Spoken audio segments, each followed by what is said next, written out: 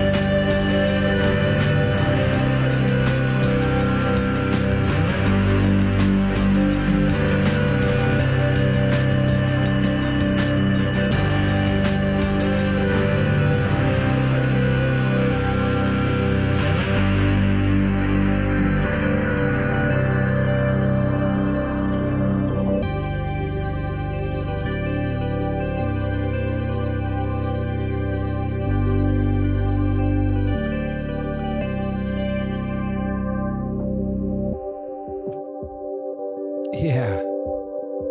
How about that? Welcome in, everybody. Drop my coffee. It's fine. It has a lid.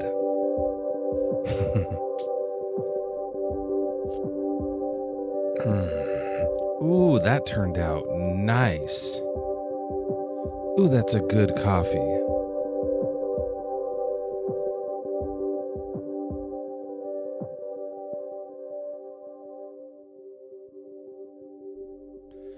What is happening in that coffee? You ever just have a coffee turn out really good? I'm not especially good at making coffee. It's not something I'm particularly an expert at. Things I am an expert at.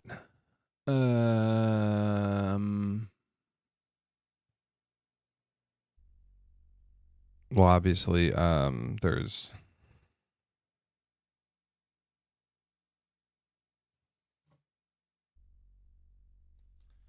you can maybe coming up with like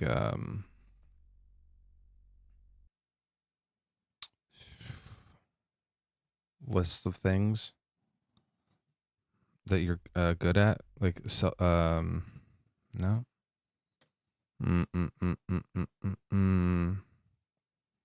Fuck, I suck.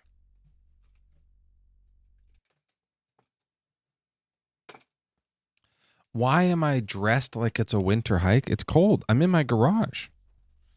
I have this toasty coat on. Ow. You have good coffee today too? Green bean casserole? Oh, fuck. I don't know who anyone is in our Discord. What's this video of me? Mezzo, and this, believe it or not, is a Sunday school class with 0 faith required. It's called Atheist Sunday School, ASS for short. Every week we explore science, kindness, and critical thinking with snacks and plenty of laughs. I love it. Is that how I'm supposed to dress? No, it's cold in my garage. I have a coat.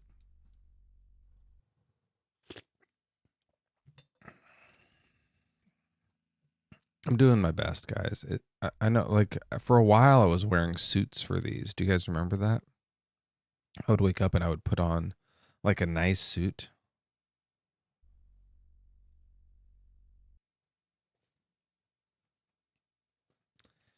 And then I decided not to anymore. Mirror, thank you so much for the air dancers. Is that what I said as my goal? I love that.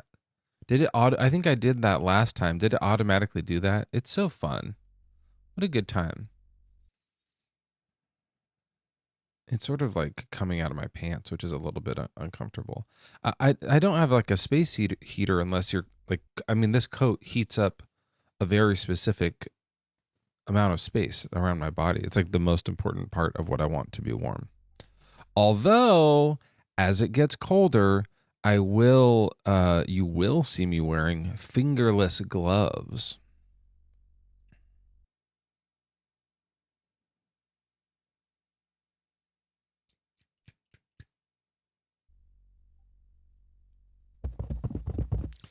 Because my hands get cold, but I want to be able to play guitar and stuff.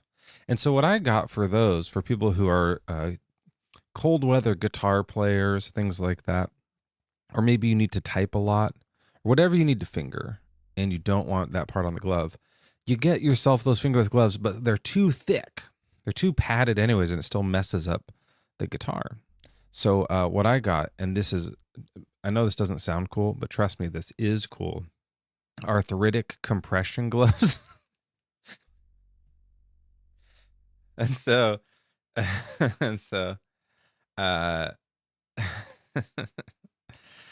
they're really tight. They're like intended to kind of like squeeze your hand a bit to feel good, and they do, like, they feel really nice. So it kind of like is like almost a brace, but because they're meant to be tight, they're thin. And they hug really close to your hand, so you have a little more access to your fingers. Yeah. You might need them. I need them. I have them. What I'm saying is they're cool. And then we all laugh because we know it's not. We know it's not. Lilith has been, look, your arthritis doesn't have to be cool. It's fine to have like dorky arthritis. I have carpal. I have arthritis. I have shoulder arthritis. And I've had it since I was like 32. Isn't that lame? Anyways, Lilith has been working on the YouTube commands to see if we can get some fun. Let's see if this is happening over here. Who's live? So on the Deconstruction Junction YouTube, I don't want to answer. Is this where it's happening? Let me see one. Do a command over there. And we'll see one. We're trying to have Nightbot be fun over there. And hi, Tube Steaks. How are you? Oh, crap. Hold on. I got messed up here. Hold on a second. Let me fix this. I don't want people to seem equal to me. Diane, hi. Welcome in. What's your age and religion? Hey, I'm 53. I don't have a religion. I have a question though for you. Since it's Sunday morning, I've thought about this. I think I'm calling it a Christian conundrum. You know how they say the believers will say that you need bad to have good, or like you need the evil to get or like understand. You won't know what it's like. Yeah. Right. Can I start by saying I love alliteration? Because you did Christian conundrum. The Christian conundrum, right? Yeah. And so I said, I love alliteration because then that's also Oh, alliteration. If you, yes, as yes, long as yes, you I kind got of it. say it like I love, you have to kind of do it like Balky, Balky from Perfect Strangers. Anyways, go ahead. I do remember Perfect Strangers. Um, so when people go to heaven, how would they know that it's all good in heaven if they're not also experiencing bad? Well, yeah, so the answer. I know the answer to this. There's a window.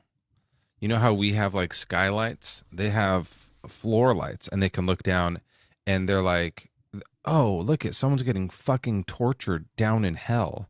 I feel so much better now. That's great. Now that I know someone's getting tortured, this feels good to me. They need that in order to know it. So there you go. That's biblical. Is it? Yeah, the No, story the of floor. well, I mean, kind of. So the story of is it Lazarus? Not Lazarus, but the other guy. What's his fucking name? Hold on. There's the story where he's like, "Oh, only rich people go to hell, and only poor people go to heaven." You know that thing that they all ignore. Uh-huh. And where is it? The rich I did man. see that there were contradicting passages about whether people experience or remember like their pasts.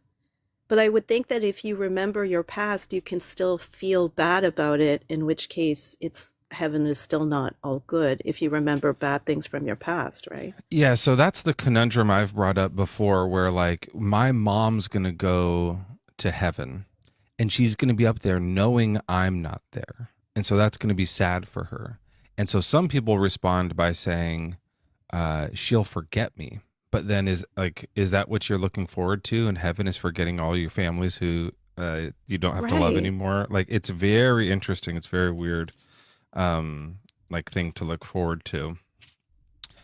But hey, it works. Okay, let me find this because it is interesting. So there's a transfiguration. When does this happen? Walks on water, that never happened. Parable of the mustard seed. Da, da, da. Yeah, when is that, guys? Hold on, let me look it up. When does Jesus tell us?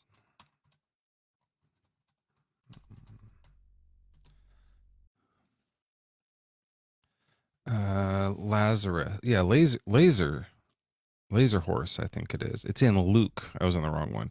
Oh, I turned right to it. You know what it is? You know why I couldn't find it? Because I have a tab right here that goes right to it, and I didn't think to look for it. Okay, so this poor guy dies, and he has a rich boss or something. He's probably a slave. I don't know.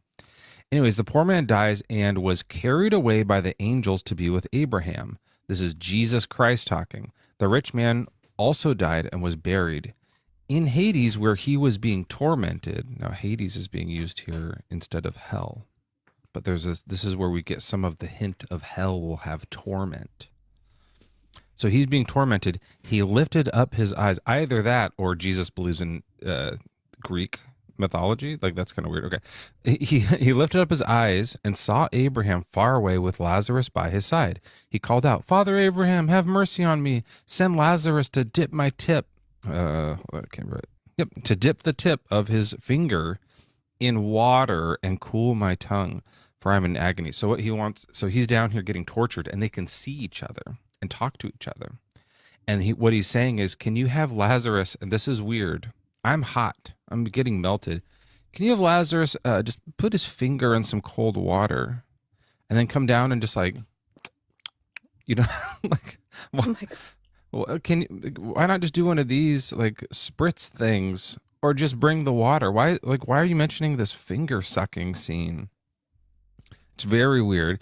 Anyways, that's what he wants. Because I'm in agony in these flames. But Abraham said, "Child, remember that during your lifetime you received your good things, and Lazarus in manner evil things. But now he's comforted here, and you are in agony." So they're able to see, according to this. Now, this isn't true. Just so you, I don't know, Diana, like, I don't want to indoctrinate you. This is a Oh, made up you've thing. really It ruined was it for close, me. right? But Yeah. but it says this in the Bible, and then it says, "Besides all this, between you and us, there's a great chasm that has been fixed." And I feel like at some point, maybe it even says, "Come to this place of torment." Dead. Yeah. Anyways, the point is that they're able to talk and communicate with each other. So there's your answer. My mom will feel great in heaven because she'll be able to see me getting tortured. Yeah, that makes a lot of sense. The other part of that I was thinking about is Adam and Eve would not have known good or bad. They just existed without Yeah. feeling good and bad because they would have existed before they had the knowledge of good and evil, Someone's right? asking about my ring. Mine has a rainbow on it. Is that the one Oh, you're I asking love about? it. This one looks like it has numbers on it. Yeah. Yeah, no, you have no idea. I mean, they didn't eat the fruit yet, so they don't know good and bad. That's the whole point of the fruit. Yeah, it's just good, so they didn't know evil. And then they made an evil, but they didn't know it. And so they Right, thought and it was fine. they couldn't have been living in bliss, right? Like everything was great until they ate the apple and then like everything went to shit. But how was everything good before that if they didn't have knowledge of good and evil? See, I just debunked the whole religion. You did it. Yeah. It's Yeah, never made sense. Yeah. yeah. All right. Well, Okay. I guess I'll probably All wrap right, up that's it. shop here then. Yeah. Hey, thanks for coming, Dan. I appreciate you. Thank you. Diane, everybody. Now, I technically Diane said two things, and as atheists on Atheist Sunday School, you're supposed to only say one thing. And I was a little loose with the rules there because she was really nice. So don't be nice. Come up and be rude, and then just do one thing for everyone else for future reference. Noble, welcome in. What's your age and religion? Hello, I'm 20 and I'm an atheist. I was just curious to know your experience of walking away from God. Yeah, absolutely. I was raised in it, and as a Baptist. And Oh, in nice. in high school age, I started to kind of question things, Hmm. and but not out loud. I was very much like I have a journal where I was kind of secretly writing some things, and I still have it as like just a bit confused, but also like I would say, yeah, don't worry about that. That's fine. That's fine. That's fine. That's fine. And just things like I didn't know the words for the problem of evil, like these philosophical arguments that people have been doing for millennia. I didn't know the names of them or anything, but I was running those in my head. I was like, well, if these people over here that go to church with me are sick, that doesn't make sense. Why wouldn't God? We prayed. Wouldn't He fix them? Like Yeah, I exactly. was kind of putting that stuff together, but I didn't know the names of it. And then and I was really scared. I was really scared that if I thought about this stuff, I would go to hell.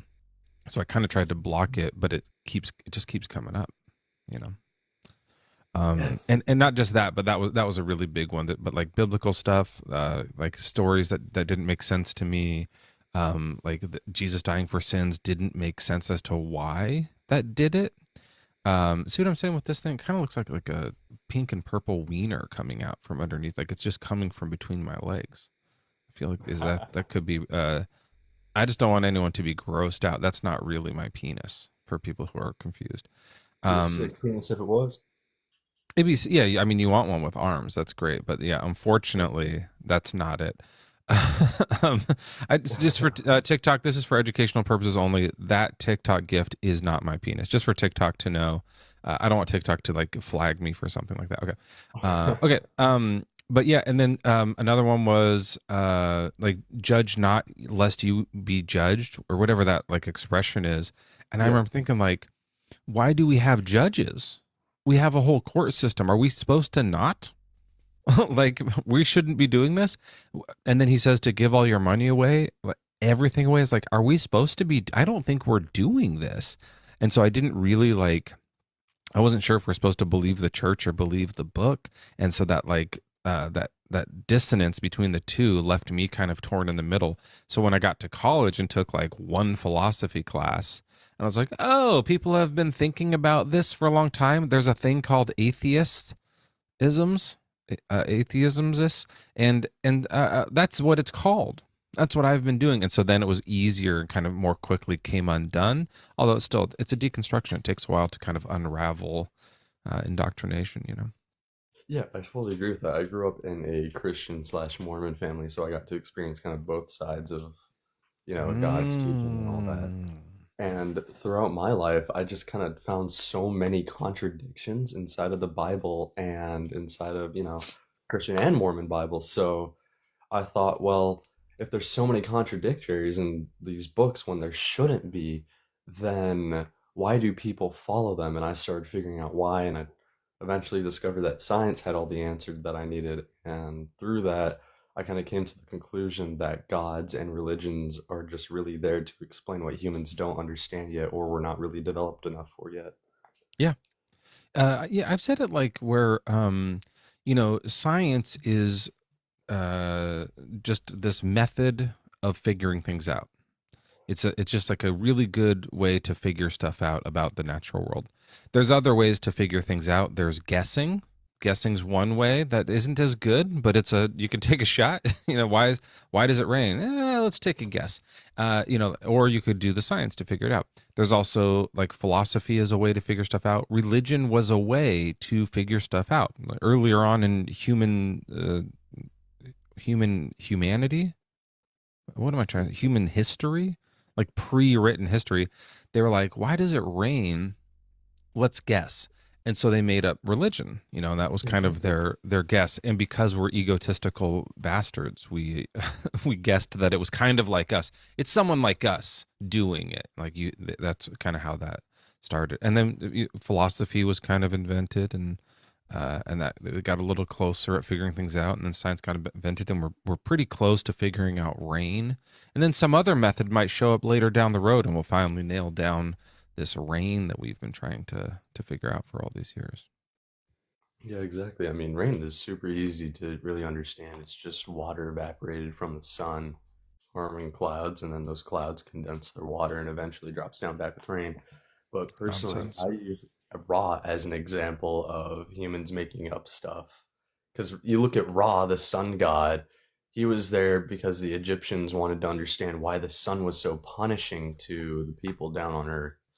Because, like, the sun's hot, Well, people and a don't like that. blessing, right? Yeah, Like it's both, and that's why so many of the gods back then were like kind of good and bad. Which they're like, sometimes they like us, sometimes they don't. By the way, that's what it is in the Bible. Sometimes Yahweh's nice to us, sometimes he's not, and we're just trying to figure out what to do to please him. Like, yeah, that's exactly it for sure.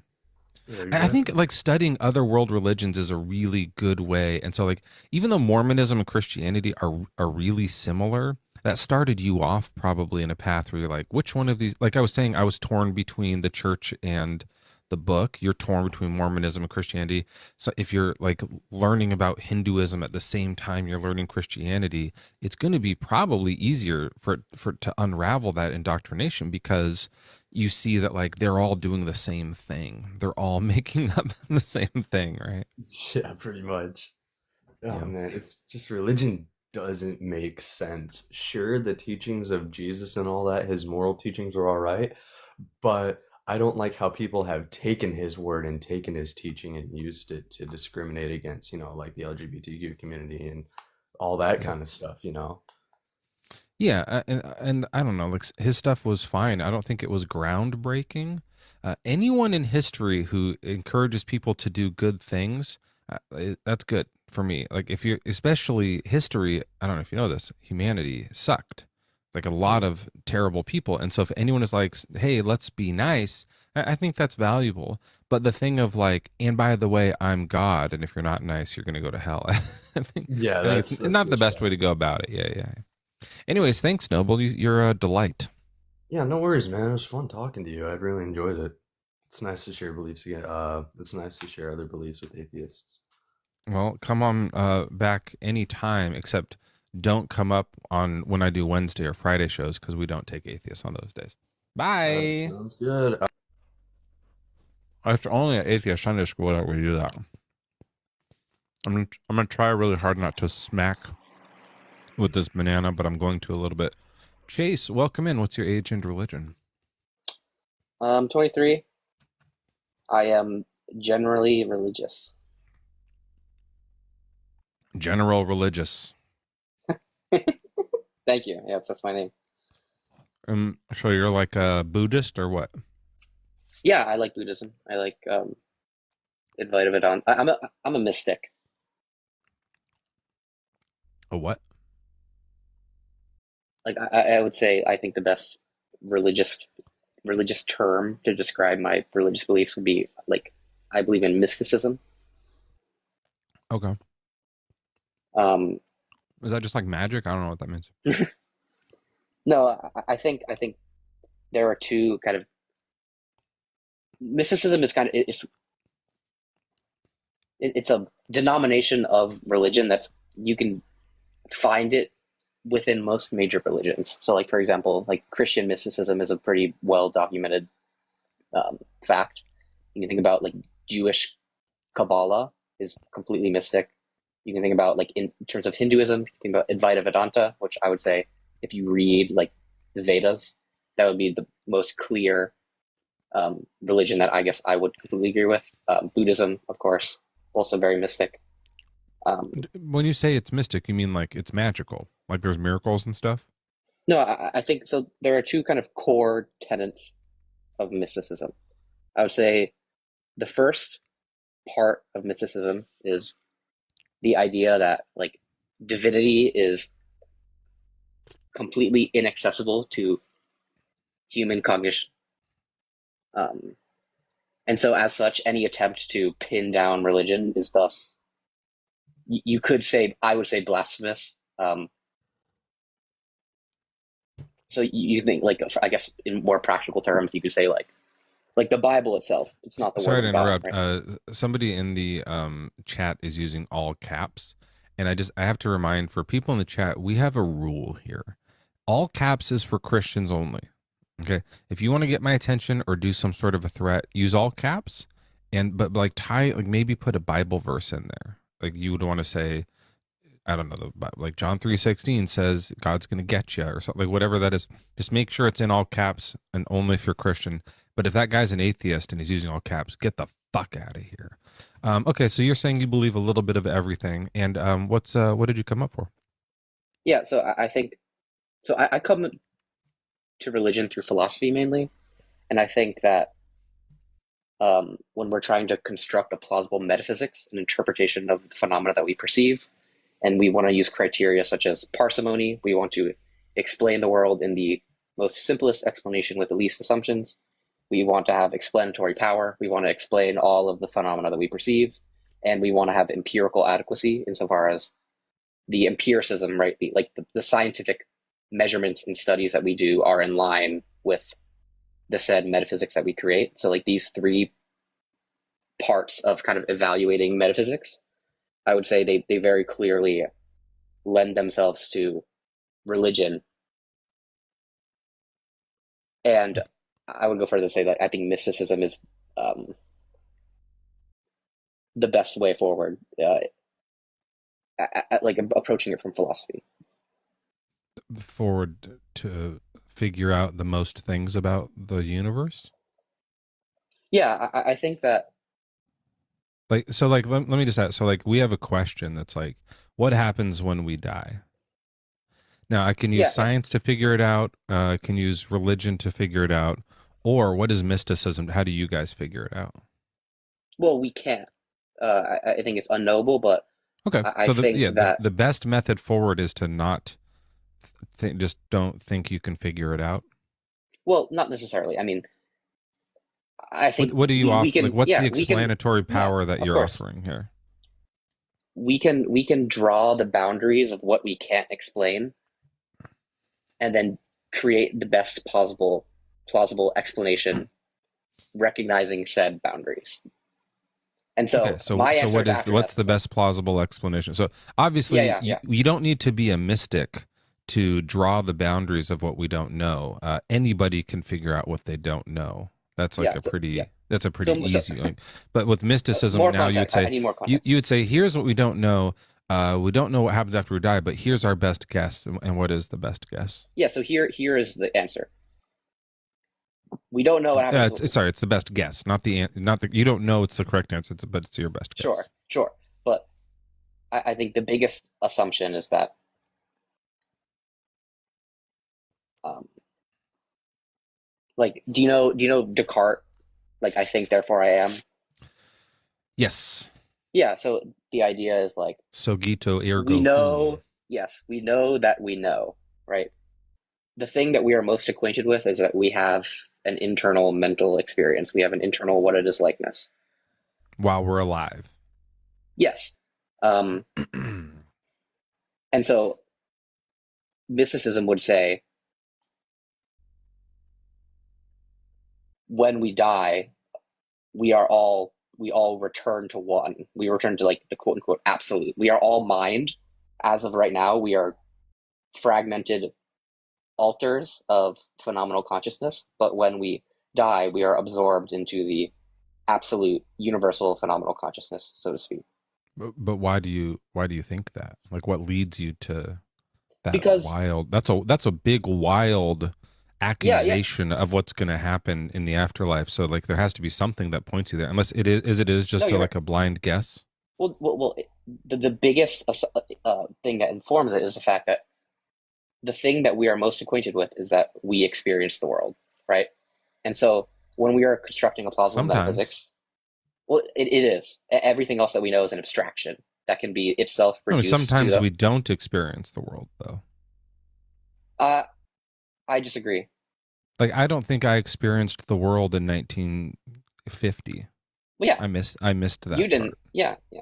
Well, Yeah. I'm assuming you're So saying that so because I'm you not. weren't alive. Yeah, yeah. So that's what I'm saying. So I'm not asking like what happens to all of humanity after I die. I know other people are going to keep thinking. I think the question is, what happens to me when I die? Do you think my consciousness is still awake somewhere, or do you think it turns off? Yeah, I think it's still awake. I think it's always Why? there. Why do you think that? Once again, it is the most empirically adequate. It is the most parsimonious, and it carries the most explanatory power in terms of philosophy, Then right? So explain it. Yeah, yeah, so go more ahead. context. So Like, yeah, so I'm an I believe it because it's a really good idea. Okay, that's. I know you think it's a good idea, but yeah, okay, okay. why? I Like, will I what will keep leads you going. to think that? Yeah, so I'm an idealist. More context. So I believe that all of the world is fundamentally transpersonal mental states. So the world is mind. Everything is reducible to mind stuff, right? Okay, how is dirt mind? We created dirt.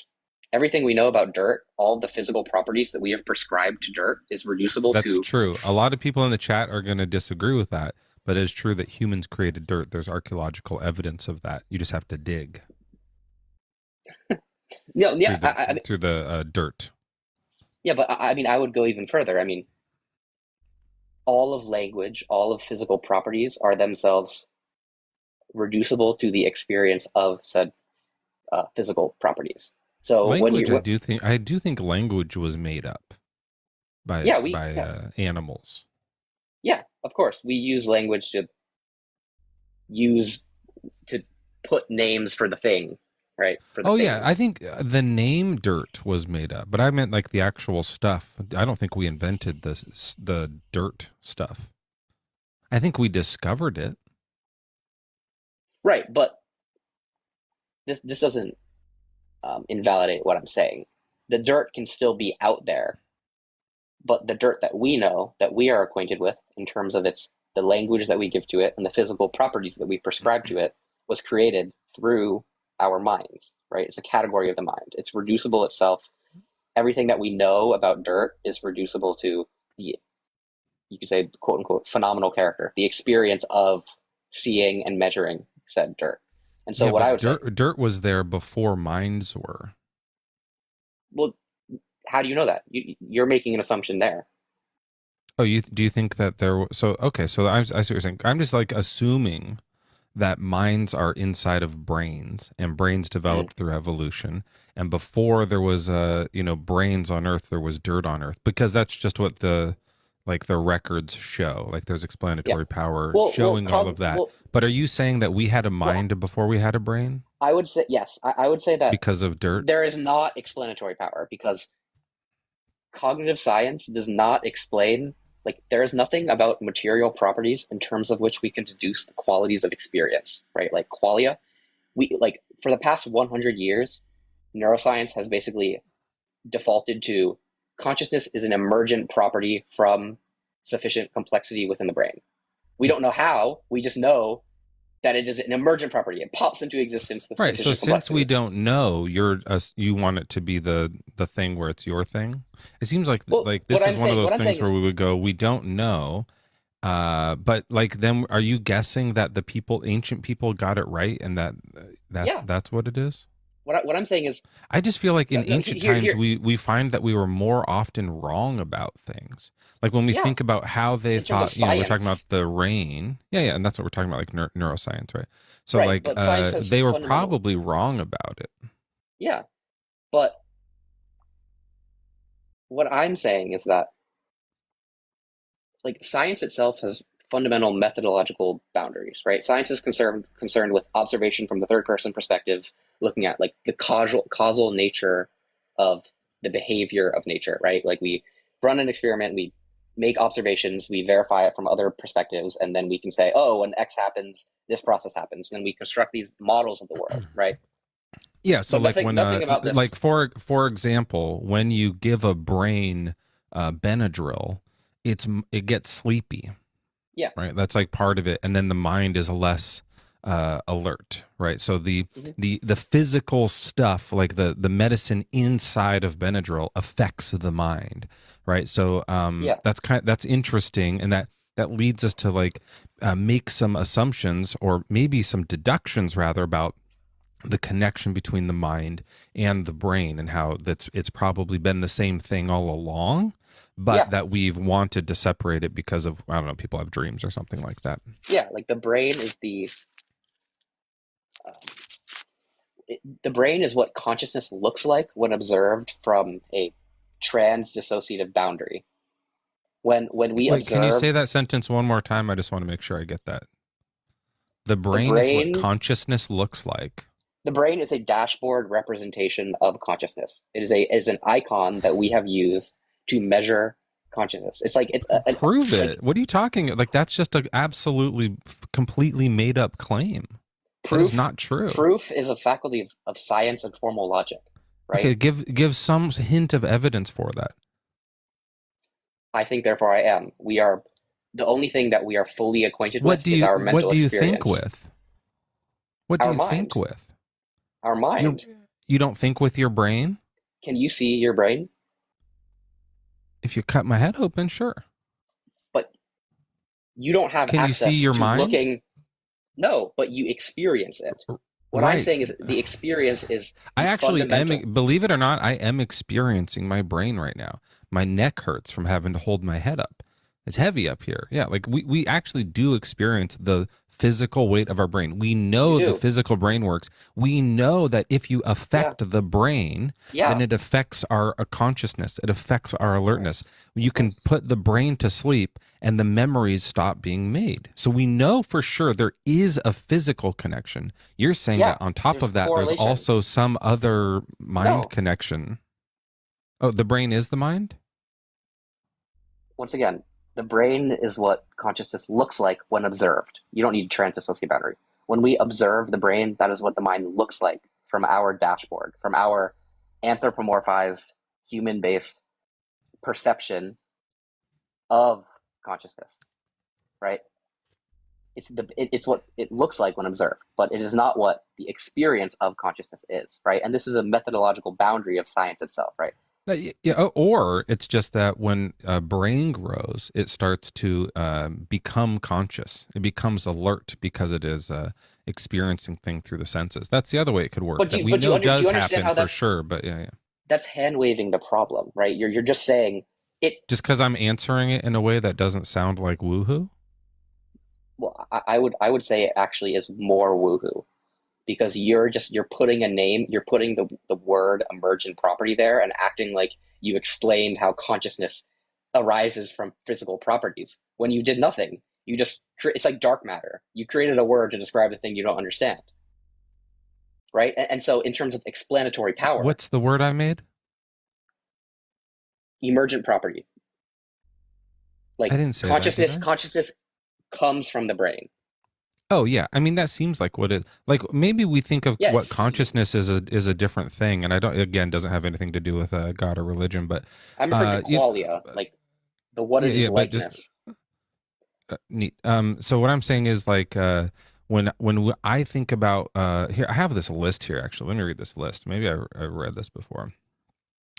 So we see in like what we refer to consciousness as is like this step among a ladder. It's a rung in a ladder of different like levels of mind or awareness. I would say Yeah, it's a this different is level of misguided. mind awareness. I think that this is misguided.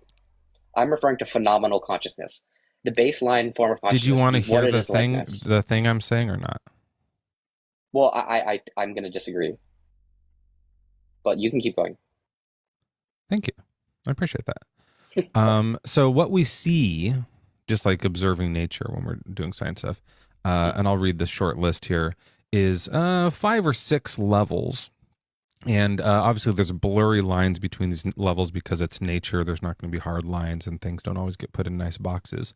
But things that have like reactiveness or responsiveness have no neurons, have no brain. Like it's just like a chemical electrical signal. That's plants, fungi, stuff like that. Do you agree with that? Science cannot measure qualia, and you're going to list So forms no. of So consciousness. you don't agree with that. No, I do. I think that science has its box. So you do agree with this so far. It depends on what you mean when you're talking about consciousness.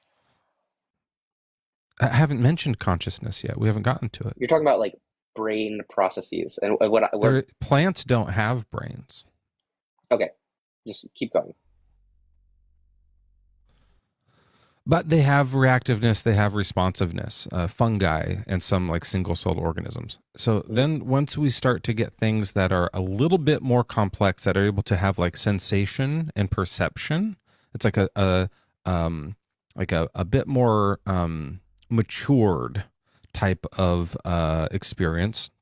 You start to see things like nerve nets. This is like what jellyfish have, right? Yeah. So you start to see nerves, but not like a full brain yet.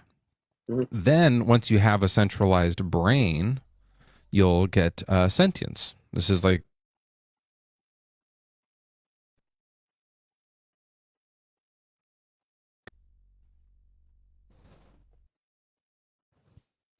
sorry, I had like an alarm going off on my phone. Okay. So the sentience and stuff, you get a centralized brain, maybe like an early limbic system kind of a thing. Fish, amphibians, reptiles, those types of things. Then you get maybe what we would call a primary consciousness. This is the awareness. Okay. And for this, you're going to start to see a cerebral cortex, right? Well, birds, mammals, octopuses. Well, so we can't study. We don't know that. Shut up, dude. I'm in the middle of a thing. As we see like the brain and neural system evolving to become more complex, we also are able to see more complexity in awareness. Eventually we get to things like self-awareness, where you disagree. Do you think jellyfish have self-awareness? Jellyfish have phenomenal consciousness. They have quality. Do you think they have self-awareness? No, they definitely probably don't have the same level of metacognition that humans do, but they still carry or apes or elephants, right? Like they don't experience the way elephants. Yeah. Because elephants, what we see, maybe it's not because, but one thing we do see is as the brain becomes more complex and bigger and have more parts to it, there is more of these types of things, like self-awareness being one of them. Metacognition is going to be a little farther. You only get that when you have like an advanced prefrontal cortex. Right? That dolphins don't have, but humans do have. And that's what this like step between those things. Yeah. So I'm saying we can see through the biodiversity on our planet, this what seems to be a very nice link of brain complexity mixed like that goes step by step with like experiential complexity, right? It grows with it. As we evolve more complex brain, we get a more refined consciousness. Yeah. So I do agree with that. I see this connection. You said you weren't going to agree with it, but you do agree with it. So what's the difference? Like, why is it then that the complex brain allows for this better thing if jellyfish are really just part of the same consciousness as we are, and we all share one big mind. Yeah, I think there's two parts of this. The first one is I would go back to qualia and phenomenal consciousness. When I refer to consciousness, I'm more so referring to this kind of primitive form of consciousness, solely the what it is likeness to experience the world. And then the second point is it sounds like you just explained why you think that consciousness is an emergent phenomenon, right? You pointed at we see the complexity increase, it seems like the character of the consciousness it becomes more complex, right? So Yeah, just like such, sight. Yeah, and so you'd say as such, the same is true for qualia, for the what it is likeness. Because we see when the appearance of biochemistry lends itself to more refined biological systems, then we can conclude that the internal what it is likeness comes from sufficient consciousness, right? But I have no idea what that sentence meant. Are you saying my point again? Yeah, what I'm saying is that you were recapping my point. I am. Okay. Yes. I feel like I made more sense when I just said it, but go ahead. You did. What's your point? Yeah. What I'm saying is you didn't give an explanation. You just said, with sufficient complexity, it happens. And right. Because more complexity means more stuff, then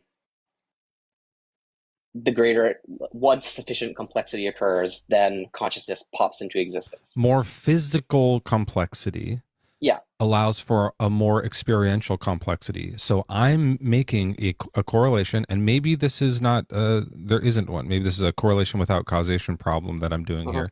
But it seems to be because we see it happen in billions of animals that we're counting, including this, and all of every time we do any type of a the mirror test or something, like those kinds of things. You try and for people in chat who don't know what the mirror test is, there's this you recognize yourself in a mirror like elephants. Kind of. So it sort of has a weird origin because people were trying to figure out, and this is a little gross, but they're trying to figure out if they could mate with other apes. Mm-hmm. Did you know about that history? I no. This is 100, maybe not, even just 90 years ago. And scientists used to be freaks. I think they still might be, but they were like, is it okay? Do they know enough to, could I fuck a gorilla or something like that? And so they were trying to do this mirror test. So they put the mirror, they actually just put it on their ceiling above their bed. Mm-hmm. And that's the whole test. It was if they look up there, then I'm good to go. Okay, yeah, but my whole point with reconstructing the argument was to say that you didn't explain how consciousness emerges. You just said it does, right? There's nothing about the physical properties in terms of which we can deduce the qualities of experience in principle. And moreover, all that we know at the most fundamental level is that we experience the world, right? Yeah, so if I'm going to be the most parsimonious, then I should posit that all that there is this one thing that we are most intimately acquainted with, and try to reduce everything else that we know about the world to said thing. Sure, I'll explain it then. So the way I see it happening is that consciousness is a complex experience that is just complex enough for us to use that word. Just like with sight. So when early animals just had light receptors, and they were able to evolve in a way where they were noticing just changes in light patterns underwater. They didn't have eyes yet. They didn't have sight, right? Yeah. And then as evolution concluded, it got blurry maybe, or they got better at detecting it, but we wouldn't call it sight yet. And then at some point, and again, it's a blurry line because it's qualia biology. Happened. If you say qualia again, I'm going to drop you. Just stop But saying it. Okay. that is And so what just, yeah, but just don't. Okay. We're just tired of it. well, So, and so okay. at some point it transfers over. And like I said, it's this blurry line, but at some point we go, yeah, I have sight. And it's just that slow transition into using that word instead of light reception, right? And we're still doing light reception, but it's complex enough that we use the word sight. Likewise, with just experience, like with sensation, with all of the sensory inputs, including like storage of memories and things like that. Like as this all gets complex enough, we use the word consciousness. And then prior to that level of a complex of an experience, we would use a different word like self-awareness or something, right? Or sorry, maybe more like sentience. Then it's like and there's this blurry line between those, but all that consciousness is, in my view, is this word that encompasses all of the complex ranges of sensory inputs that we're experiencing all at the same time. Yeah. So I think that is a pretty good explanation of it. Yeah. Yeah. I do. And so wait, what's your in your view? How did consciousness arrive? My view is consciousness did not arrive. Consciousness is all there is. Everything can be reduced to it. It is the one. How did the it get ontological? Here, it just is, right? It's Descartes. Okay, so it's the only thing. So I at least did some sort of a explanation, and then you just said it just is. So you have no explanation, and so mine has at least some more explanatory power than just it just is. I could have done that. Well, so that's what you were saying I did, and then you just did it. The reason why I would say that physicalism, or the belief that physical properties have standalone existence, which is what you are implicitly saying, does not have as much explanatory power as something like idealism, insofar as everything can be reduced to the mind, is because I would go back to there is nothing about material properties in terms of which we can deduce the qualities of experience. And I'm wondering if I don't want to say qualia again because I know you mentioned that you don't like it, but that's a. All right, everybody. It's Sunday, November 30th. I walked away from qualia. Ask me why on this episode of Atheist Sunday School.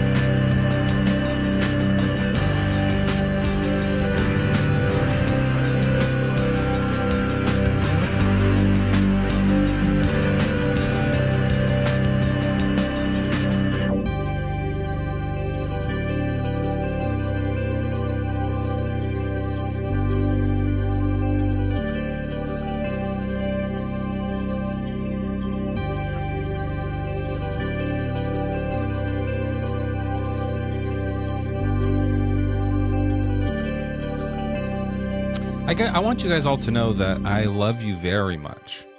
And had there had been somebody in the box, I would have dropped him way earlier, just because the conversation was so uninteresting and boring and irrelevant to anything of that anyone cares about. But yeah, it was kind of dead in the box. So the box is open. And if you guys want to come in, and by the way, that drop for whatever your name was, that's forever. Don't come back.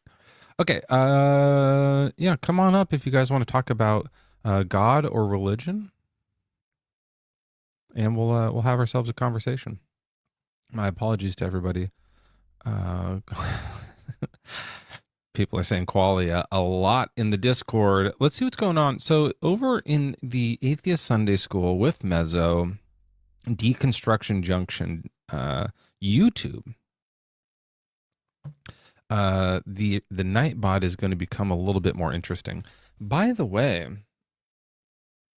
I'm going to try to, I think I'm going to try to do my own YouTube on Wednesday night.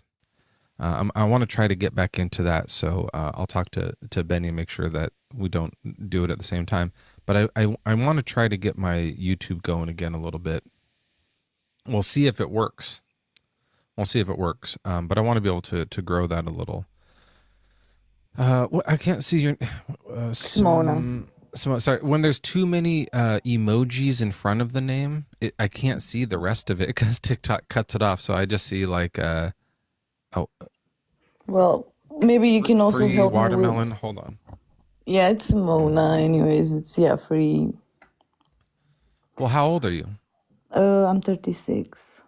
And what religion are you? I'm well. I was brought up a Christian, but I'm definitely not a Christian. I don't actually. My question to you. So I'm not an op. I don't No, know it's fine. if It's atheist yeah. Sunday school. You're allowed to come up and say one thing. Yeah, I mean, I was just more than saying one thing, was just curious of your aftermath because, well, I've been unfortunately back and forth with this, not like in a fanatic way, but I mean, because I was brought up this way. I live in Romania. It's quite a religious country, unfortunately, Yeah. and it's like embedded in all society and all. Catholic, like Roman Catholic kind of thing. I know It's it's Rome, not Romania Orthodox. isn't Rome, but it's Orthodox. Yeah, it's like the same with Russia and Greece. Yeah, that's what So my ancestry comes from Ukraine on one of my sides of family, and they were Orthodox as yeah, them well. too. Yeah, Yeah, yeah. yeah. It's a bit like it's very narrow-minded and Did you know that sour cream was invented in the Ukraine? You're welcome. A lot of no. people they're gonna think that's from Mexico because it's so good on nachos. But nachos, I think, were invented in Texas. Anyways, go ahead. Yeah. So how did I deal with the fallout? Yeah, it No, sucks. like not the fallout. Like yeah, like the aftermath. Like how does it look in your head? Because I mean, functioning with the idea of having this invisible God in your head for a long period of time, and then going to the atheist, where you just I don't know. I'm just curious of how did you make it work for your mind? Well, it took some time. I did go nuts. That's true. So when I was a Christian, full blown, I hadn't yet been blown, but like in Christianity, I was like full blown Christian. I spoke directly to God in my mind, and I could hear His voice. I could hear God, Jesus, and the Holy Spirit. And I had this differentiated like segments where I could hear like God talking from this side and Jesus from this side and the Holy Spirit from this side. And I don't know why, but I thought this was all like really happening. Now looking back, I know I was just talking to myself, like I was just thinking of and then thinking of different things that they might say based off of what I had learned about them. But I spoke and I heard voice. And this is very true. And as I deconstructed over the course of 4 years, I replaced those with different names, and I had different things that I still talked to that were like segments of me. And I didn't do this on purpose, by the way. This is just like what happened in my mind, like prompted by me. And If I so can then I interrupt you so for a second, I just yeah. want to say that I feel you 100%. Like what you're saying right now, it's exactly, well, not the whole names and whatever, but the whole conversations and yeah, go on, sorry. No, it's good. That's good to know. So anyways, I sort of replaced those, and I would talk out loud to myself and hear myself respond with different names. And they probably got placed out like one at a time. Like you kind of change out this one and change that, but keep God, but change those two. And then eventually that one changes too. And then I had to deconstruct those. Then I had to kind of like stop talking to those. And so that's kind of part of how I did it. And the other thing that I did that helped me was I was reading like Taoism. And so you're used to reading the Bible, which is this ancient text that feels like it has some wisdom in it. And then you realize it's a garbage, but you like that feeling. And so I read this different ancient text that feels like it has some wisdom in it. And so I kind of replaced it with that for a while. and then it's a shorter book. So you finish it, and then you can kind of like go, oh, now I just don't need it. I don't need it. And still, I still read books. It's fine. But you don't like feel like you need to have all that stuff. You kind of can shake the feeling. Yeah. I understand the idea of replacing, but if I have to be fair, like for me, it was never like the reading. So my first connection, like my first touch of the Bible was, it makes me laugh even now because I was like very young, I don't know, 7, 8. And that's the way I read books. So I'm autistic. Anyways, I'm let's just say weird. So I open the books and I just, read, and whatever I feel like interpreting makes sense to me right at that moment, it's like good. But the first time, like I opened the book and I'm like, okay, let's just see what this is. And I read like literally the first thing that I found was, you will be punished for your parents' sin, 7 Yeah. generations. And I just remember I was like, no fucking way. I ain't reading this book. And I remember I've been trying like a couple of more times, but every time I touched it, I was like, just my brain was shouting at me that this does not make any sense. And yeah, so I don't necessarily need to replace that. But like you said, with the whole, voices in my head, I find it, because it is like, it's quite spectacular in a sense, because I can't really say it's me. And why I'm saying that, not because I see myself as being a part of it all. So it is me in a certain degree. But when I'm saying it's not me, that voice, is because I have to be fair. Like I have moments when I'm really, really angry. I mean, anger is my middle name. I'm most of the time angry. I don't really show it, but I'm very passionate about a lot of stuff. Anyway, so like I said, passion and anger are different, but they well, yeah, but sometimes come hand in lately, hand. I get that. Yeah. all my passions, because passion is being involved, invested, and I'm invested in a lot of causes, and because of the whole, it's a bit chaotic in this particular time in history. And it's not like it wasn't chaotic before, but we are also aware of everything that is going on. And for a person like me that's empathetic and all, it does give me a lot of anger. You just Anyways, nailed it. It's been chaos always, but now we have we have cameras everywhere, so we know all about it. Yeah, that's an interesting point. Yeah. Yeah, I want to say though, maybe, like regarding the voices and the stuff like that, like maybe try. And I'm not a doctor or a therapist. I'm like the opposite of both of those. But like maybe try talking, but just talk to you. But like do it out loud. No, I was gonna say, because I mean, like the whole me being angry, I was leading to this, because like the voice is like very nice to me, and it's like it's okay, it's gonna be all right, and just take a deep breath. It is quite interesting, because basically that's what so as a job, well, I used to do it. I stopped now. I'm chilling, but I'm a recovery counselor, so I work with kids with disabilities. So it was basically what I was doing with them when they were having a meltdown, whatnot. This voice is doing to me. So it's nothing bad, but because the main reason why I came up. That's what mine was too. My main voice inside of me was very kind to me. Because I mean, like when I had the divorce with God, so to speak, because like I said, for me it was never about the Bible. For me it was always about this connection, the spiritual connection, like you said, these voices that were kind of helping me, leading me, and giving me what I needed from people around me. There was a lot of scarcity around me, so I had to find a way to feed myself. So the voices did that for me, and they're not a lot of voices, they're just one voice, and like I said, most of the time is quite a nice one, and it pulls me back to a positive side. But what happened? That's all you. You're the nice voice. Just remember, it's worth remembering. Like that is your kindness, and it's the kindness that you deserve. And something inside of you knows that you deserve that, and it's telling yourself that. And it's like, listen to yourself in that regard for sure. Yeah, that's what I was going with this, because unfortunately, once I had because I became very upset with the whole religion. Once I realized, because I mean, in the beginning, I was like, okay, I don't really agree with what you're saying. But then I was like, you are very toxic. And I think religion is very toxic. And like I said, in Romania, they have a lot of rights and they can step over a lot of people's rights. And they have way too much Scary. power that they shouldn't have. And like I said, for me, it just switched. And that's where I find it a bit difficult because I'm kind of, I'm refusing that voice because I'm like, you're part of that old, thing that I don't want anymore. And I don't know how to make peace with it. Because like you said, I do understand it's like I shouldn't be like that.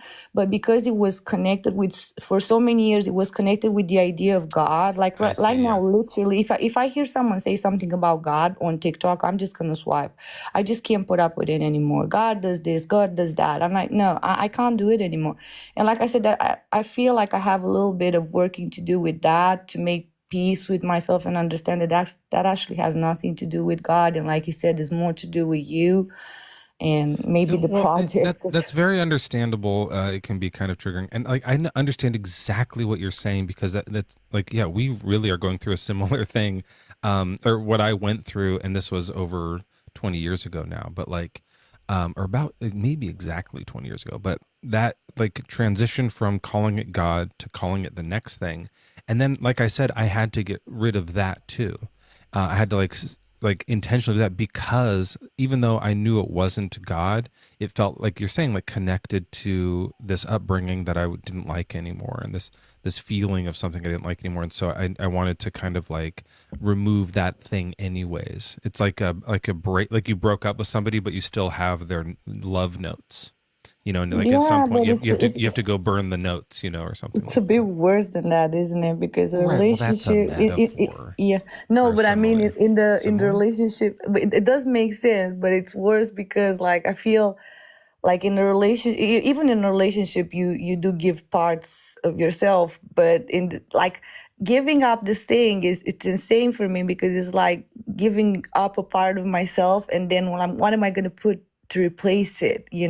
That's where I'm a bit blocked because I'm like, yeah, in a relationship, and I understand what you're saying, it's very hard, and you do have to reinvent yourself anyways. But to be honest, I feel like and I have to say, it's not like I've been deconstructing for a year or two. I've been doing this for over like 15 years, back and forth. It's been messing with my mind for a long time, but I still feel like I amputated a leg and I don't know what to put there to function.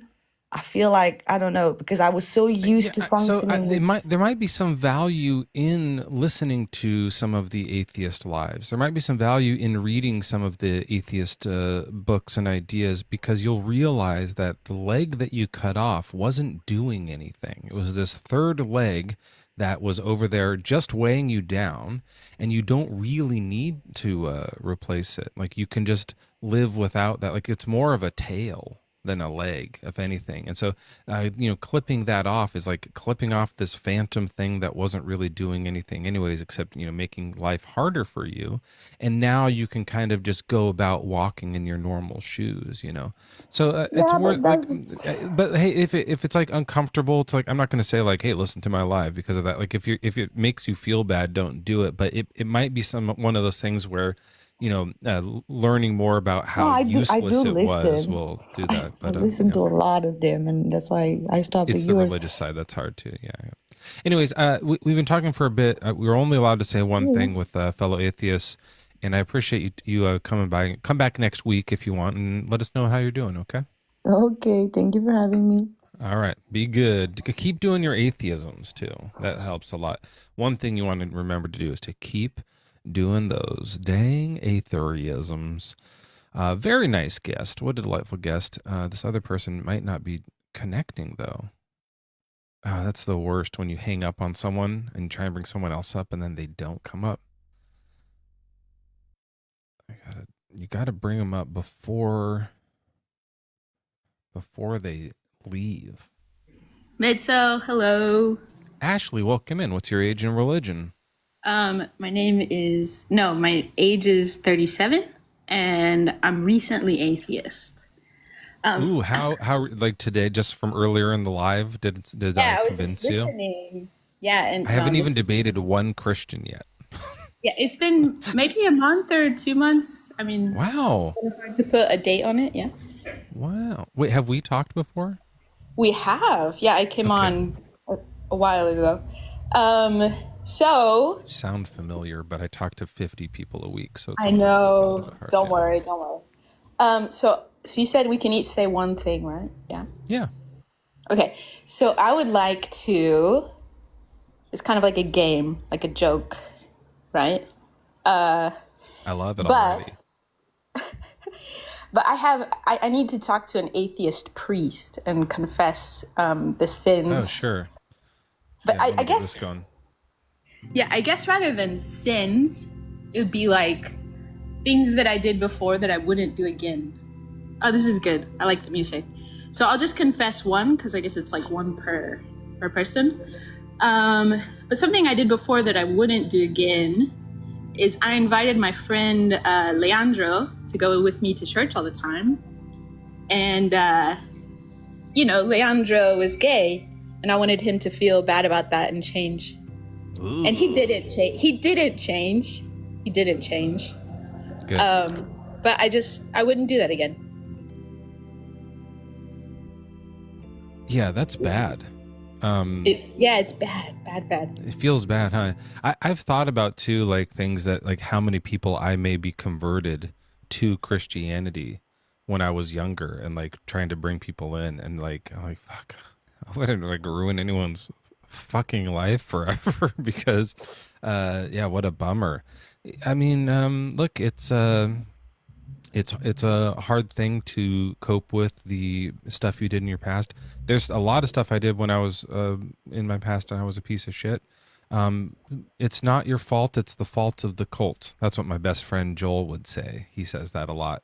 It's not a perfect rhyme, but it's pretty close, and he's like, he says it better. He has a Canadian accent, so it sounds like more of a connection. But yeah, have you spoken to that friend and like said sorry or anything?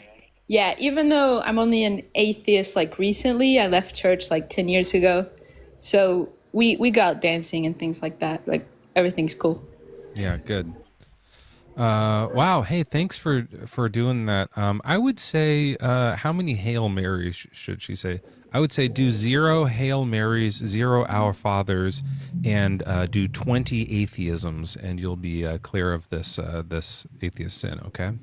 Okay, thank you. All right. Bye. Take care. Bye. Excellent. That's a fun idea. That's a really fun idea. Yeah, -4 Hail Marys. How do you say? Oh man, that'd be cool to learn the Hail Mary backwards. Is it long? Are those things long? Some of the Catholic prayers, they're kind of not too long. It's like a few sentences. Bless us, the Lord, and these thy gifts as we are about to receive from thy bounty through Christ our Lord. Amen. I feel like that one's like that's just the lunch one. But a Hail Mary, I think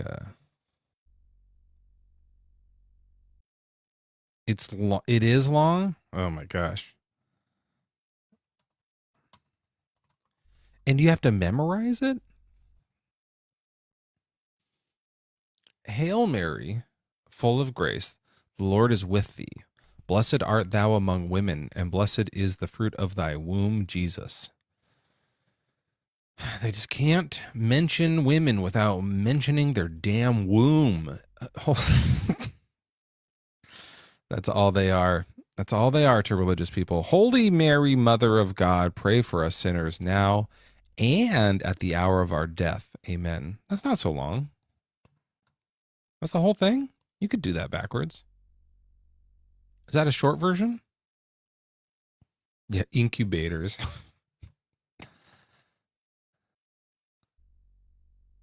It felt longer. Well, if they're like do 100 of them, and so you memorize it and you have to just say it a bunch of times, like Bart Simpson writing on a chalkboard kind of thing. That felt like 10 minutes. I'm a slow reader, though. To be fair to Catholicism, I'm a slow reader. By the way, someone asked where Joel is. I don't know if he's asleep or at work, but either way, I hope he's doing well. Our schedules just haven't been lining up these last few lives. We've been missing each other. And, I had, with Thanksgiving and stuff happening, there's, my kids are home from school. And so it's been a little bit crazy over here, but I bet we'll do a live again. Does he have qualia? That's a good question. Oh, fuck, I said it. I have to end the live. Let's just make qualia be like the word of the day. And for every guest who shows up, I'll try to sneak it in at least once. And if I do, you guys have to go nuts like Pee-wee's Playhouse. I've thought about having word of the day before, actually. If I could like make confetti fall, but not have to clean it up. You know what I mean? like if I had a button in here that real confetti would fall, it'd be fun. But who would want, like, there's no good way to clean up confetti. And then like at the very beginning of the live, I would step in and only the people who were here in the first like 2 minutes would know. And I'd be like, the word of the day is qualia. And then we just wait until they say it. It'll fuck up a vacuum. Are you kidding me? Confetti will fuck up a vacuum. Like I'd have to get a new vacuum cleaner every week. Like I get like a $700 Dyson every week. It'll clog it up.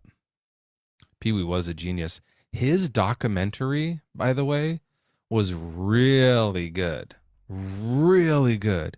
And what I didn't know about him, like I knew he was a genius as far as like a television host and comedically. I think he was like really funny. But like I love Big Adventure. I think Pee-wee's Big Adventure is a delight. It's just so fun. When he says, "I don't make monkeys, I just trade them," it's such a great line. What does that mean?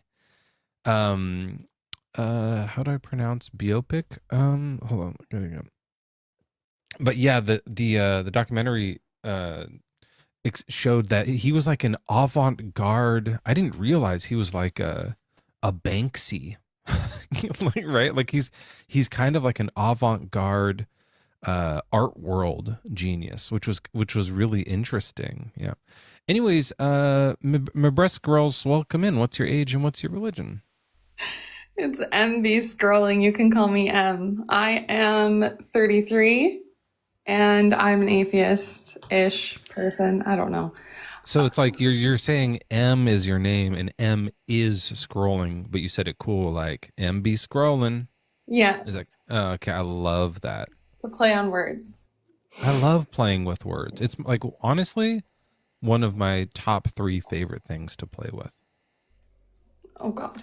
I listen to you all the time. I had the thought of the day that there has to be some kind of mental illness connected to the families that are ultra Christian that are like praying for the demise of their children. And I Like read Joel had that. Really? His parents were like, something bad's gonna happen to you.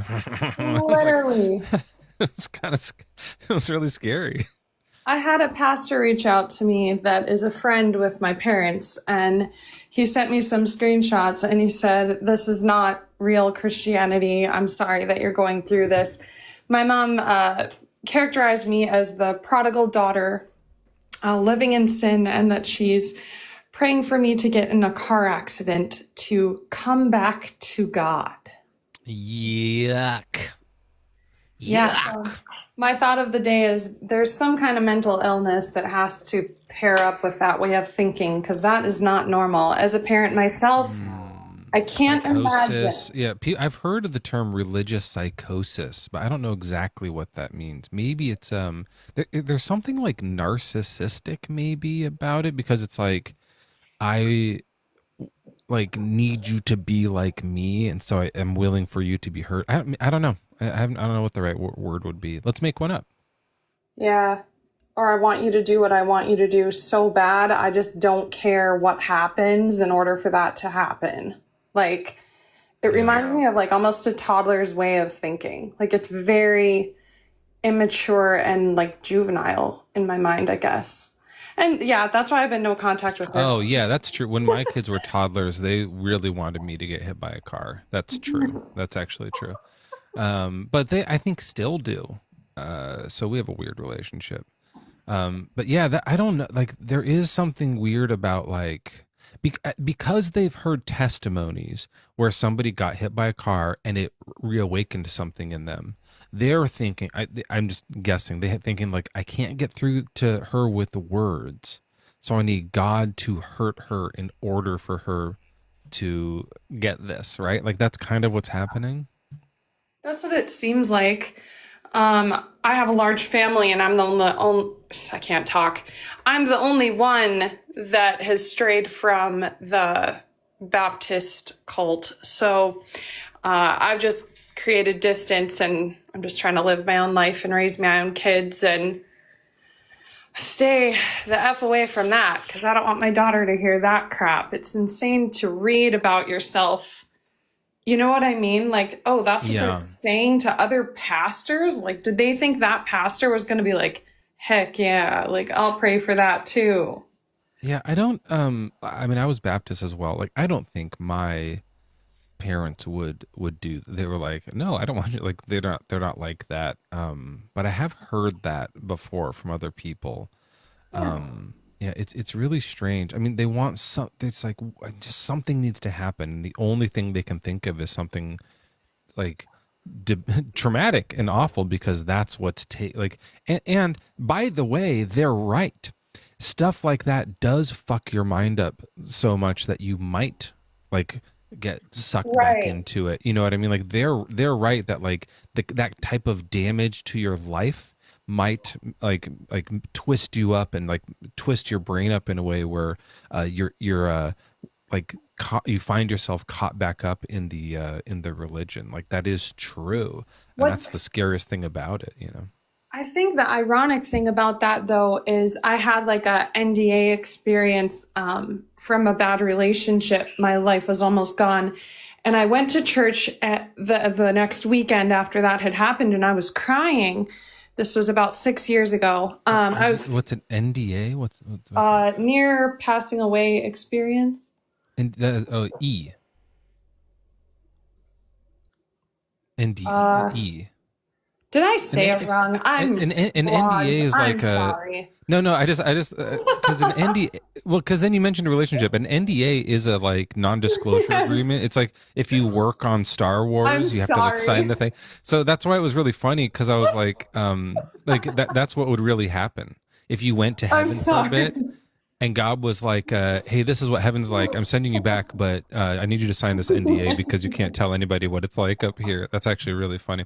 Okay, no, you're That's totally freaking good. hilarious. Okay, so I had that experience, Yeah. and I literally had the thought of like, if God was looking after me, because He's my amazing Father up in heaven, looking over, checking out whatever I'm doing, He allowed that to happen, and He kind of just sat back and watched and didn't do anything.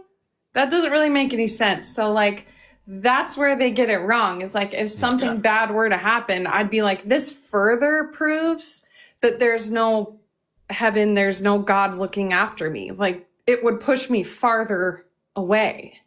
Yeah. Yeah. What would really help me is if nothing bad ever happened to anyone ever again. Then I'd be like, this is actually convincing. Yeah, that would be great. Yeah. What happened during your NDE? Were you just black, or did you like It was have a light tunnel?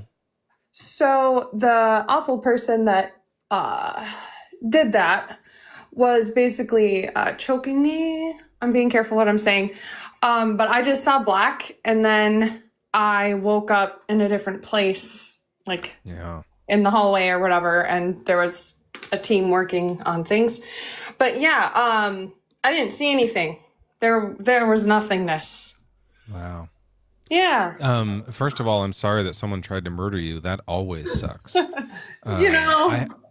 I had I before I was with my wife who I'm with now, I was engaged to someone else. And when I broke it off with her, she went and grabbed a kitchen knife, like a big Atlanta. knife. And I didn't know at the time. I was like, I don't know if she's going to get me with it or get herself with it. I don't know what's going on. But fans of the show know that I was a trained ninja. So I disarmed her. I went and did a little Bruce Lee and took the knife away from her. It was crazy. But yeah, so I think later I found out that she was probably going to go for herself with it. But I had that fear, right? I was like, I don't know who's going to get it here. And I didn't want either. Also, by the way, if she had done herself, like, I'd be the prime suspect. Yes. right? Right. So I was like, no, I can't have any of this happen. Anyways, I made your story about me because I'm a piece of shit. But the reason I wanted to ask what it was is because there's the number one most viewed video on my account, just to make it about me again, is about NDEs and Not NDAs. and not NDAs. NDEs, and I said to this person, this Christian person who is Sherry, and some fans of the show know, that said, what about all the NDEs? And I said, well, I've had one too, and it proved atheism.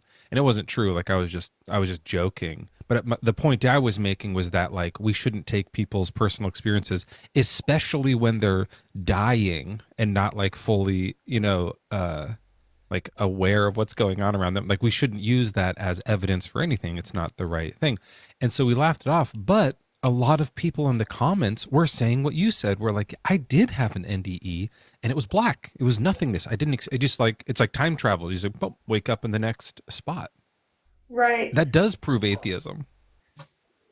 And I feel like there's such a huge gray area of like medically passed away or like brain activity and oxygen levels. It's like, I hate when a Christian comes up and is like, my daughter went up to heaven and came back and she said that she played football with God for a little bit and then came back down. And it's just She's not supposed to say that. There's an NDA. I know it's always so silly and different in different religions and stuff. But I just wanted to ask you about that because I do find it, like, I don't think it does really prove atheism, but it disproves that we can use that as any like it's type of evidence, Absolutely. I agree. Yeah, I just wanted to say the comment about, families and getting in that warped mindset. It just seems completely unnatural to want to turn against your own flesh and blood. Like, it just, I don't know. It's a yucky thought and a yucky feeling to be on the other end of that as well. But I hope everyone had a great Thanksgiving with awesome family. I was. And you've in your life, just from the stories we've heard, you've been on the receiving end of a lot of bullshit, and I hope but you also sound so sane and so okay. I know sometimes people sound okay, but they're not. I hope you're okay. I hope you're doing all right. And just keep doing your atheism. Stay the fuck away from the lunatics. It's the best I can offer for you. I'm staying in therapy too, so. Yeah. I love you guys. I'll drop down. I wanted to add that I've never had a near-death experience, but I call them not dead experiences. But did you tell her my mom also threatened God at me? It's the first thing I said. Okay. With an axe. She used an axe, right? That's the experience. Yeah, she ran at me with an axe. Hold on, I got to grab something. He's getting an axe. Great. Yeah. And he'll share his near death experience, or no, his threat. It's crazy. It's a crazy story. Weird, wild stuff. Maybe we should make a background called Weird Wild Christians, maybe, and I'll dress up like Johnny Carson, and then we'll do a whole night. What did he do? Tonight Show? His was the Tonight Show that he did, right? Did Carson do the Tonight Show or the Late Show? I think he did the Tonight Show. Carson Daly, he did the latest night show. After night show. Yeah. Late night. I love that Carson Daly was like, I'm not going to do music videos anymore. I'm just going to tell jokes. I was like, man, do your thing. Great. Yeah. Have fun. Yeah. Joel, did you want to share the time your mother threatened you with God? Yeah, I was thinking about it the other day because, the holiday season's coming and I don't want to go hang out.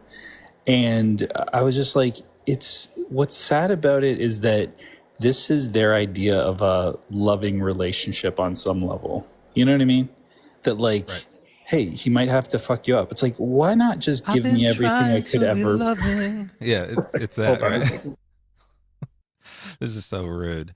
Wonder Bread, welcome in while Joel does whatever is more important than this. What's your age and religion? Yeah, I'm 35 and I'm an atheist. Yeah, all right. Well, hey, you're allowed to say a thing. It's Atheist Sunday School. What do you got for us today? Yeah, actually, I have a question. And it's nothing related to atheism or God or Sunday school in general. I have the same microphone. I'm just curious, what mic arm did you get? Oh, Because like the one this I is like a bought, real mic stand. I didn't use the one it came with. okay, yeah, the one I bought like covers half of one of my monitors.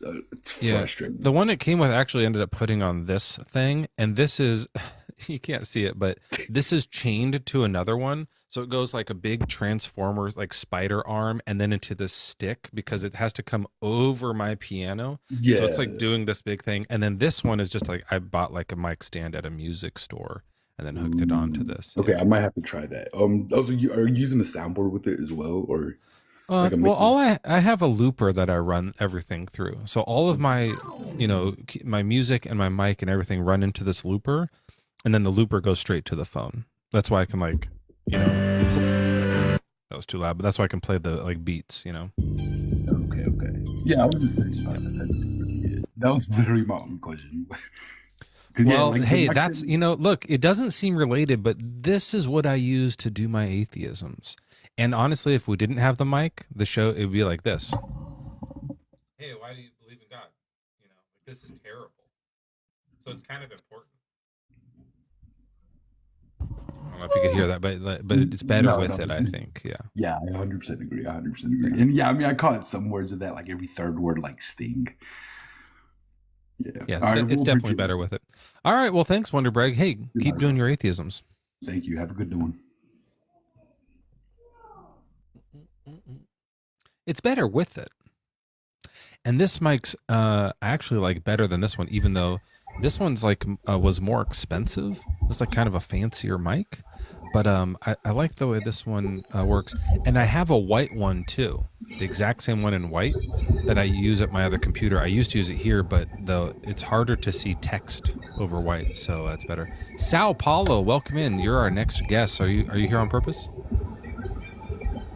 I don't think Sao Paulo's here on purpose because of all the background noise. Uh-oh.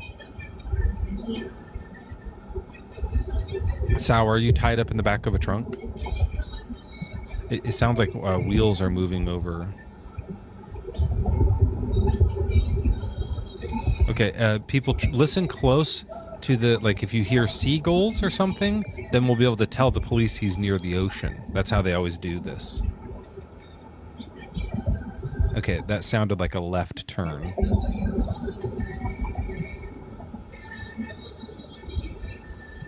They're obviously driving by some sort of a factory. Maybe there's a parade. There's some kind of a parade in town. You heard the Red Tail Paulo? Sao Paulo, are you okay? I'm sorry, I didn't mean to come up. Oh, okay. Are you okay though?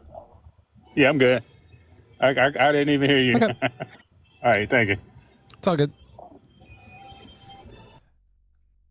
That's damn fine police work, everybody. Damn fine police work. Another trunk captive saved, rescued by our diligent police work. Our detective skills have done it again. We saved him. Case closed. Trunk open. Case closed. Cased. That would have been a really great. I would have nailed that bit if I had not said cased closed. So close. So closed. Anyway, it's like you think it's a healthy relationship to beat someone up in order to get them saved or what have you. It's like that is not true, God. You know? Yeah. And I'm just Have sitting. you been saying the whole story that whole Yeah, time? I gotta do something. Hold on. Because you were on. He was on mute. Granny Zanny, Granny Sandy, you're funny. what's up? Welcome in. What's your age and religion? 56, and I don't have a religion, and you know that. I know, Not but, anymore. but all But I these other appreciate you people asking. don't know that all the time. And I also, there's another thing is that I can't not say it now. I've said it too many Good. times. When someone comes up, I just what about? I do it No, that sometimes is in good. other people's lives. If I'm like hanging out on a panel, someone will show up and I'll just say it, and they're like, "Shut the Oh, fuck up! cute. This is my show." That's funny. Anyways, what do you got for us today? I have a short story about my dad. When his mother was passing away, he went to visit her and told me that she had a NDE, and in it, she's like, "Oh, I saw this person and this person, but so and so, like my dad's uncle, wasn't there." And he starts laughing about it. So he's literally laughing about someone in his mind going to hell. Oh, it's so dark. Isn't that like, ha ha, he's in hell? I was like, that's Oh my terrible. god. Oh, it's so I dark. know, Like so for wrong. us to do that, that's a fun joke. But to think it's real and to do that Right. is crazy. Mm-hmm. Oh my god. Oh, they're the Yeah. worst. Yep. So that Wow. was my little story. I hope you're doing well. You look good. by the I way. was doing well, but now I'm a mess. You shook me to my core. I was like Yeah. an inch taller before you told this story. Imagine that Oh, being your that's father telling you that. Like, ugh. it's really it's funny because it's not real. I'm suspicious that like he doesn't think it's real. You know what I mean? Like No, not, absolutely not. Absolutely not. and still laughing. Wow, what a Yep. monster. Yep.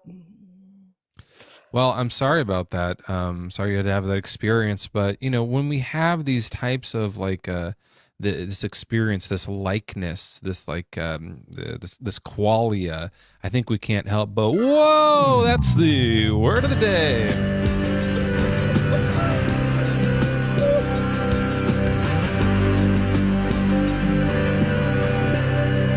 It works pretty good. What does qualia mean to begin with? I'm trying to figure that out. It is like so it's a really weird philosophical word that's kind of hard to explain, but it has to do with like think of the quality of something, Mm-hmm. but it's like the experiencing of whatever that likeness is. So Is it's that kind right? of a, Maybe I should read a better definition of it because I don't know how to explain it. Let's see what a better definition of it is. More like qualitative. Okay, let's see. Subjective or qualitative property of experiences. What it feels like experientially. To see a red rose is different than what it feels like to see a yellow rose. Okay, so it's like the specific things of an experience, right? So if you see a red rose, it is the redness and what our mind does when we see redness and in a rose shape specifically, something along those lines. so it's like the difference between seeing Joel and seeing Mezzo. Yeah. It's one of those things that probably didn't need a word. Right. You know what I mean? Like it was one of those things that was like, so it's just like the feeling of you get like how it's different when you look at a rose. Like, yeah. And then, C.S. Lewis is like, I'm going to do a neologism here. Neologism is something we needed a word for when you make up new words. I want to, yeah, I guess that's pretty good. I think that's pretty good. That's kind of explains what it is. But I also don't care. Right. 'Cause Anyways, it doesn't say much, so I get it. Doesn't say much. Anyways, thanks for coming up, Granny Zanny. I No appreciate it. problem. Have a great day. I absolutely will. And while we move on from that, I do want to point out. So in the YouTube, Nightbot is going nuts. Is this true? So people in the YouTube confirm. And hi, Tube Steaks again. I'll see if I don't think I have to say any super chats. No, we're good.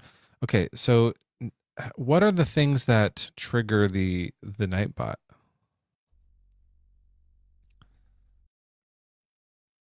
So it throws an insult at you.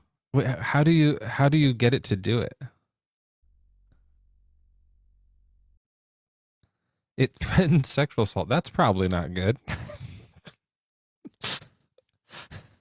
Jeez. That's probably not good. Nightbot's qualia is off the charts. Wait, I want to see one of the things. Where's Nightbot saying stuff? Don't be ashamed of who you are. That's a job for your parents. That's a good line. I was going to make a joke about your life, but I see life beat me to the punch. Oh, Nightbot, this is great. Yeah. So for people who don't know, I made Nightbot a real piece of shit in the old days when I was doing Twitch. I had a Twitch show that just was music only. And for some reason, I made Nightbot like the heel. So in the chat, Nightbot was like the bad guy. And you could battle with Nightbot and you would do these commands and he would fight back. And then he would explain what happened in a like Dungeons and Dragons, Dungeon Master. Who's the Dragon Master? They've mastered all these dungeons, but these dragons are going nuts. Anyways, so it would kind of explain it like that. Like it'd be like Joe Cheesy attacked me, Nightbot, and lost 50 hit points, and now they're dead. But it was really brutal, and so I added all these random, I want to say qualifiers, but it's too close to qualia. All these random words and entries that it would just pull from randomly, and there's like thousands of them now. And so depending on how you do the commands, it'll pull from different things and tell these whole stories or stuff like that. And then it's very fun and silly to play with because it's kind of like Mad Libs. Because it randomly puts things into places of this story, they end up kind of silly sometimes. And so then we brought that into the Discord, the Bad Bible Debates Discord here, and now Lilith has incorporated it into the Deconstruction Junction live chat. So it's not the exact same as all the stuff that mine has, but there's some good Nightbot insults being thrown around here. It's a good time. Yeah, it's fun to hate on robots.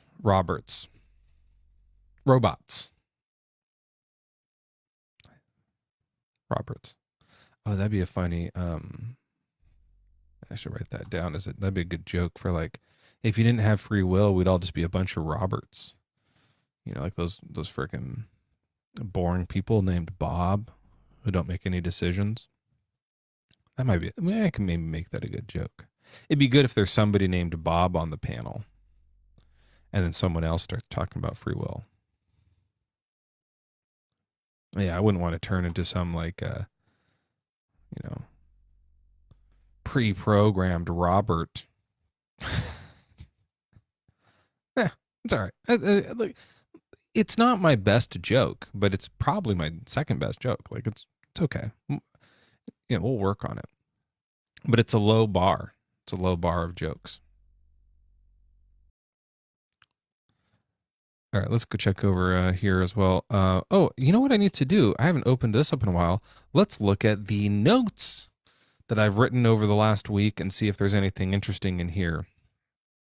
Let's see how many there are. I haven't done too much. Oh, here's a few. Free Willy. Yeah. This is also related to free will, about how I wanted to do, sometimes I draw the free will thing where you can choose A or B. I want to make sure that A is you could decide to set a captured orca free, or you could decide not to. So you have the free will to free willy. I think that'll be fun. Nature reveals itself. I'll read that later. Oh yeah, this was something I wanted to read. Jesus and the Secret Festival. So I heard another live talking about this, and I just kind of wanted to read it on the chat here. It's just one of those strange Bible stories that's like, huh? And it's a Jesus one, so it's extra fun. So this is in John, and I had never really. I mean, it's one of those things we probably read in middle school, and then you just kind of don't think about it that much. But when you read it through these new lens of atheism, there's a bit of a problem here. Okay, so this is John chapter 7. After this, Jesus went about in Galilee. He did not wish to go about in Judea because the Jews were looking for an opportunity to kill him. So he's hiding. He's kind of trying to sneak around and not get killed, which I just don't think, that's probably just not true. I've like hung out with people who are paranoid, and they think everyone's kind of out to get them, and they'll like cautiously go about and stuff. And it sounds very much like this. Okay, so the Jewish festival of booths. Now, I assume that a festival of booths is like a carnival.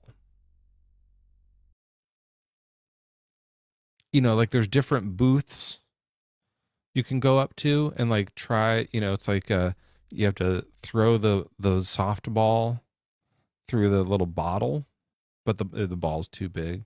Or you have to, what are some of the, like those things where you fish with a magnet for those rubber duckies, and if there's a red dot on the bottom, you get a little like a doll.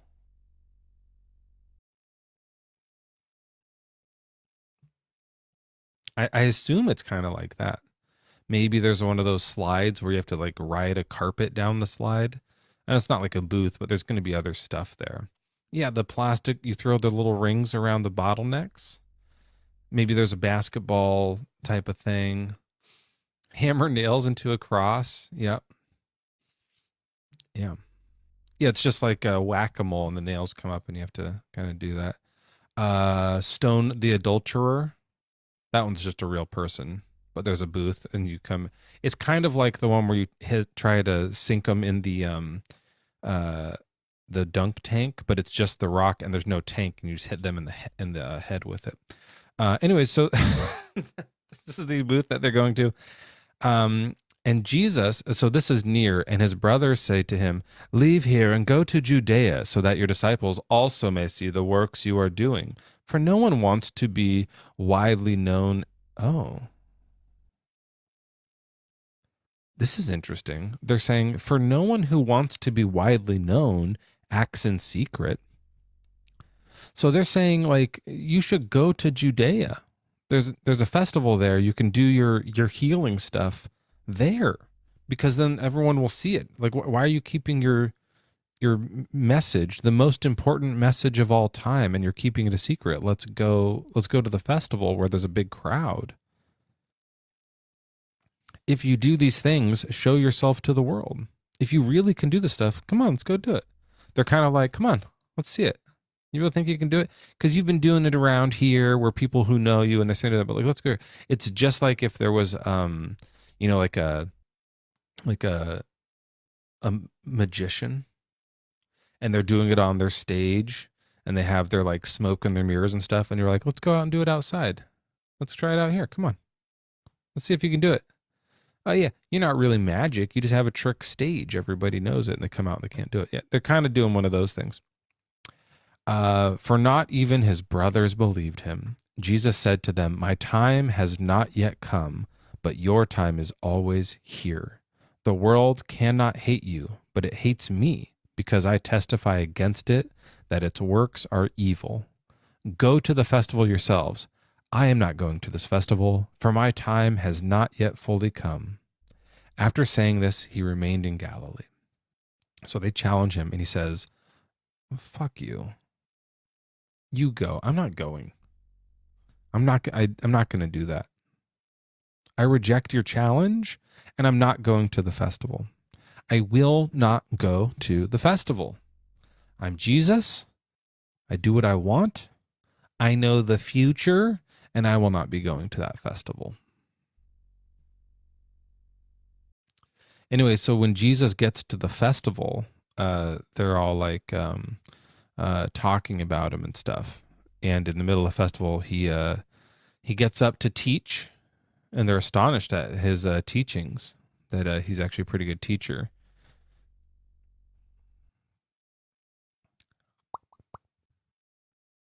Did Moses not give you the law? Yet none of you keeps the law. Why are you looking for an opportunity to kill me? The crowd answers, you have a demon. Who is trying to kill you? Jesus answered them, I performed one work, and all of you are astonished. Because of this, Moses gave you circumcision. It is, of course, not from Moses, but the patriarchs. And you circumcise a man on the Sabbath. So this is Jesus talking about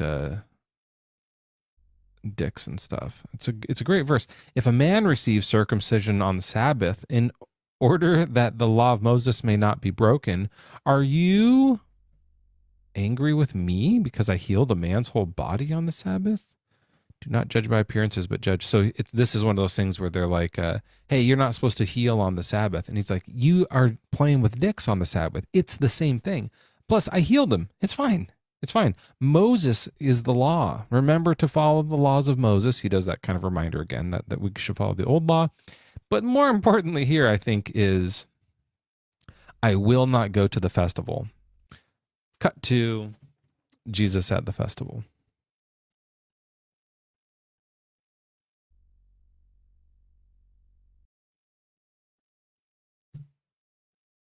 Is it a contradiction? Is this a flub? Devil's public defender, welcome in. What you got for us today? Hey, so I was reading Second Samuel, and I just found a really, really funny passage, and I wanted to share. Such a funny book, yeah. It's so funny. Is it genocide or what happens? Well, not quite. I mean, it's hard to say. It could be in there between the lines, but usually is. Which one is Second it? Samuel 5, Okay. 6 through 8. Okay, I'm going to go to it. Especially good in the NRSV. I don't know what you got there, but it's exactly what I have. All right, so here's Jerusalem becoming the capital. The king and his men marched to Jerusalem against the Jebusites, the inhabitants of the land, who said to David, you will not come in here. Even the blind and the lame will turn you back. Thinking David cannot come in here. Nevertheless, David took the stronghold of Zion, which is now the city of David. Did I miss it? What's funny? What am I not getting? Through 8. Sorry, you got to go through 8. Oh, okay. Okay, nevertheless, David took the stronghold of Zion, which is now the city of David. David had said on that day, whoever would strike down the Jebusites, let him get up the water shaft to attack the lame and the blind, those whom David hates. Holy shit. Wow. So the guys, the first guy is like, you can't get in here. Even the like our crappiest soldiers, like just regular people, even like people with like disabilities are, they're going to be able to take care of you. And David gets in here and said, no, we're going to murder all your blind people. We're going to fuck up all. And then wow. And because I hate them, fuck, that's really funny. What a great verse. David is ableist. That's what the heading should be. David screams ableist slurs at people or something. Wow. And the last part of the verse there is, therefore it is said, the blind and the lame shall not come into the house. They're just not allowed in now. They're not. What a dick. Yeah, that's a common theme. God makes people born blind and then doesn't allow them into the stuff. Yeah. Classic. Wow, thank you for sharing that. What a delight. What a delightful, terrible verse.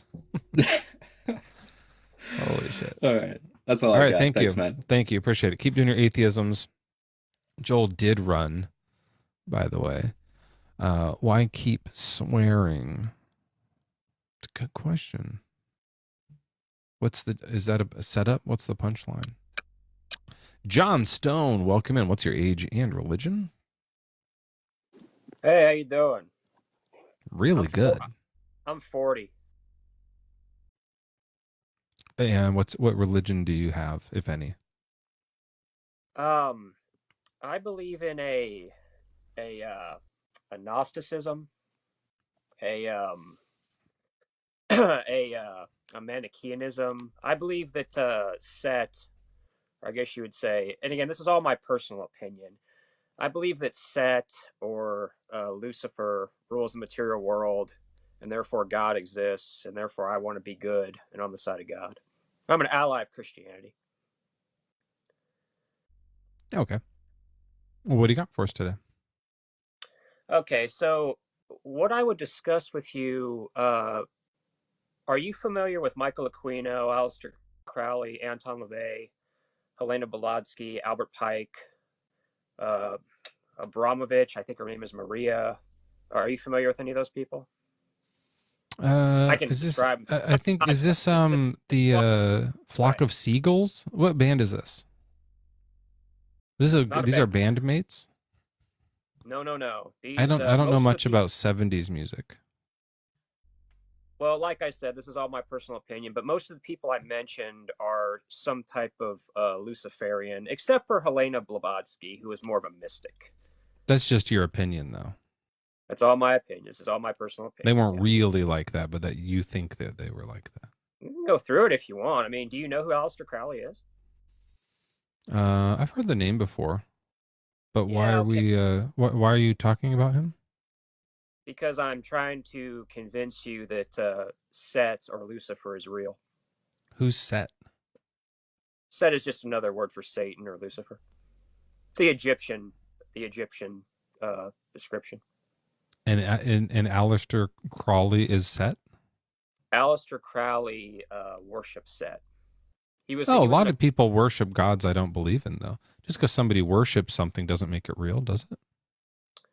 Not necessarily. Okay. But Aleister Crowley, he was born in 1875 in Britain. He actually had a very religious upbringing. It was. He sounds awful.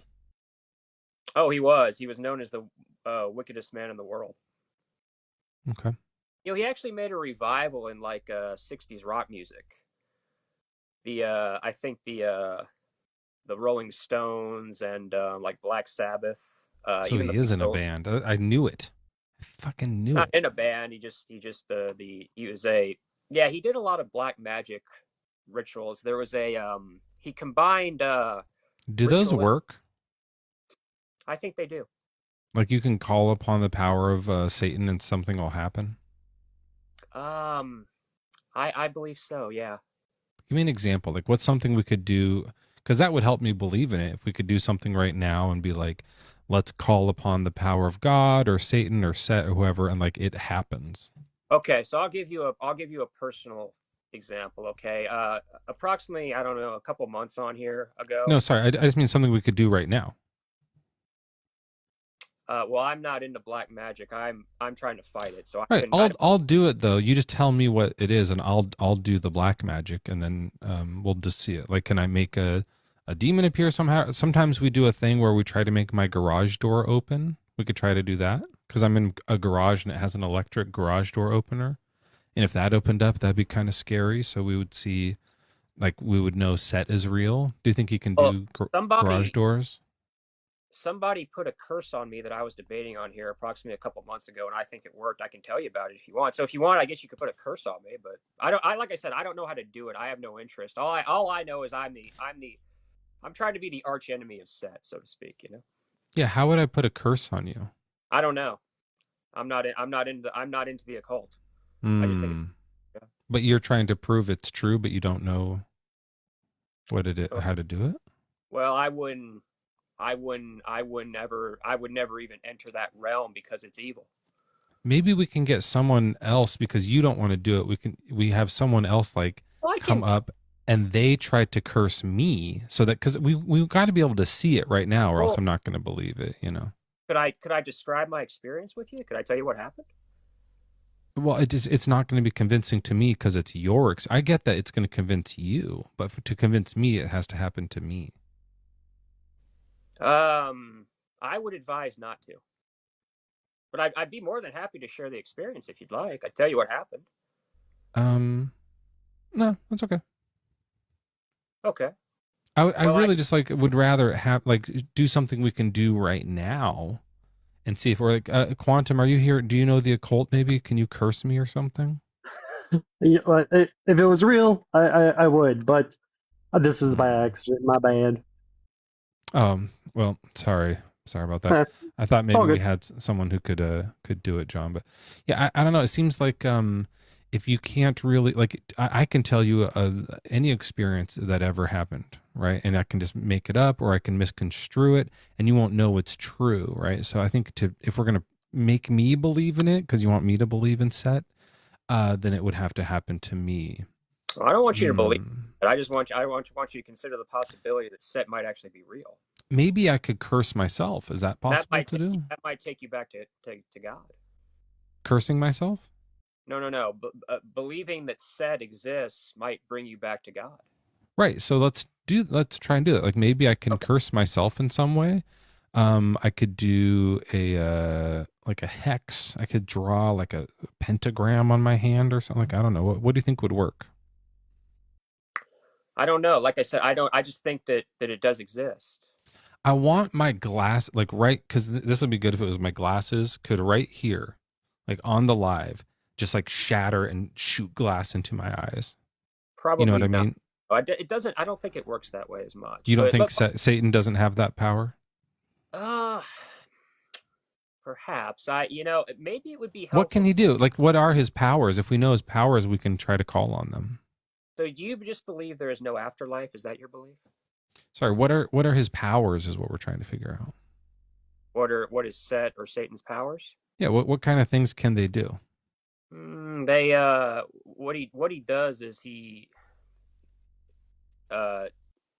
actually possesses people in this world, in the material world. Okay. So Set works through these evil spirits actually can possess or influence the material world. Okay, People. so if I could maybe get possessed, that could be cool. Yeah. Like I said, I would advise against that. But well, I have a friend who this is just like going to kind of blow you away. He's been trying to get possessed. Yeah. And we're just in absolute luck right now because he's actually here. Days has spent several lives trying to get possessed by a demon. Now, I never saw the end of it, but Days, did it ever work? As far as I know, Mezzo, it has not worked. Depending on who you ask. There are some Christians who will say that I've always been possessed. That's interesting. But yeah, then that means that being possessed is kind of nice because you're really nice. Exactly. Like, it hasn't affected my life at all. But yeah, John, I attempted to get possessed for like 110 days. Did everything I could, called out to Satan, did all the rituals that all the witches and the wizards told me to do, all the Satanists, and nothing ever happened. So I'm really curious about your experience and what I was doing wrong. John, did you get possessed or just cursed? Oh, I'm not possessed. I just got cursed by someone who was possessed. I don't know if I think I would probably say that he was a Satanist, or at least. All right, so maybe we do need to hear some of your experience, because then if you tell us what happened to you, we'll know what Set is capable of, and then I can try to do it to Days, or Days can do it to me, or maybe Days, you and I can just like do it back and forth to each other, like just back and forth a whole bunch of times, and see if we can get it to happen to one of us, since we'll know what his powers are. Yeah, so I was debating this guy on here, and I think what he said he did is he like wrote my name on a piece of paper and then he lit it on fire. And then the next day, I had a terrible chest pain. So that was the first time. And then the second time I talked to him. So, hold on. Let's just do one at a time. So I'll do one that says Days. And I just have like a Post-it note. That's probably fine. And then I'll write one that says Mezzo. I'm telling you, if this works, John, I'm going to owe you so much, because I spent, over 100 days. I would advise against doing this. Please don't do it on me. I don't. Yeah, no. I only have Days and Mezzo. I'm not doing a John one. But I will just burn this real quick. I wouldn't do that if I were. There we go. Let's get that one going. That's Days. He's going first. Hell yeah. And then here's Mezzo. Okay. We'll do that one. So those are now burning up. Now, Days, while mine goes, is your chest okay? So far, so good. Well, this actually didn't happen to me until the next day, and then the second time he did it. Yeah, well, like we'll check in tomorrow. We'll do a check in, but like, wouldn't it be cool, like revealing that Set was real if right now I had a heart attack? Like 459 people would just be like, "Holy shit, Set's real!" Like right now. But instead, Satan is gonna like not. He doesn't want. He's gonna like kind of be sneaky about it. He'll like, keep it a secret until maybe it takes him a while. He's gonna wait until tomorrow, that kind of thing. So that's interesting. Yeah, well, But that got what put else on. happened? Yeah, the second curse that was put on, I talked to the same fella. I called back in. I said, "I'm not afraid of you. I'm trying to, I don't fear you. I'm trying to fight the, bad people." And so he put another curse on, and the next day I had a really bad hamstring cramp. Oh, So, I already get those. Maybe I already have that. So he does hamstring cramps. That's interesting. I have an idea. I want to try something. Now we're just gonna see if this works. So I'm gonna do, and I won't curse you, John. I'm not gonna burn this. Not doing But- that. I'm gonna write your name on this piece of paper here. And so this one says, let's make sure we can get there. John Stone. And what I'm going to do with this one is maybe just a little different. And I want you to see if tomorrow you feel this. I'd rather you not do it. I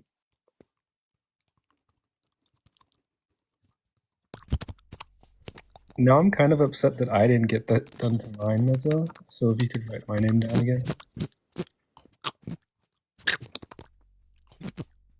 So if tomorrow you're just like sitting at home and suddenly you're like, oh, and it just feels great, you can come back and thank me about it on my next live. Dude, what the hell is wrong with you? We're just Why are doing you- some science here. We're doing Wait, different tests. Why are your fingernails painted like that? I like it. Okay. Wait, you don't All like right. red? I could do, if you think like my skin tone would look better with like a natural color, like a nude. I always thought nude was kind of racist though, because they just make it white nude, I believe in tolerance, but this seems kind of odd. But look, why don't we go through? I'd like to discuss with you, Michael Aquino. Do you know who that is or no? Or Daz? Do you know? Michael Aqualia? Aquino. Oh shit!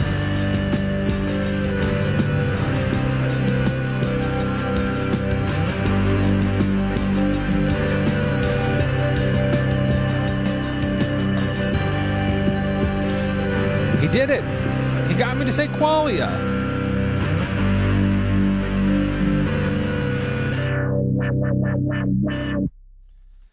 Well, thank you for trying, Mezzo. I really appreciate that. Days, if you want, I'll lick your name. Yeah, maybe you could do that later. You don't have to do it on the live, but I would really like to experience that for myself.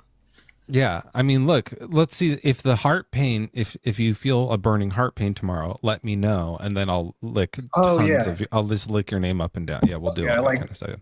I like that idea. I don't want to waste your precious saliva juices. So, are you gonna go live after this later? I might. I was thinking about it, but I know, is Joel going live later? Because I also want to watch Joel if he's live. Joel, I think he's at work, which is why he's been not up here. Oh, Yeah, so got it. I don't know. But yeah, if you go live after us, we'll be sure to raid you. Okay, sweet. I will keep that in mind. Thanks, Mezzo. Hey, thanks for letting me curse you. Of course, dude. Anytime. Anytime. All right, Days. Everybody, if you guys don't know Days, follow Days because we'll be raiding them later. And let's say hello to our next guest here. We have this person. I thought I clicked a different name, but then hi came up. Hi. Hey, Ben. How you doing? I'm doing really good. I feel uncursed so far. But what's your age and your religion? I'm over 40 and I'm Muslim. Okay. What do you got for us today? So what made you walk away from God? Like, what happened? Yeah, I just didn't. I didn't get it. I was like, what are Were we you doing? expecting something? What are we doing? Yeah, yeah. I was like, is this like this doesn't seem like it's real? And so I, stopped believing in it, and I stopped going to church. So did you like expect like a guy coming in front of you, or like some dude? Like, what did you Yeah, I expect? was thinking, there's no guy coming in front of me. What is this? Because some people do have that happen. That's what you call delusion. Yeah. Yeah, but you honestly thought that there is God, like he's going to show up in front of you. Yeah, I used to think there was God, was real. Yeah, but then I was like, I don't think he is anymore. So I But stopped who believing. gave you I walked that away from it. image that God is like he's Well, a I read the person? Bible. Mine was from the Bible. Oh, yeah, that's problematic. Yeah. Because God any shows really up old book that says like there's a God, or God is the one who does all these terrible things, I think is problematic. Yeah, but God gets things done through people. Yeah, terrible things. No, that's people do it. No, we don't attribute terrible Oh, sorry. things. I know you're not a Christian, but in the Bible it says God uses people to do bad things. No, we don't. No. I know you don't think that, but that's what I was raised to believe, because I was raised to believe the Bible's true, and the Bible says exactly that. So if somebody does good to you, why do you think that happens? Like, depends on what the good thing is. Like my out of nowhere, somebody from the goodness of their heart do something to you. Where do you think that goodness is coming from? Probably like their parents, usually, like their upbringing. Yeah, but like, where is good coming from? In fact, my parents gave me some money recently, which was really nice of them. They had like sold some old silverware to an antique store. It was like one of those what's a road show. They didn't go to the real antique road show, but they just had this old stuff, and they were like, "Is this worth anything?" And I think it was like real silver, so they sold it, and they just gave some to me and my brother. It was really nice. Yeah, because the goodness comes from God. And They like me and my brother. They came from them. Yeah, but it is inspired.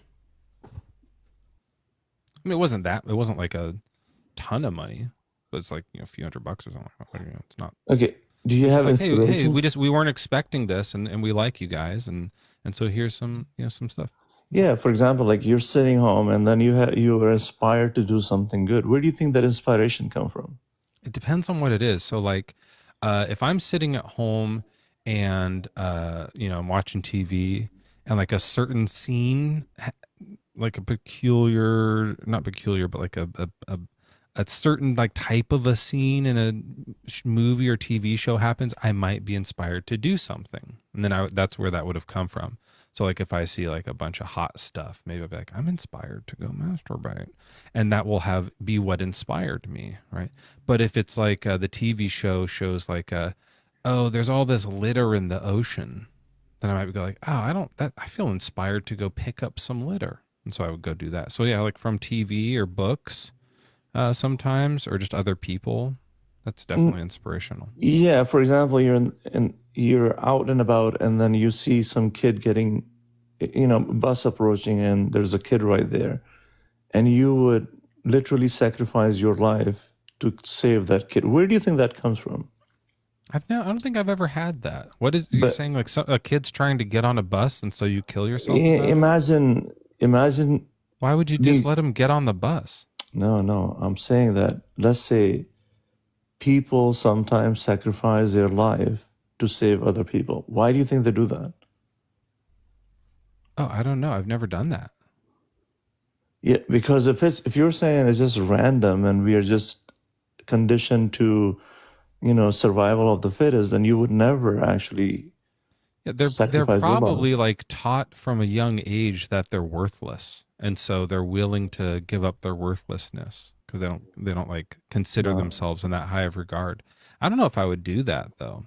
Maybe for my kids. I love my kids. I might do that. Like if my kids were going to get hit by a bus, and I'd be like, well, I've had a lot of life already and they haven't, so I would like push them out of the way and get hit by the bus. But I don't know, like that. It'd be But really hard that goes to against to this. know what would happen until it happens. Yeah, but that goes against the survival of the fittest, or No, it just doesn't. the If you're survival mentality. the whole point of survival of the fittest, what's the point of it? How do you survive? You pass down your genes. Yeah, but you can random. So if you save your kids, you're passing down your It doesn't genes have to be and your your kid. ideas. No, but it doesn't Yeah. have to be your kid. You can. It means Yeah, obviously this all the time. Absolutely. That's because we're social creatures evolutionarily. That's how we became so fit. That's our fitness. That's our survival instincts, right? We became fit because we work together. So we will save each other's children. No, but maybe we are part of the same humanity and same source, and we recognize the source that we all come from, that one singular source who created us, and we're all alike. Yeah, that's not true though. So Unless, you don't believe did in you want to prove humanity? that maybe, or do you want to just say it? No, like maybe no. There is something called humanity that we all recognize that we're all humans. Huh? There's something called a humanity. We all recognize that we are humans and we love each other, right? For the sake of humanity. Not everybody. Most you love everybody. Yeah, I mean I do. Most of us do. like I'm for sure not in love with like pedophiles. That's not someone that I love. You're bringing edge cases. We're not talking about like the people who are like that. I don't love them. I don't even love like just my neighbors across the street. I'm nice to them. I think they're fine. I like them, but I wouldn't say I love them. That seems a little strong for me.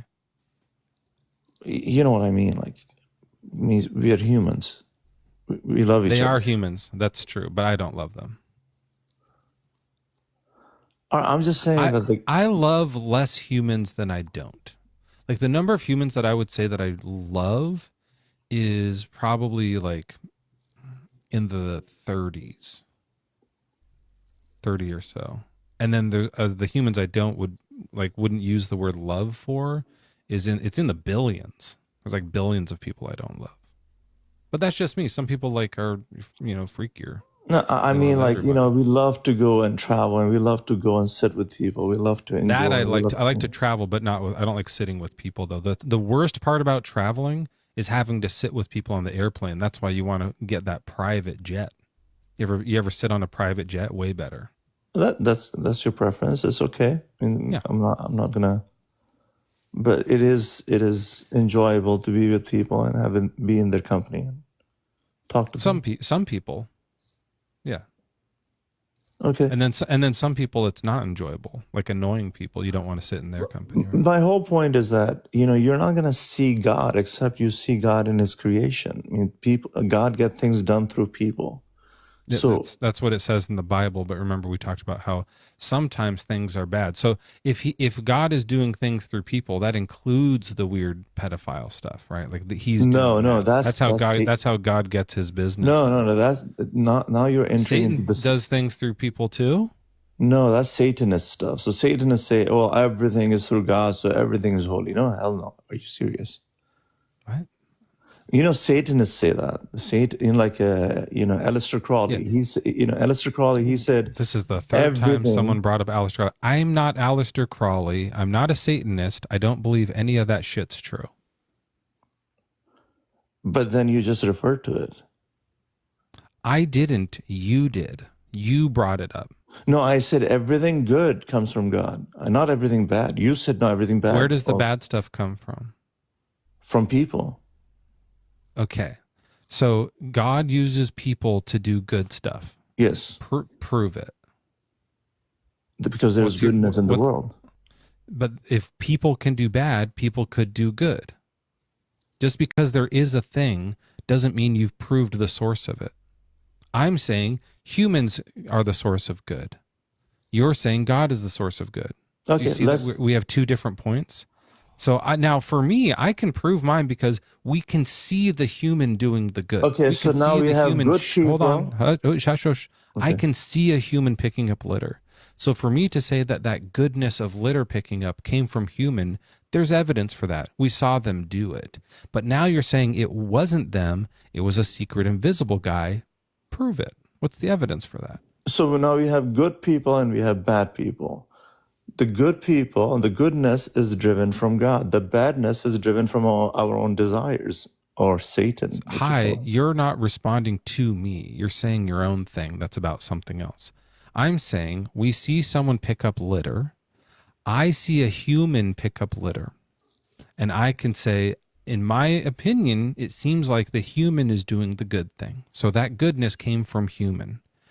We saw it happen. That's the evidence.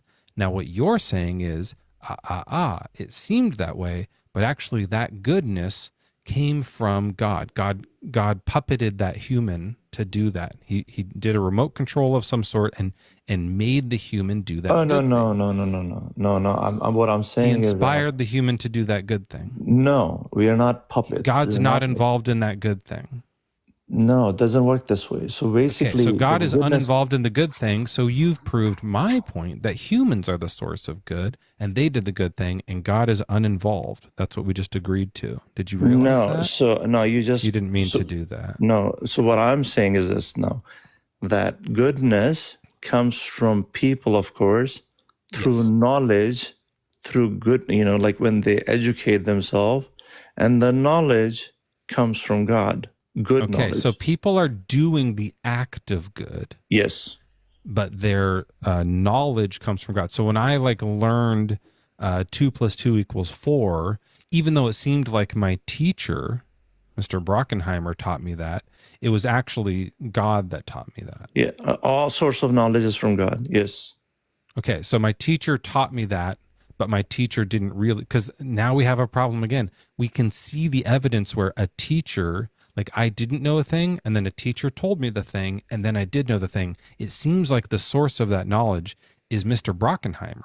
Because But you're God saying kept things it's done not to people. really it's not really Mr. Brockenheimer, it's the secret invisible God. So now you can't just say that, because we can see my thing.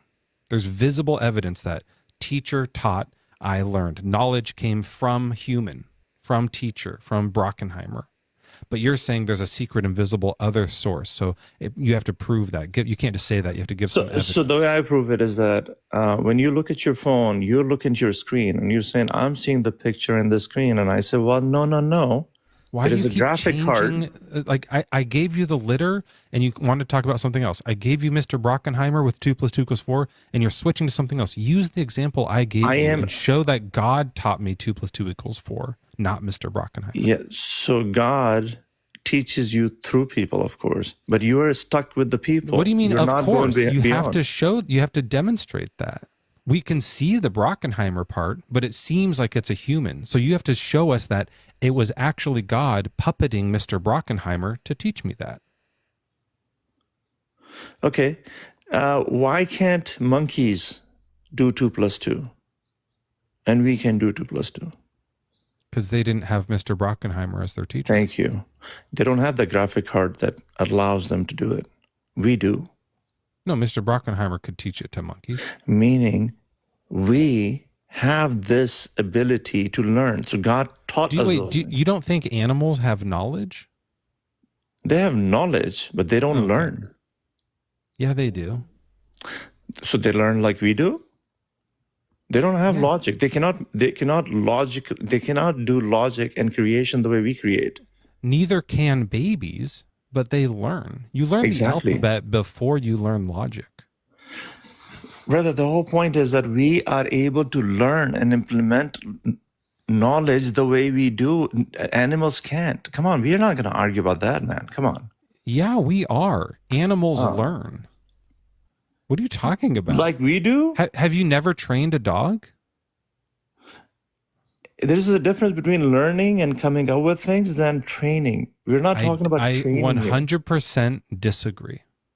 I think we are trained that 2 + 2 = 4. It is shown to us. We accept it. We are trained to pee in toilets. We are given toilets and we are said, don't pee in diaper, pee in toilet. And so then we do it. We are trained language. We are taught that when you see the shape that is a B, we go buh. We are trained on that. repetitively. When you're in kindergarten, they like repeat it. There's songs that we sing to remember the stuff. Like we are trained to the calendar. January, February, March, and April, May, July, August, and all of them. I haven't been in kindergarten in a long time. Mr. Brockenheimer sang it better than me. He ran. What are you talking about? Dogs can't learn? I think this is a common thing, though, where it's like when they say, goodness comes from God or knowledge comes from God, it's like we can see the actual evidence of a human doing it. And if you're going to tell me there's some secret manipulator in charge of that happening, you got to demonstrate that, right? Like to just say that it's not what you see. There's a secret other thing. Neat, cool. Let's look into that. Sometimes that's true. Right? Like sometimes it is the case that like, it looks like something's happening, but secretly behind the scenes, there's this other thing happening. And scientifically we can demonstrate that and show that. And that's cool. But if you're going to say there's a secret puppet master that's actually telling Mr. Brockenheimer to teach me stuff, but also making sure that monkeys can't learn math, you gotta give some sort of evidence for that. Our next guest here has no name. They're a mystery. Hi, my name is Jasmine. What's up, Jasmine? What's your age and religion? I'm 23 and I'm a Christian. All right. Well, what would you like to talk about today? I've been on your lives before. I've been live with you before. And I remember being up here, and like trying to outdo you and trying to get you to see things the way that us as Christians who follow Jesus do things. But I'm here to really hear you out because you know what? I'm really questioning at this point. So I kind of want to hear why you don't follow Jesus and. Yeah, absolutely, Jasmine. What a great question. I appreciate that. You are going through something right now that many atheists, almost all atheists went through. This time period where we've been brought up, or we believe that there is, like I was talking with the last guest, this kind of like secret other thing happening in some higher dimension around us that's controlling all of this or involved in all of this. And there's these ancient texts that tell the story of it. And and you start to kind of go like, really? Is this all true? Is this the right ancient text? Is that the right secret dimension that we're thinking about, heaven or something? Or is it this other one from another religion? You realize that a lot of people in ancient times made up a lot of different stories. And so you look at this one, and for me, it was, looking at the Bible when I was younger and going like, this doesn't make sense. Yeah. We're taught that the God from this Bible is all good. Everything they do is good. And then we see stuff in here that to me feels bad. And we're also taught that it's written on our hearts by him what is good and what is bad. Right? Remember the new covenant, it's written on our hearts. Yeah. And so written on my heart is this is bad. So it doesn't really like make sense that this like he taught us what was good and bad and then acts in a way that we think is bad, like when he commands genocides and things like that. You know what I'm talking about? Yeah, no, I know exactly what you're saying. And then furthermore, what happens is you realize that a lot of the explanations that they use for like why things are the way they are mythological, and we have better explanations for them now. So we don't need these myths to explain why a storm came. We know about meteorology, right, and storms, and we have weather predictions now. So we learn that all of these things can be replaced. We know about evolution. We know that like how planets are formed. So they didn't used to. So they were making these types of stories up, and now we know that kind of stuff. Astronomers know about those things. So every little element of it slowly gets replaced, and eventually you just don't have anything left. Yeah, I hear that because I feel like what I have been praying. I'm talking about like the same thing for about 3 years now, asking like I just need a way out. I need just a way out, you know? Um, Oh, like a way out of a life situation? yeah, so like just to break it down, I've been in a relationship. I have a son with this man, and it's like it's I know it's me because I can just leave, but like as a Christian, we're taught pray about it, pray about it. God will answer, pray about it. And it's like, well, I've been doing this for 3 years, about to be 4 years, and where's my answer? Where's my way out? So it's like it doesn't make no sense to me. And like I do love God, don't get me wrong, but and now it has me questioning like you're making me wait like all these years, and I'm freaking struggling. I'm to a point where it's like I'm at my ends meet. Like I don't know. Yeah, I've been thinking about breakups lately because Jesus says the golden rule, treat others as you would want to be treated. Right. And that doesn't apply to breakups. So like if you like really, really love someone, you wouldn't want them to break up with you. So for that person, they can't if they're following that rule because you wouldn't want them to. So so in the reverse, so, and I don't know if you like don't like this guy anymore or whatever, but if you don't like him anymore, you feel like you're not allowed to break up with him because Jesus said to treat others the way they want to be treated, and he doesn't want to be broken up with. So because of Jesus, you're stuck in a like dying relationship. And that sucks. Like that's a bummer. And like honestly, you deserve better than that. And not because of being connected to God or religion or anything, but just like as a person, as an individual, you deserve to be with who you want to be with and not have to be with who you don't want to be with. I know it's always hard with a kid and stuff like that, but you know, there's ways out of that, but waiting for an answer from God isn't the way out of that. Yeah, I kind of figured, and I feel like I don't know. I've been like hearing your lives and been trying to search like different lives, listening to other atheists and stuff, and it's like they're like, "Oh, well, how do you know God? How da da da?" And I'm just like, "Well, how do I really?" I'm sorry, my son's playing with the water bottle. That's but okay. like, It's okay. but like, how do I really know God? Like I Maybe don't know. try this, and this is a little early in the call. Usually, I wait till later in the call to bring this up, but you're on the brink of something beautiful here, so I want to bring this up. I have encouraged people in the past, maybe even you, if we talked before, to just try atheism for a 7-day trial.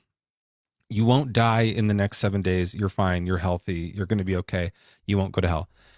Just try like spend 7 days where you don't pray. You don't like think about what God would want me to do, but do what you want to do. Follow Jasmine, lead your own path. And if that means to walk away from this relationship and to do that, do it. Take this opportunity to do that. And just see how you feel. See if you feel scared or if you feel alone. You might. Like, it might be the case.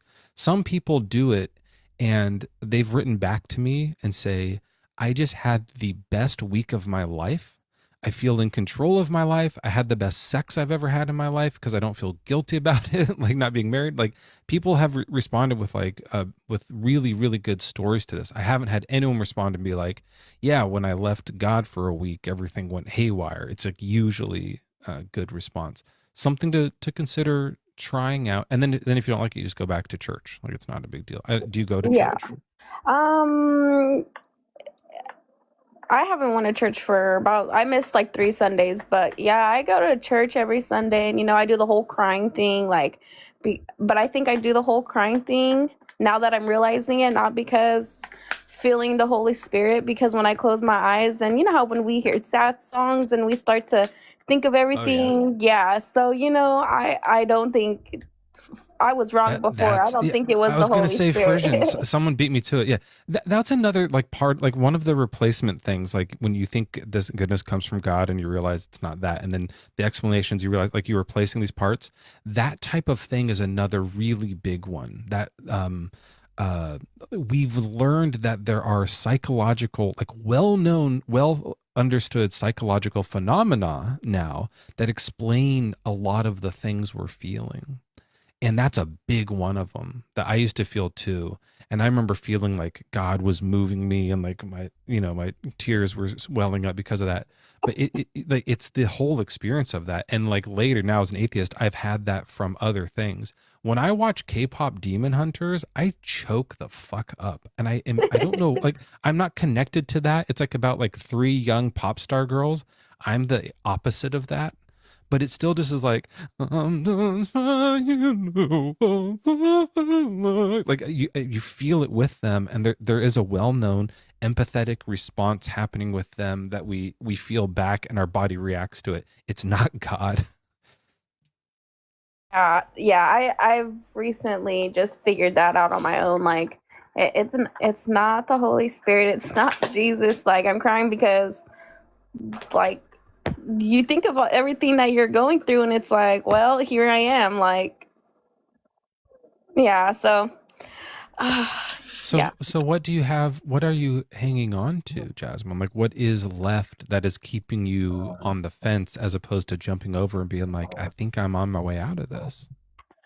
I want to say that I'm scared. I'm scared to be an atheist, or not even just an atheist. Like, I'm scared of just not following Jesus the way that I'm supposed to be. And I understand, like, everybody sins, everybody does. But because I was born in a church, I was like, I've been a Christian all my life, besides when I'm not, like, when I was little, I wasn't able to say, oh, I'm a Christian. But now, as older and knowing the things that I know and that I was told, it's like, okay, so if I don't believe in Jesus and I do things that I want, I'm just scared of being damned to hell. I'm scared of being damned to hell. I get that. Yeah, I had that for a long time. For years, I didn't believe anymore, but I would never say it out loud. I was scared that if I said there is no God, that I would get like hit by lightning and go to hell, or something, like whatever. Like my heart would just Yes, stop. that's how I feel. Yeah, and Jasmine, that fades. That's why we call it deconstruction and not the atheist switch. No one goes like, oh, this is made up, okay, and then they go on. You've been indoctrinated. I was the same way. I always say I was born, raised, and probably conceived in a church. And so like you live in it, and that's a big part of it, that like in hell. And so it takes time to get rid of that. Likewise, people who are held captive in a dungeon by some psychotic lunatic, for years after that, when they like see something that resembles the dungeon, they feel like they're back in the dungeon, and they have like a feeling of fear with that. That's another psychological experience that fades over time. You will be able to go out to the sky one day, look up and say, there is no God, as loud, and scream it at the top of your lungs, and you won't feel the fear anymore. But it takes time. It takes a little time to do that. Yeah. But I think that's what it is. So, but yeah, I just wanted to come on here and share that with you. And I don't know, it feels good to talk to somebody who understands, who was a Christian before, and yeah, I'm glad you did, and I want you to come back. And Joel came up too because he wants to kind of get in on this tally, I think. But he's my best friend. He even more recently deconstructed. I kind of did it a long time ago. But what's up, Joel? How you doing? Well, I was going to say that, like, being in these lives, hanging out, having these conversations is really helpful, because the more you kind of like deconstruct all the details of the cult, the more comfortable you're going to be with, like, oh yeah, this isn't true.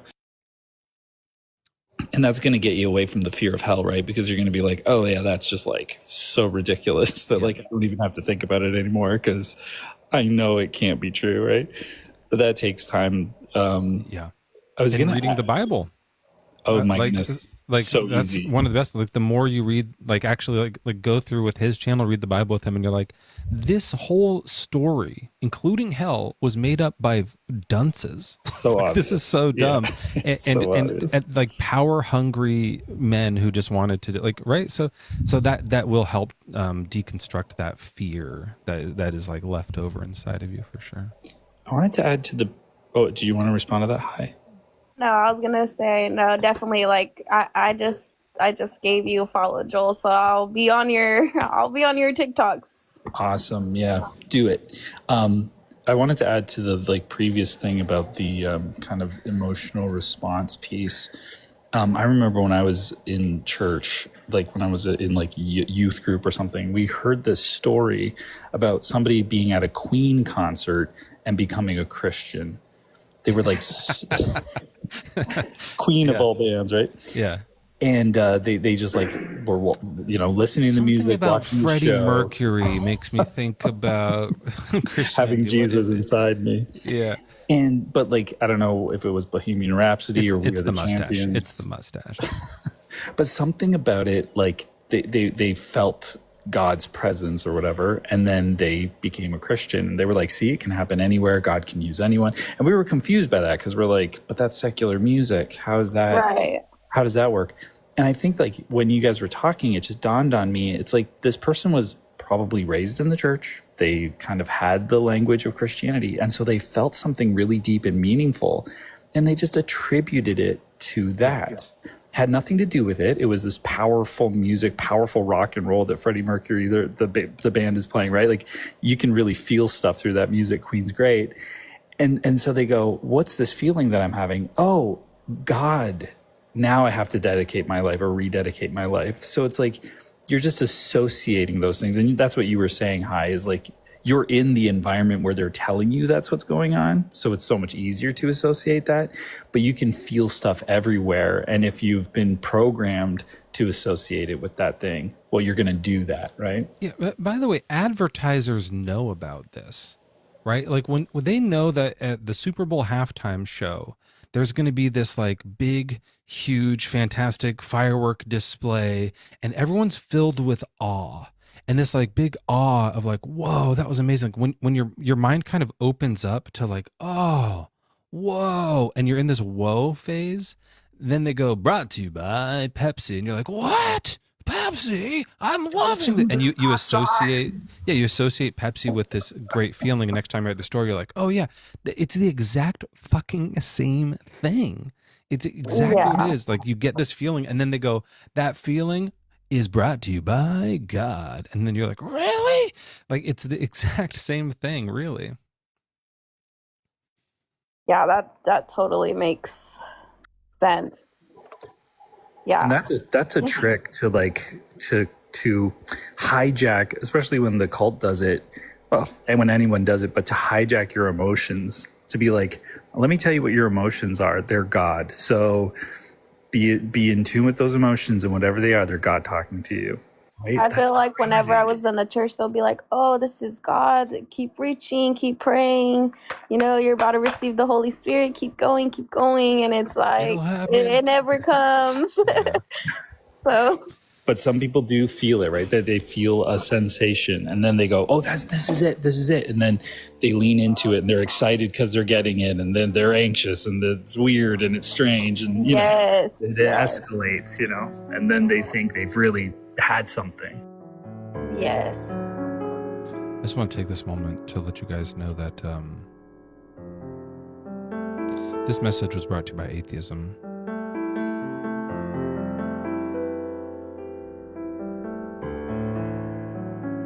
I don't know why I'm crying. I don't know why I think I'm crying because there's no God, and I love it.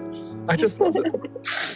It's so beautiful. This is the universe right now telling you, responding to you, Jasmine, that you can follow your own damn heart. You don't have to wait for a message anymore.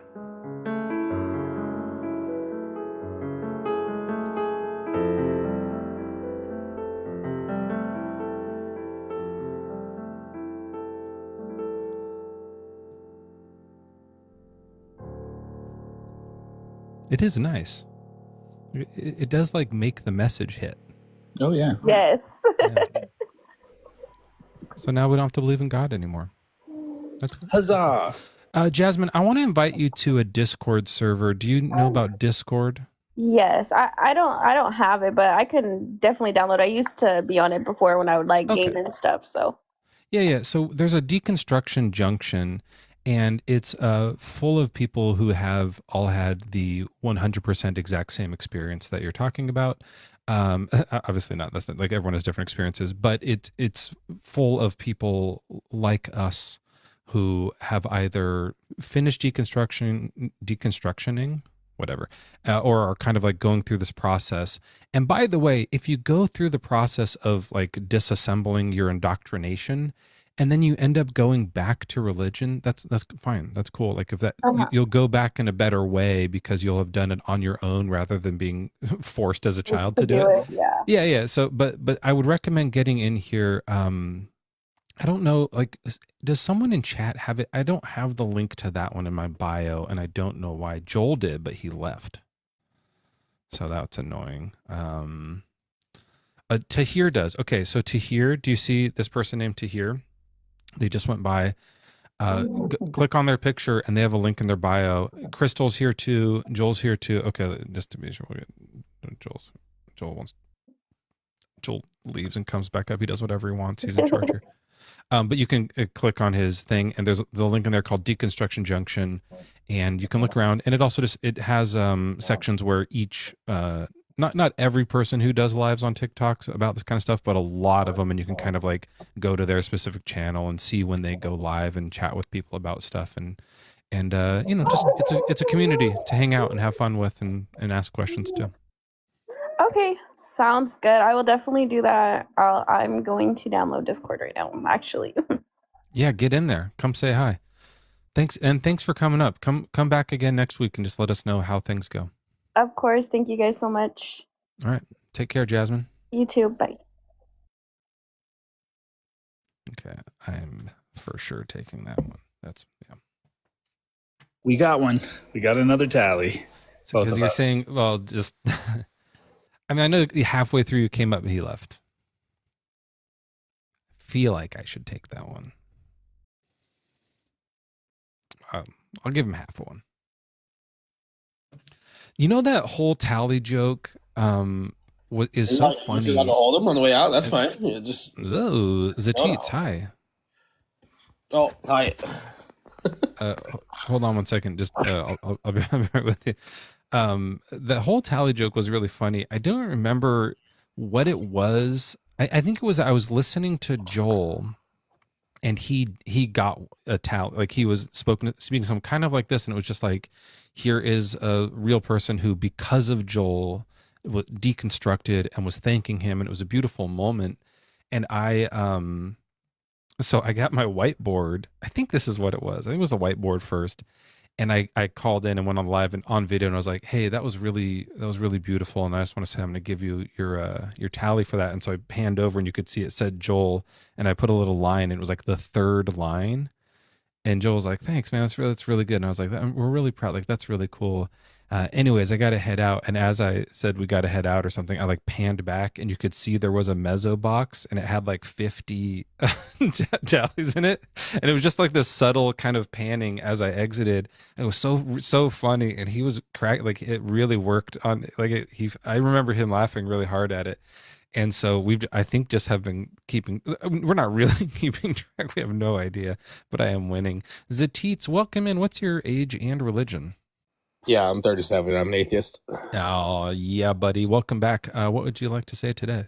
Yeah, I was just gonna run. If you ever heard this argument that like has to deal with free will. Do you know if Christians have an answer to like, were you given a choice to be born, and like, you know, that free will taken away from you? Yeah, Mormons did. They have an interesting. I've asked this to many people. Like, I didn't choose to come to Earth at all, and so there's a Mormon. What's the name of it? They say that they were given a choice, right? Yeah, you start in heaven. We're all eternal beings. You start in heaven, and then for some reason, we're in the best place of all time, where we get to be there for eternity. But we choose to leave. Like, and they not only saw choose to leave, leave and come back, but choose to leave and maybe never come back And and go maybe to hell even forever. Like, it's so dumb. It's so crazy, but it does solve that problem that we chose Yeah, to be born. It they just try to solves it in fix a it and it makes it even worse, which is they funny. solved it in a bad way. Yeah. No, we're forced into this existence by a God who wants us to suffer so that later we can enjoy heaven. It's a monstrous worldview. Have you heard Christians like out that, because they don't think Mormons are Christians, right? So have you ever heard them come up with an answer for it? Usually it's one of those things that they're just like they're like we'll never know. Yeah, okay. Well, God works in mysterious ways. Yeah, I think it's one of the, I've never heard one where I'm like, oh, that's an interesting response to that. They just okay. Yeah. No. not really. It's a great question. Yeah, I was just thinking about it the other day because someone, they're running a free will argument. It's like, well, yeah. Yeah. All right. Free will's bullshit. The other thing, by the way, about free will and like being alive is that there's all these times where we're like, well, why doesn't God stop this crime? And like, because then he would take their free will. Okay, but he kills people. He does. And when you kill them, you take their free will too. That you have to be alive to use it. So he takes their life and their free will. He takes both things. Yeah, I've heard you say that before. Taking the free will. Yeah, and that one's really blows me good. away that they don't think like yeah, it does that. Then fine, kill the guy if that's what you want to do. Kill the guy who's doing the crime, but he doesn't. Anyways, it's ridiculous. It's a great question, though, Zateets. Maybe we'll ask it to the next Christian who comes by. Yeah. All righty. Well, that's my one thing. I'll see you later. All right. Keep doing your atheisms. Appreciate you. Yeah, that is a fun, good question. I don't know the order. Wow, there's a whole bunch of people in here. We might have to do two at a time. Because I'm trying to get through everybody here. Let's see who we got first.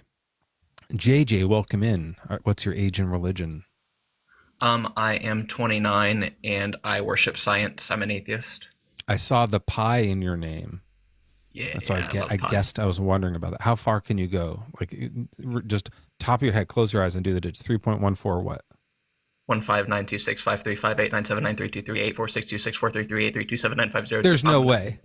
Yeah. Is that really it? Over 100. Yeah. Like, how did I know that you were going to be someone who could do that?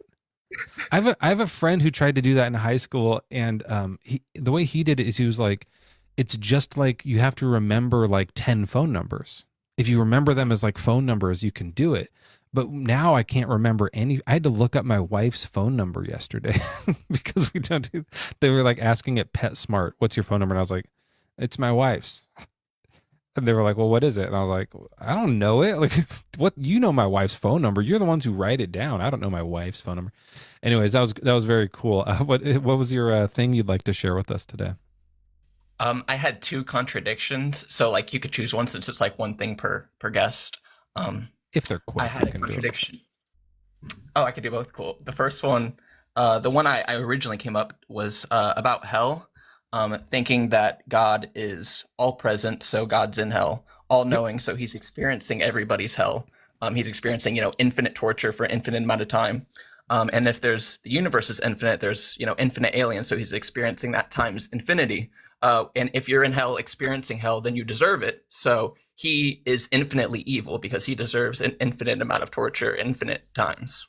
Yeah, at least he feels what it feels like and knows what it feels like. We've done this one before where it's like, if God, like, he knows what it feels like to smell a flower, and they'll usually say yes. And then that means he knows what it feels like to like grape a child. Like he has experiential knowledge of that sensation. And then they usually, they'll like start swearing and hang up usually around that time. Yeah, I just, God being in hell is always like a funny, yeah. If it's right. Location, if it's like a location thing, then presence kind of covers that. But it, like you're saying, if it's some sort of a like experience thing, he has knowledge of it. So he has all knowing. So he's there either way. Yeah. Good point. Right. He thinks he deserves it because otherwise he would just stop experiencing it, but then he couldn't stop knowing something. So it's, that's definitely contradictory. He can't stop doing anything. He's incapable of that. What's the other one? I want to hear one more. Oh, the first one was the knowledge of good and evil in the garden. Well, it's kind of like two things. One, I was just curious whether or not the serpent had the knowledge of good and evil, because if it didn't, then what it did wasn't wrong. And if it did, that meant it ate the apple or whatever. So like it didn't die, so it was telling the truth. But also just the fact that knowledge is good because God is all knowing. So it can't be bad to have knowledge. Therefore, it was the right choice to eat the apple. Oh, for sure it's the right choice to eat the apple. Yeah, to become more like God, as they say. Now they've become like us. It's terrible, right? Like, but yeah, that's an interesting point. Like we don't see the other side of the apple. There might be fang marks in it. Yeah, we don't know. We don't get that view because so if the snake is just a regular snake and it's just a tricky, sneaky snake, then maybe it knows, maybe it doesn't matter. But if it's Satan, then I think what they're saying is like when God says they've become like us, Satan's included in that. Like God and all the other gods and all the other angels back then know good and evil, and the snake would have been in on that to begin with, so wouldn't need to eat the fruit unless God needs to eat the fruit. I think they just have it innately, but for humans to learn it, they need the secret fruit. Yeah, it's all it's jocular. At some point, it's just like, what are we talking about? Yep, I love it. All right, hey, thanks for those. I appreciate you. My pleasure. All right, next time we'll have you go through 50 digits of pi. So keep practicing. Wait, how far did he say it could actually go? I missed that. Let me say. Okay, we have a Knormac. Knormac. Welcome in. What's your age? What's your religion? My age is 40. And my religion is W Mezzo Plus, I think it was, by faith. Whoa. Yeah, I don't think we have that anymore. TikTok got rid of that. So all the people who are W Mezzo Plus subscribers, I appreciate you. Thank I you still so much, believe, but, though, yeah. so. Yeah, the tier is gone, though. So God, I want to do... I haven't done that joke in a while. We used to do that joke every fucking show. Yeah, what you got I for wanted us? to do two if I can. We could probably do them in 30 seconds. The first one is just an ask. Can I be put on the list of paper licking for tomorrow? I'm gonna have to make that like a new tier subscriber thing. Like that'll be like a Patreon thing. Where Yeah, I want to feel that maybe. Yeah, people who do like a Cash App of $100 or more, I'll lick your paper for sure. Okay, and then the last thing really quick, when that Jasmine gal was up, that was really cool to hear. I'm happy for her and her journey and where she's going. It reminded me of a word that rhymed with Dahlia, I think. I can't remember. You said it earlier. Oh, holy shit. I'm not going to let it happen. Don't even try it. That was close. That was really close. Motherfucker almost said qualia.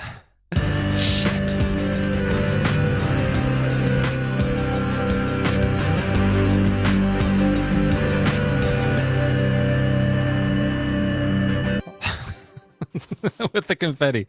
Who's going to clean up this confetti? Dr. Simba, welcome in. What's your age and religion?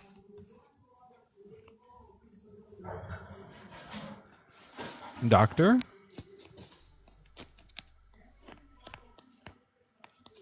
Mr. Simba?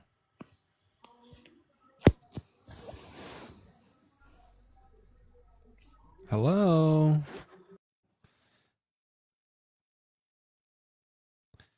This guy is in my chat nonstop 100% of the time, and I've brought him up like 3 times, and he never is here. It's a weird move, right?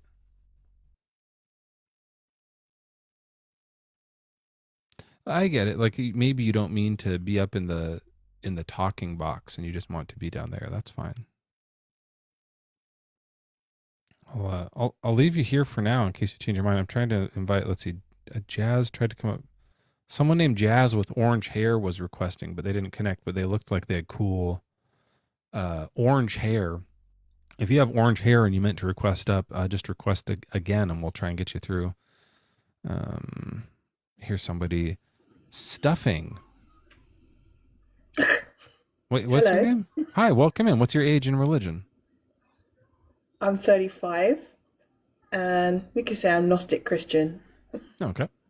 So what would you like to talk about? I didn't actually request up at all. Oh, I mean, you did. I It was was, but it elsewhere was an on accident. TikTok, and now maybe. Sorry. Maybe it's just the universe telling you that you should talk to me. Maybe. Do Maybe. you, Me and you probably agree on a lot of things. So, does well, the person not, below not. me is a Christian? I don't think Gnosticism is true. So probably some of that we don't agree on. But that's That's okay. okay. If you don't want to talk, you don't have to. I'll drop you down. No problem. Bye. Like a third Gnostic? Is that the third Gnostic? I guess the one guy was a mystic. There was a mystic and a Gnostic, but I'm more of a long dick.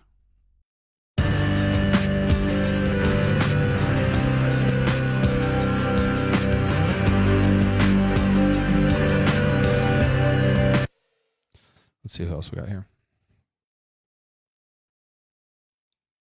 Oh, he accepted me. Hold on 1 second. Hello? Oh, shit. It says, I walked away from God. Ask me why. Christians request up some atheism. Christians request up some atheism. And hosts might do jokes. Hello? Hey, 1 second. I'll be right back. I'm gonna ask him why he walked away from God. Because like it says, I walked away from God. Ask me why. Finally, there's 535 people in this live right now. Hey everyone, it's so nice to meet everybody here.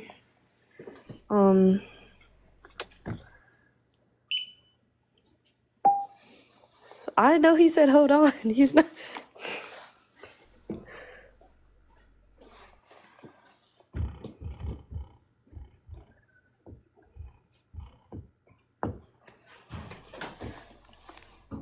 No, I'm not 18. I have a fellow person here with me too, guys.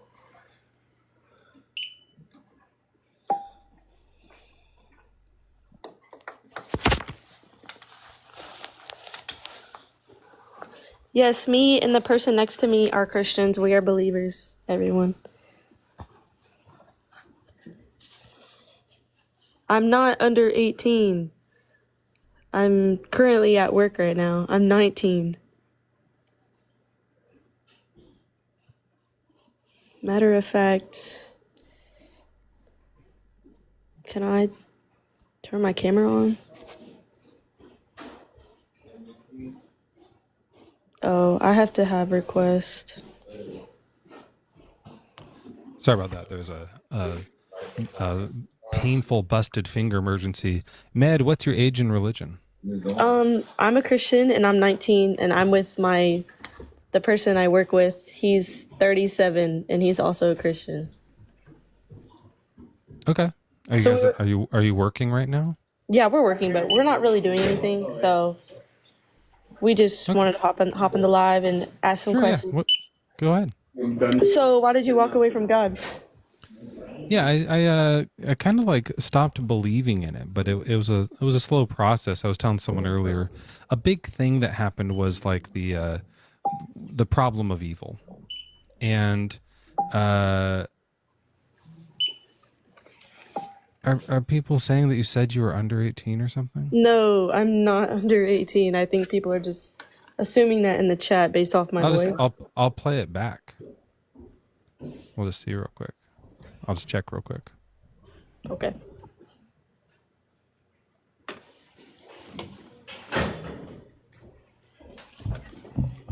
He walked away from God. Because like it says, I walked away from God, ask me why. Finally, there's 535 people in this live right now. Hey everyone, it's so nice to meet everybody here.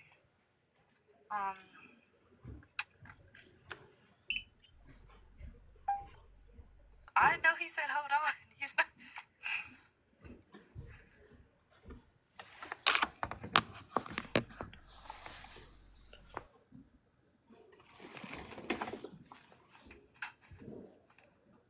No, I'm not 18. I have a fellow person here with me too, guys. think that's what they're talking about when you said I'm not 18. Yeah, because everyone in the chat kept saying age check and are you under 18? So I was just replying back to the message. Yeah, so you're 19. Yes. Okay, yeah, I get that. That's fine. Okay, I think that they were under the impression you said you meant you're not 18 yet, because normally that's what people would say or something like that. But it's fine as long as you're like an adult. I don't know. I just don't want to talk to kids. Yeah, 100%. Anyways, I left because of like the problem of evil or suffering, and I didn't know what it was called at the time. But later I learned that was the name of what I was going through. And then also just reading the Bible and realizing that a lot of stuff in here seemed either made up or terrible, like awful things that God was behind, like genocides and commanding burning women alive and commanding children to be put to death and women to be raped and stuff. Like I was like, this doesn't seem as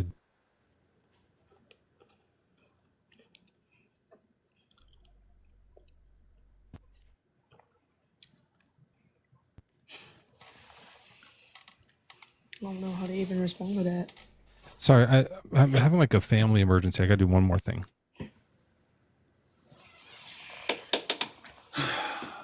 The issue is he's not thoroughly done research. On the face, it looks like genocide, right? Yeah. But those people still exist. So if it was genocide, Mhm. those people wouldn't exist anymore. Right. So it's not genocide. Mm-hmm. He's giving them a command. All right. Why? I don't know. I'm not God. I'm not morally perfect. Mm-hmm. I can't make these commands. They heard you. They're like, yes, it is. It's genocide. It's genocide. They heard you. Y'all were ignorant. It's okay. No, he's not my dad, guys. We're actually at work right now. Genocide is when a whole people are eliminated. It's not genocide. Right. Okay. Did he get the command?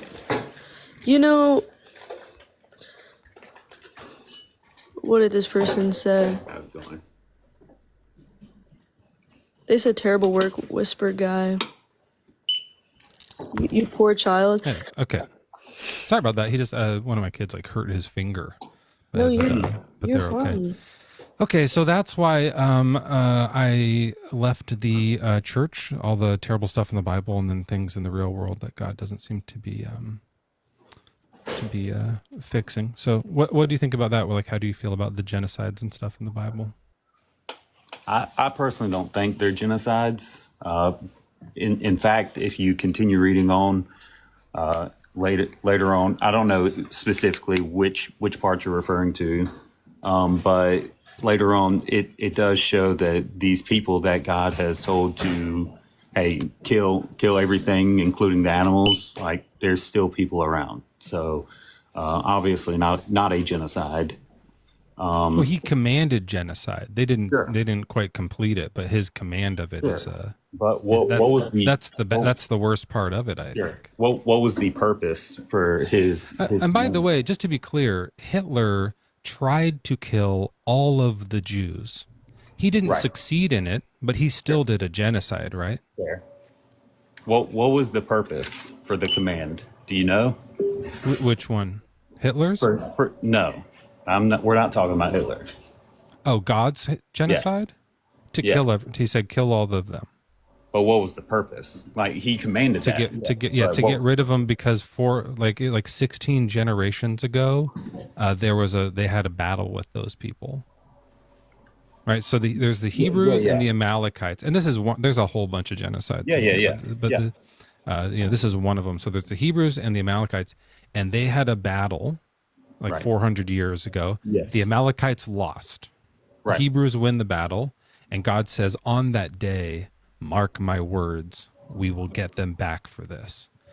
So then they wait 16 generations, and then they do it. Then he says, now is the time, go in and get them all. Yes. And they do. So what was the purpose? Revenge. No, it wasn't revenge. Like if God wanted to wipe them off the face of the earth, he would have done that. Yeah, he wanted to help. He wanted to let the Hebrews get revenge. No, I personally, if you're asking me, I believe that the purpose was to get rid of the evil, and he's done that. That's not the first time. The evil who attacked them 400 years ago, they were already gone. So there's nothing to get rid of. So why do you have to kill some some other babies? Does not evil continue to live on through generations? Like, it doesn't stop with one person. Like, it continues on. The babies were evil? Are they evil? No, babies are innocent. Oh, so he did it to get rid of. He did it to so that there wouldn't be evil in the world anymore. Right. But there is. Well, not evil in the world anymore, but evil. So he just failed then. It's a failure, I guess. But it doesn't seem like it's worth it to kill children. No, the people failed. Well, his plan failed. His plan was to have all the evil killed That wasn't by his swords. plan. What's the plan? His plan when he was says do a genocide, what's the plan? As he told them to. Well, he didn't say do a genocide, but anyways, he does. His He plan says was for them to do as he commanded them. Yes. To be fair to the chat, just because not everyone knows about what we're talking about, and we should do this every day, it's actually the right time to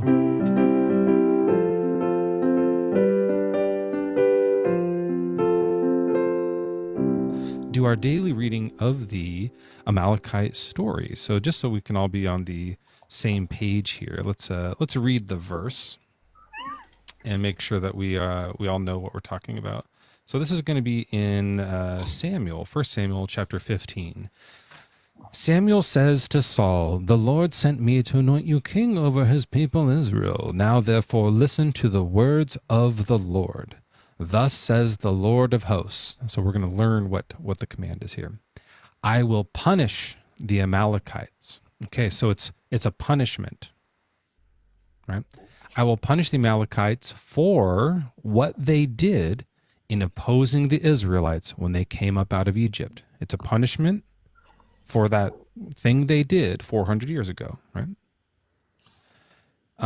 So we know what it's for now. Now, here's what the punishment is. "Go and attack Amalek and utterly destroy all that they have. Do not spare them, but kill both man and woman, child and infant, ox and sheep, camel and donkey." It's more than a genocide, because genocides don't always include all the animals too. So it's like a super genocide. And then they go do it. Okay, so that's the command. That is genocide. That's what the word means. It's infanticide. That's what the word means. Mm-hmm. And so, yeah, you can say he didn't command genocide, and we can say, fine, he commanded them to kill all the people and animals and infants. Yeah, like if you want to not use the G word or something, like that's fine, but it means the same thing.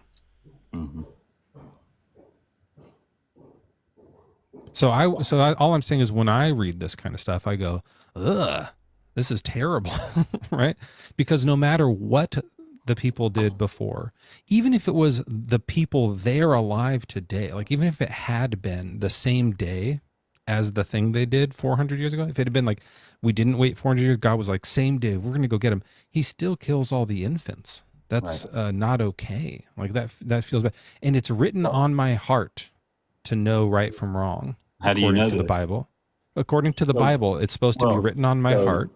Okay, and so if God wrote on my heart to think that God is evil, then that doesn't make sense. You're contradicting the creator of morals. So, like when you're like, oh, this is evil, he says it's not. Absolutely, yeah, absolutely. That's what I'm saying. I think it's evil, and he thinks genocide's good, and so that's why I'm contradicting him. So yes. Why that's would why I you stopped even believing? point That's to why I stopped believing in him. Yeah. Is it evil for someone who creates something to destroy their own creation? If it's sentient, yeah, I think so, for sure, in my view. I think, like, that's exactly, like, you nailed it, though. It's like, you have to read this verse. If you're a Christian, you read this verse, and you have to either go, I'm not a Christian anymore, or you have to go, sometimes infant genocide is good. And I just went the way where I go, I'm not a Christian anymore, and you guys are going the way where you're like, I guess now I think, I didn't realize it before I read it, but now that I've read it, I think sometimes genocide is good. To the other, I don't remember the name. What's Genocide the other name?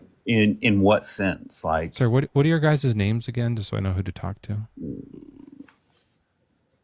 you can call me. It's cool. Cool? Yeah, you call me whatever you want. I don't really want, I'm not here to give out my name. I'll call you like man and woman. Is that all right? Cool. Yeah. Okay. So woman, had you read that verse before? I have not read that verse, so Okay. I was so just man had read the verse before, but this is perfect because you haven't read this verse before. So now you have to go, and I'm going to make an assumption here. This might not be true, but you probably before this verse thought genocide or like slaughtering children with a sword is just like always bad, right?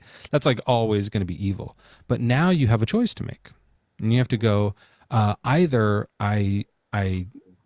I think sometimes it's good, like this time it was good to do the genocide, or I have to think that God's bad and I don't have to be a Christian anymore. You need me to let you in? No, she's upstairs. Thank you. So what are you thinking, woman? Which way you're going to go with it? Sometimes genocide is good, or maybe God's not real. I think God is real, 100%. So then say sometimes genocide is good. You'd have to say that too. That's your opinion, sir. And that's fine. It's not. No, it's not. I'm the one who said it's not my opinion. I left religion, but for you guys, we know for man, you already think sometimes genocide is good. But I think she wanted to what say. What do you believe? Did you in? want to say sometimes genocide is good, as a Christian? I wouldn't think genocide is good. No.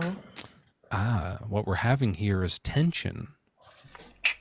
You're having a moral tension here. You're reading one thing where it says genocide is good, and then you're feeling a different thing where genocide isn't good. That's what I went through. If I'm being completely honest, I just haven't specifically gone in depth or read anything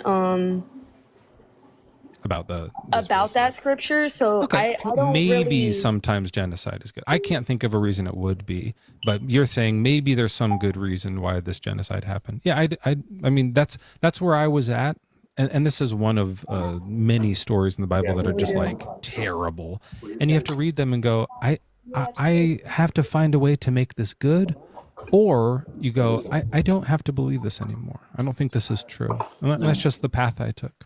Do you want to hear some of the other ones? Wow, your chat is very hateful, but you can keep going. My chat is full of shit. They're terrible. Yeah. These people are absolutely monsters. Yeah. Here's another one. So here's I think that like threatening people isn't good. That's something that I had moral tension with, where like you read these threats in the Bible, and I feel like even if you don't do it, I think that's not good. But he, is threatening people. Here's this one in Isaiah. This is a crazy threat. Is it the Isaiah one? Yeah, Isaiah 13. Man, this one like really messed with me. So this is against Babylon. He's saying how he's going to hurt Babylon so bad. And he says, whoever is found will be thrust through. Whoever is caught will fall by the sword.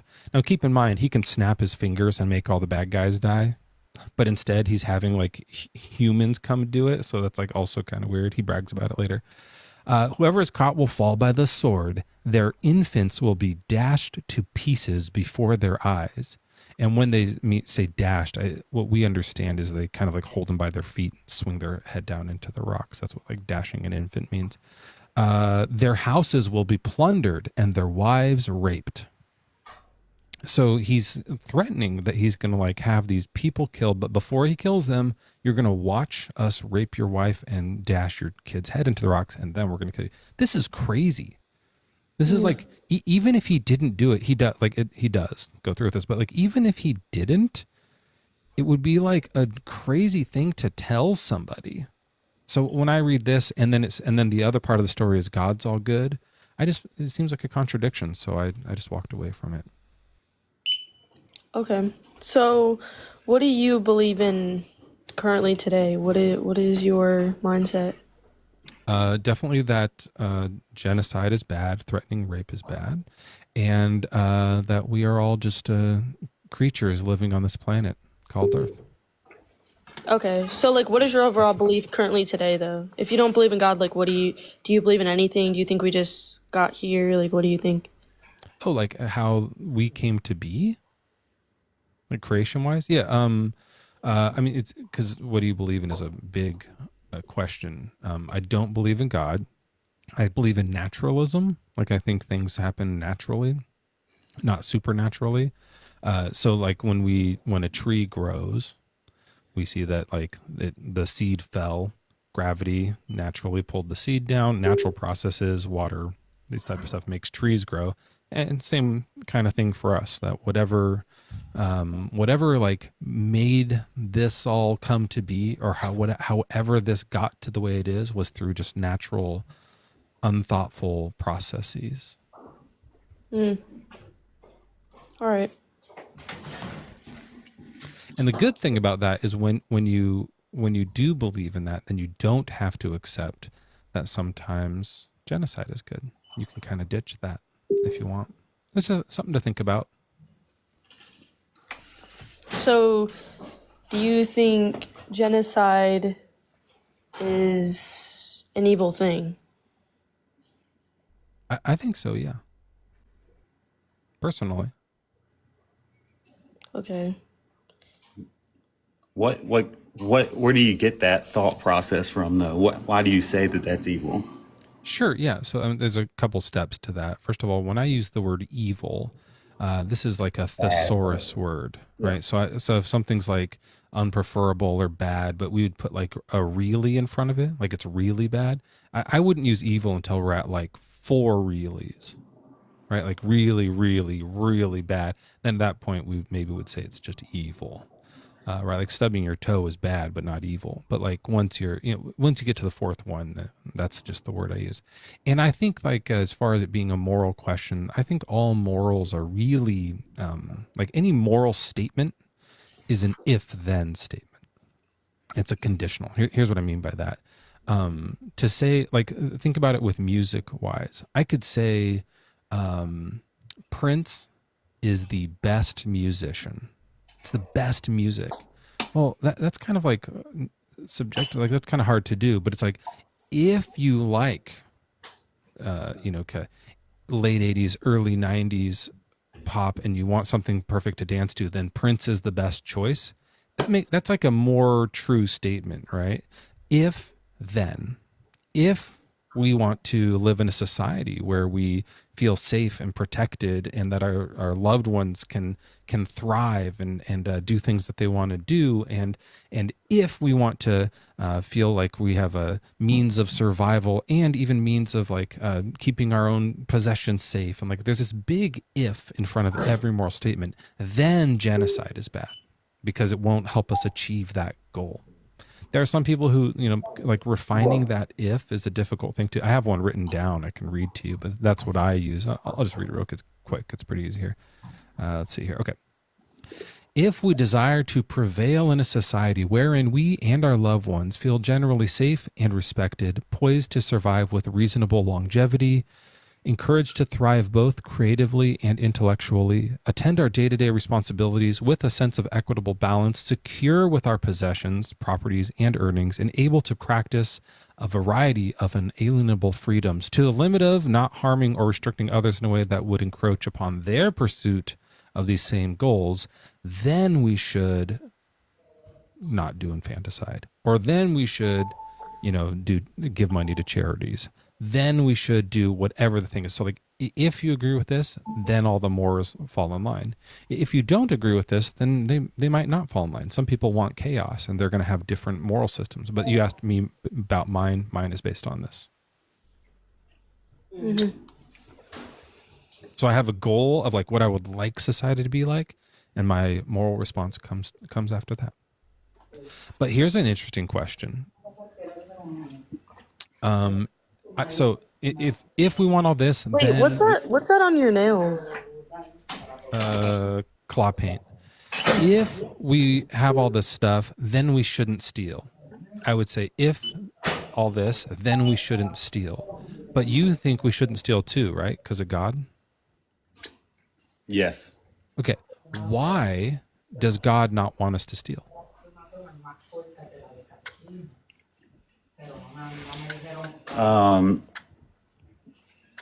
That is one of the commandments that is to, in other words, it's commandments against your neighbor. Like, so it's wrong because it's wrong to take something that does not belong to you from your neighbor. It hurts them. Okay, so the reason is because it hurts them? Yes. Okay. Does it say that? Is that a biblical thing, or is that's kind of a guess? No, it's not like, does it say, hey, this hurts them, so don't. No, like you do have to do interpretations. Like, So if someone's rich, it doesn't really hurt them that much to take $1 from them, so then it should be fine. No, it's still wrong. Like, what is your intent? Wow. You see what I'm saying? Like, it's all about like,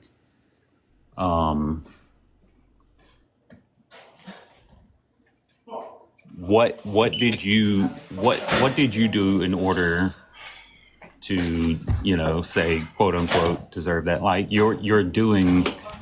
No, I'm just saying an evil. Like, sorry, just to clarify my question. Maybe I asked it weird. I'm saying I have my explanation as to why stealing it doesn't help achieve this goal.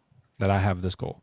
Right. God also says stealing is wrong, but we don't know why. He doesn't say why it's wrong. You guys just think it's wrong because he said, something right? that doesn't belong to you, right? What's wrong with that? What's wrong with taking something that doesn't belong to you? Yeah, I have my explanation. What's God's reason why he doesn't want us to do that? Because the other story we get from him is we don't care about earthly possessions. None of this matters. So like, what's the right? reason You that can he would- steal things other than earthly possessions, correct? Like it's not just earthly possessions. You could say. Can you steal a soul? Yeah.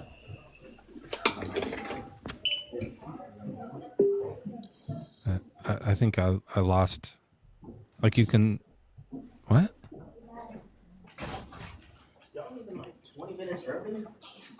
Are you guys still there? Is so. What I'm trying to understand, man. Is that what he meant? Like it's fine to steal someone's money, but don't take their heart. Don't steal my heart. Don't take their soul. Don't steal their memories, kind of a thing. Like, what are you talking about? The moral laws, the 10 Commandments, were set up as a way to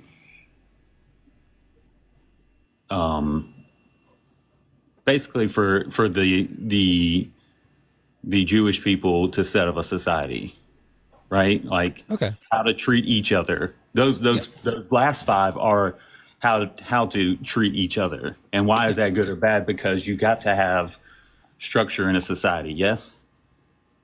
And so, okay, I see what you're saying. So when we look at it, that's kind of what I was saying too. It's like there's a society that we're trying to build up, and I think here's the best way to do that. And God was saying, I have to start this society, even though there already was society, but he was trying to like make society better. So he was like, here's what I think will help your earthly experience, right? Yeah, sure. Earthly experience.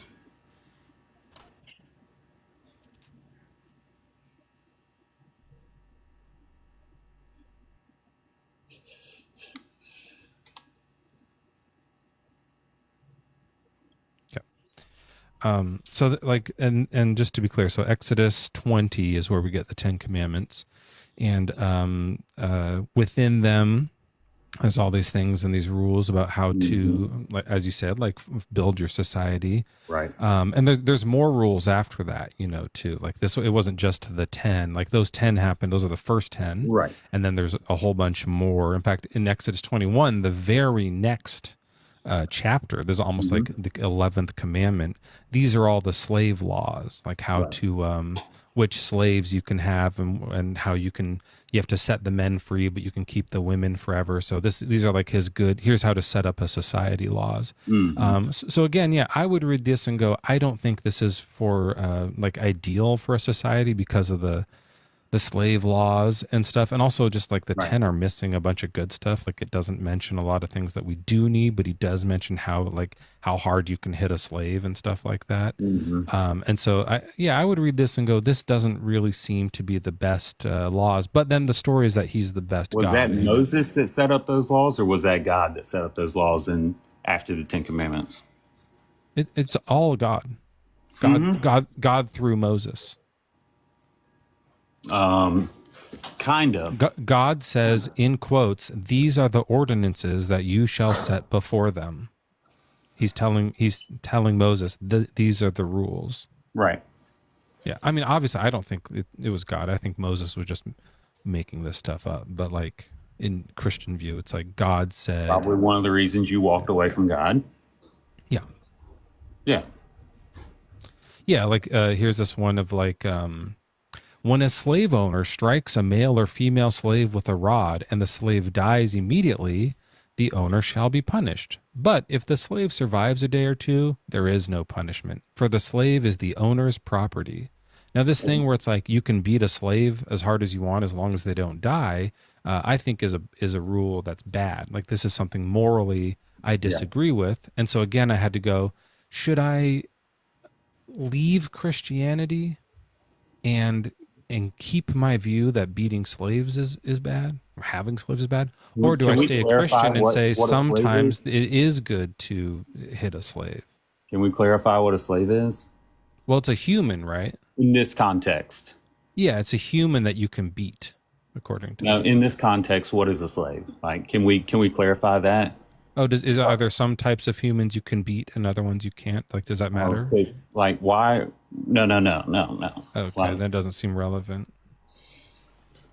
This one was about the Hebrew slaves, like the temporary slaves. I think they're talking about.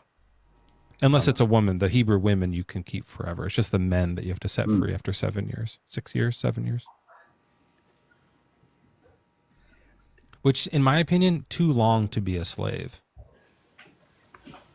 Do you want to guess what my personal opinion is for the amount of time that you should have a slave for?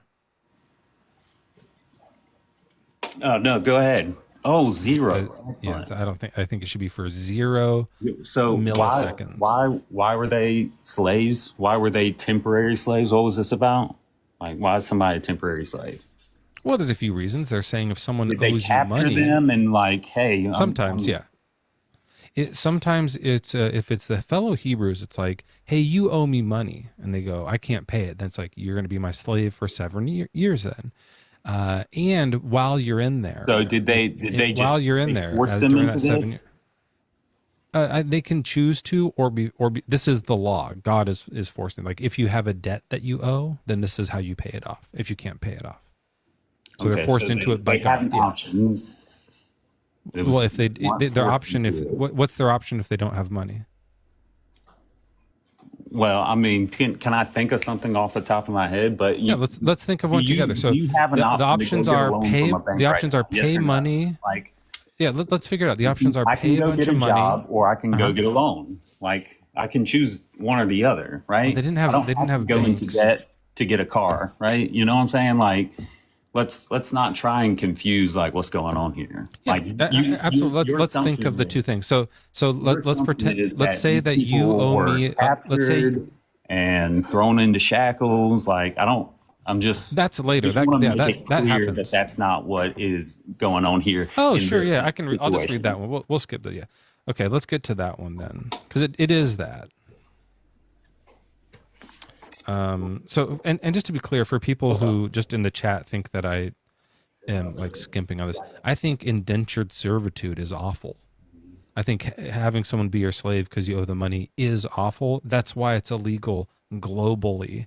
But to be clear, they make the distinction once we get to Leviticus chapter 25.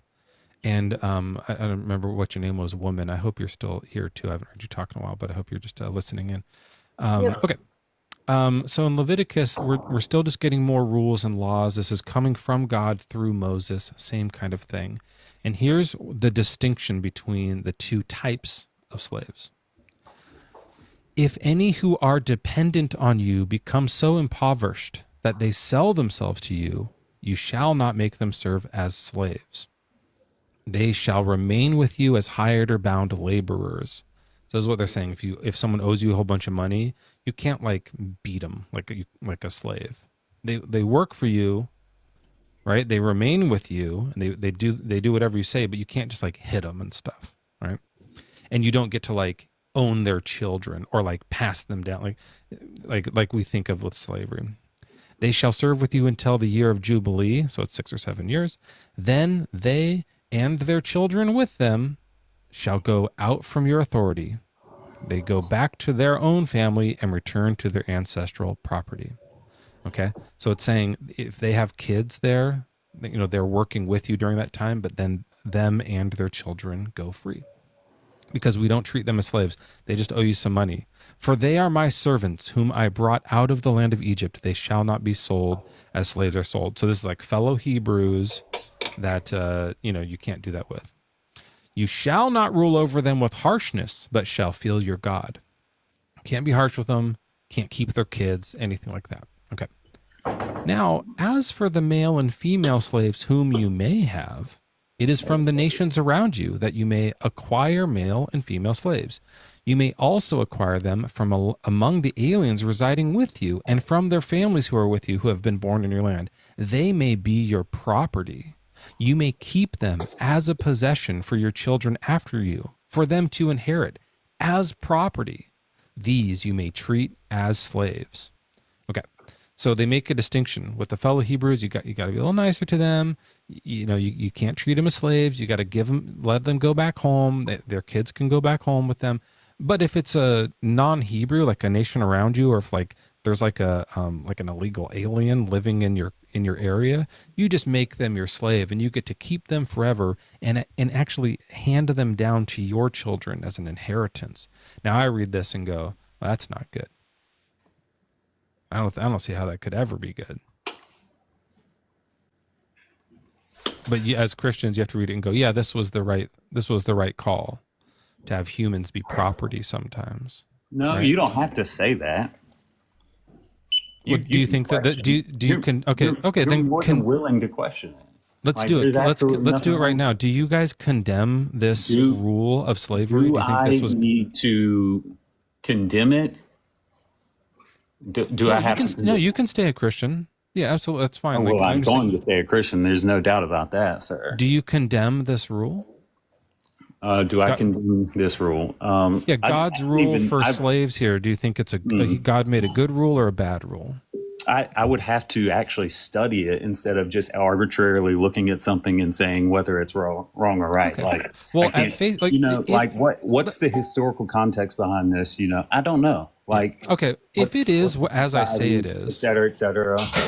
Yeah, if it is like this, where it's like, and maybe I'm misreading it, and there's stuff to learn about why the slavery is okay or something. But if it is just moral change based on the society, yes. No. Yeah, absolutely, yeah. That happened. People in what's different wrong societies here? have. In this society, it's okay, but now it's not. No, I don't think it's okay, but that's why I'm saying their morals are different than mine. You just said yes. You believe that morals change based on the society. Yeah, they have a different morality than me. You guys have a different morality than me, and we're in the same society. My morality stays the same, sir. Right here. Right, but it's different than mine, right? Your morality is different than mine, right? Like we have different opinions. Like I don't think slavery is ever good, and you do. Remember, that's what we've been talking about this whole time. That we have a differing opinion on what morality is. That's what we're talking about. Do you think everybody has the exact same morals? I'd like to push back on you, Mezzo, because not everyone has the exact morals worldwide. You said that like everywhere in the world it's illegal to do indentured servitude. Oh, is that not true? Well, I did a quick search on ChatGPT, and it says that like there are some countries where it's just not clear. They don't have very good anti-indentured servitude laws, so it's not illegal. And they said, do you want me to give you the list? And I said, yeah, give me a list of like 10 to 20 countries. And they were like, well, there's no authoritative list. We can't really say that. I don't feel comfortable giving you the list. And I said, well, why don't you? And then it's like, do you want a partial list of like 20 to 30 countries that might have it? And I was like, yeah, give me that list. And they're like, well, it's just not publicly verifiable. So I don't think it's responsible for me to give you a list when we don't really know which countries would allow that. And then they said, do you want like just a spreadsheet that has some sample countries where it might happen? And I said, yeah, give me the sample countries. And then they're like, yeah, I don't think it's responsible for me to give you a country because ChatGPT, and this is genuine, knows it would defame the countries so hard that they will not give me even like a hint of what countries might do indentured servitude. It is so grotesque and it is so wrong, according to a computer program. Ask it to whisper it. All right, it'll be like ancient Israel, ancient Hebrew Israel. Yeah, it just logged me. I wasn't even logged in. It just shut me out. Like it just was like, no more questions. Well, but this is genuine. Like, it's like so the United bad. Nations have laws against it. Like Yeah, exactly. So they're yeah. like, we can't tell you. We can't even suggest some countries do it. That's how bad most people think it is. But this idiot down here is just like, no, maybe it's fine. Well, I think that's the point. So like, if you have to say, you know, it used to be good and now it's not, then you're saying morals change over time, right? I think morals change from individual to individual, but if you're someone who thinks morals are all of the time 100% consistent, then that would mean, and these are the right ones, that would mean that right now it's okay to beat your slave. Do you guys think it's okay to beat slaves right now? No. Okay, so that's changed over time, right?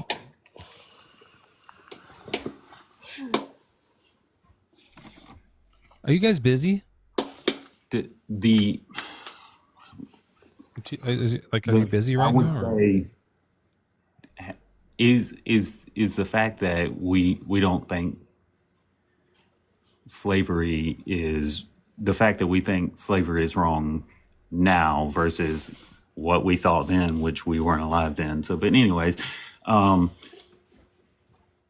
you're saying I didn't understand that sentence. Moral Sorry. has changed. You're saying that moral has changed. I don't think the moral has changed. I believe that there were rules in place based on that society for how to treat someone. Was there a moral law in there? I don't think so. No, this is like a legal law, but he's A saying legal law, right? But it's from it's Not a from moral God. law. A moral God, law. so God's a moral. What are the moral laws? Yeah, God says the reason you can do What this is are the because moral they're not laws? my chosen people. What are the moral laws? From God, right? I mean, in my but view, what are the they're moral laws? different. I don't think there's moral law, but in your view, there are moral laws. In your view, yeah, I was No, it's not. It's not my view. Like the Ten Commandments are the in moral Christians' laws. views. In case you were wondering, the Ten Commandments are the moral law. You're questioning the morals have changed. No, the Ten Commandments have still remained the same. So Yes? it's still against the moral law to covet your neighbor's slave. Right? That would be bad to do. Am I wrong? I'm sorry. What was that? I didn't even hear what you said. It's still against moral law to covet your neighbor's slave, who shouldn't do that. Right? Are you coveting someone? Yeah, like their slaves that they have. Okay. We're not supposed to covet them, right? Yeah, you're not supposed to covet things. No. Correct. So it's not a legal law, but just morally it would be bad to do that. To covet something, yes. Their slave. Okay. I'm not understanding what you're saying here. Like, One of the moral laws is don't covet your neighbor's slaves. where is that? In the Ten Commandments. That's not in the Ten Commandments. All right, let's read Exodus 20 to which one is the don't covet one? Is that Bless you. Is that the 10th one? No, it's not. I haven't seen the whole one. It's already Yeah, number 10. You shall not covet your neighbor's house. You shall not covet your neighbor's wife, male or female slave, ox, donkey, or anything that belongs So to you're your not neighbor. supposed to covet. Yes. Right, and it includes their slaves, which belong to them. So they're saying some people can belong to other people. In your moral law, it mentions that Did it say, hey, people can own. you can own people? Yeah, No. it says doesn't. they belong. It says No, they it doesn't. belong to It them. doesn't. Oh, they don't belong to It's them. it's acknowledging that they have them. Yes. You should Right. not. So in the moral law, it acknowledges that slavery it happens, And it says but does it at any says point in servant, here by the say way. It not doesn't to? say Does- slave. It says servant, by the way, not slave. it depends on which version Let's you not look make at, up but in the that. original Hebrew, they used the word slave. Okay, but what did it mean in that context? Slave. No. That's what it meant. Yeah. Okay. Anyways. So, but here's the point I'm getting to. They have the moral law here. Yes, it tells you not to Perfect opportunity to say, and by the way, don't have slaves. Don't beat anyone with rods. Don't own anyone as property. But they don't say that, which is why you're left not being able to say that it's always bad to have slaves, because you don't know. There's no moral law about it. There's legal laws about it. God says how to have slaves. Here's how to have slaves, signed God. When does it change from moral law to legal Don't be law? disingenuous. When's the change? It's the next verse. When's the change from moral to legal?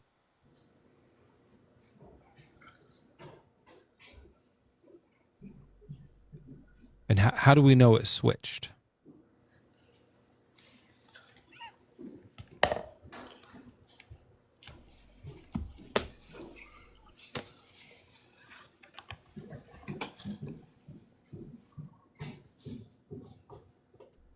It just seems like right now there's an experience happening.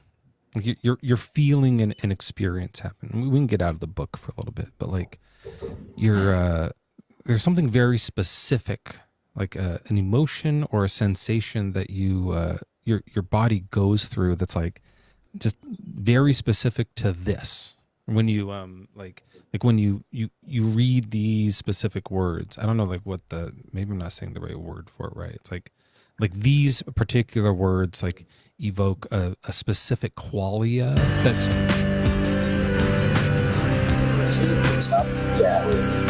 It is 2:03 p.m. Bad Bob of the Bates. We've got Mezzo hosting the F out of the show. JRB in the sidecar as long as that lasts. And we've got Talk. Oh Is no, that the right? we have to Is that move the on. right- They said the secret word of the day on accident. So sorry guys, we have to move on. But thank you so much for coming back. Come back some other time. And hey, woman, get the heck away from this guy. He's a lunatic, and you can think on your own. Okay. All right. Take care. Okay. Just they said the word of the day, so we have to. All right, we got quality in the hot seat. Shit. That's ready. right, Mezzo. You want to do me a favor? Yeah. Take it the fuck away. Wait, hold on a could you second. take but it's the top of the hour. No, it was just the secret word of the day. We're doing it different today. I don't know. I'm not. I don't know. I don't know how to do this live. I'm trying it out. We're just seeing. And he's gone. Chooper. I don't know how to say Chopper Chlee. Welcome in. What's your age and religion? You know how to pronounce my name, Mezzo. Chooper Chlee. Anyway, that was exhausting. Joel is exhausting hard to news. listen to. Yeah. No, I just wanted to do my one thing, and then you can kick me. Of course. I mean, you kind of already ruined it, but qualia. God damn.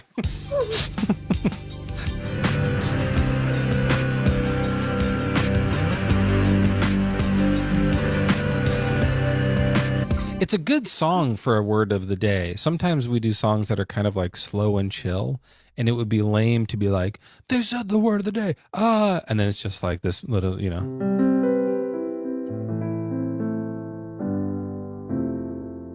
the word of the day. It has to be kind of. I agree that it was a bit insufferable, but to be fair, I was doing most of the talking. So when you say that, I assume you mean I'm being insufferable. which is also fair. Optimus, welcome in. What's your age and religion? I am a progressive Jedi. That's interesting. I'm Orthodox Jedi. Hell yeah. I accept all Jedi.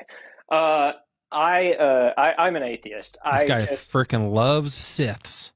The liberal left Jedi movement is accepting of Siths. Sorry, go ahead. Yeah, well, I mean, God's a Sith because only Siths deal in absolutes, and True. he, objective morality and all that. I have 2 stories, but I'm only going to tell you one. I'll come back like next week or whatever. Do you want a funny story that's just stupid funny, or do you want something that's funny but also kind of fucked up? I maybe spare us the fucked up today because we already got some of those. Let's just do the funny one. Great. Real quick before I do that, if anybody is 19 and someone that's a good bit older than you is telling you something, fact check them. Don't let their age. Hypothetically. Yeah. Anyways. Okay. So my cousin and I went to different churches, but we were our churches were sort of competing with each other to see who was the most Nazi-like. And I went to my cousin's church, and there's this guy that he's just a guy. He has the quote unquote spirit or whatever. And he gets up there and he's doing a talk on why you should not go to the movie theater.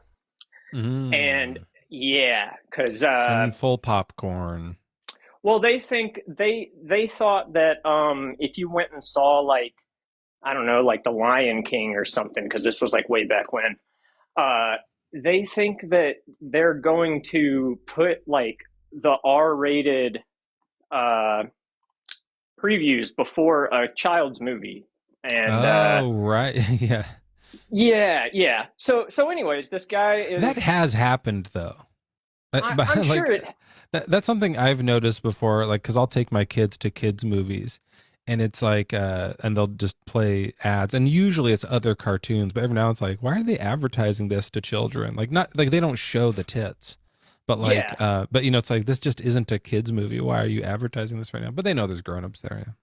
Yeah. Well, I don't have kids, and my parents were actually cool with movies for the most part. But anyways, so this guy's talking about the theater or whatever, and he just starts going, now just think about this. Think about the word cinema. Just say it slow. Cinema. Oh, that's so classic. That's so classic. But then he ends it with cinema, mother of sin. And everybody there was just oh, God, cinema? Sin enema is what Joel said.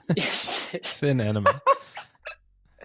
Yeah. But yeah, that, I don't classic. know. I think about that all the time. But that was a thing when I talked to flat earthers more. There was a really common thing where they would be like, do you notice that this part of this word, it's you guys, it's just etymology you're talking about. And cinema obviously doesn't come from sin, but they do a lot of that, just but that's from this word. And they're doing either just regular etymology or just sometimes words rhyme. Optimus Rhymes over here knows about that. It's just so classic to be and that he figured that out at home and was oh shit. I'm gonna tell everybody about this. Yeah. That's great. Yeah. That's great. They were hardcore. Their church said that they didn't really believe in the age of accountability, because they said if a baby cries, that's them wanting something without needing it or some shit. And so that the baby would sin. So they were hardcore. Geez. Yeah, it's super fucked. But anyways, love the show. I'm glad you cock-blocked that guy from that 19-year-old girl. I don't know if that's what was going on, but it was making me a little uneasy. I didn't get that impression. It just seems like they work together. I don't know. Like I kind of like give people the best up front that I can. It didn't seem like something that level of creepy was going on. But there was a getting indoctrinated by Christianity thing going on, which does happen, unfortunately. Yeah, So hopefully we shook a few strings loose and we'll. Yeah, that's not an well, explanation. her silence spoke way louder than words. You got her thinking. That's what's important. Yeah, So hopefully they keep listening. All right, yeah, get out of here. All right, have a good day. Keep doing your atheisms. Now, this is an interesting name. I can't quite read it. It's something shark. Question mark? Sorry, what did your name say? Yeah, sorry, I just can't quite see what it says. I can't tell. You're talking to me. I can't tell. You're not saying my name or anything. So I think it's question mark. No, I you look can't tell from close. this. Anyways, guest, what's your age and religion?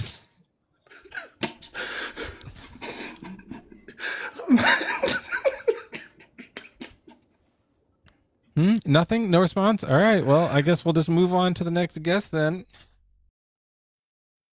I couldn't. It's just so hard to. I'm trying to.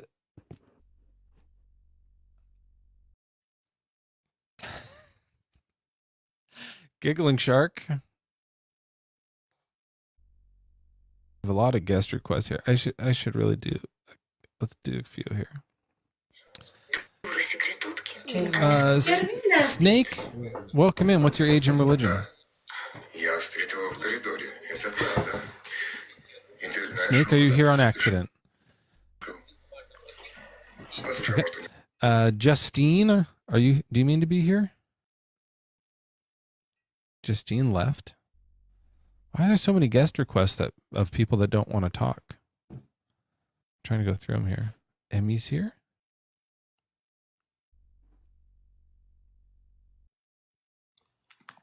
Hey, Emmy.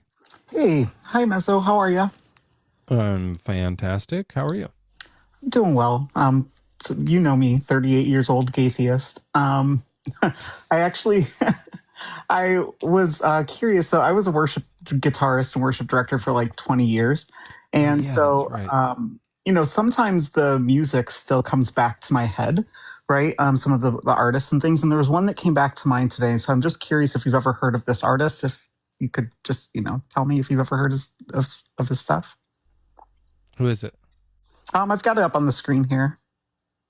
See if you can tell me what his name is. I can't see it. It's a Chris Cross. Yeah, they had that song about jumping or something. Like a jump. So they're gonna make close. you jump kind of song. Yeah, no, I'm not familiar, but I don't recognize it. But yeah, but I did love Chris Cross. They had some great music. And get the fuck out of here! These sneaky people trying to play one over on me. Gonna take a lot more. Oh yeah, Chris Cross also did. He did later when he grew up. He did sailing. As kids, he did jump, and then he grew up and did that sailing. So this is so. All right, I'm getting close to being done here. A few more guests here to get through. Let's see here. Miles, welcome in. What's your age and religion? Yeah, I did not think I would make it up here. I'm 23. I'm a strong feeling atheist. I love that passion. Well, you get to say one thing. What would you like to share? Yeah, I mean, I've just been thinking a lot about what the best way to work towards deconstruction for other people is. And something that was always very convincing to me, is never convincing to other people, is like the natural selection of religions. Like the idea that religions that spread the best are going to be the largest. And I feel like whenever I say that to people, like, well, yeah, that's because they're correct. And like, I've never heard, I feel like you would probably be better at building an argument based off that. So I was wondering if you had there's something to the vague ones. I talk about this a lot, how like the reason that mediums and psychics are still believed in and like the way they work is by being vague.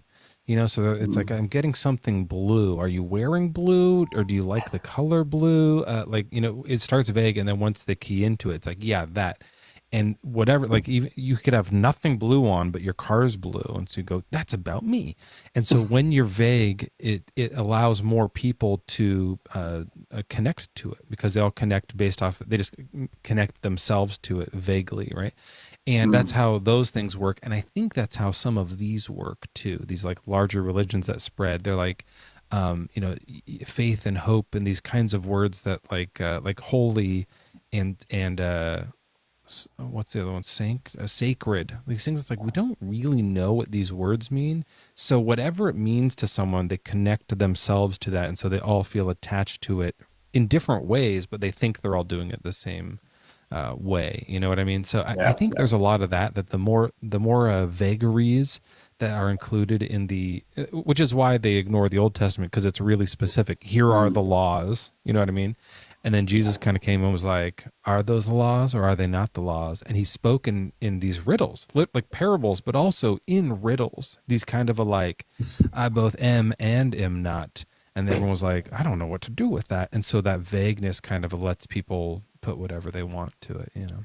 I think that's why we see a lot more just general theists who argue from the perspective of, I think there is a mind that created the universe. And then you push them on anything specific and they go, well, I've written this syllogism that convinced me, so it should convince you, you know? Yeah. And like, obviously, like that type of thing, I don't think, like telling someone like these vague methods are what, like, that's not going to deconstruct anybody.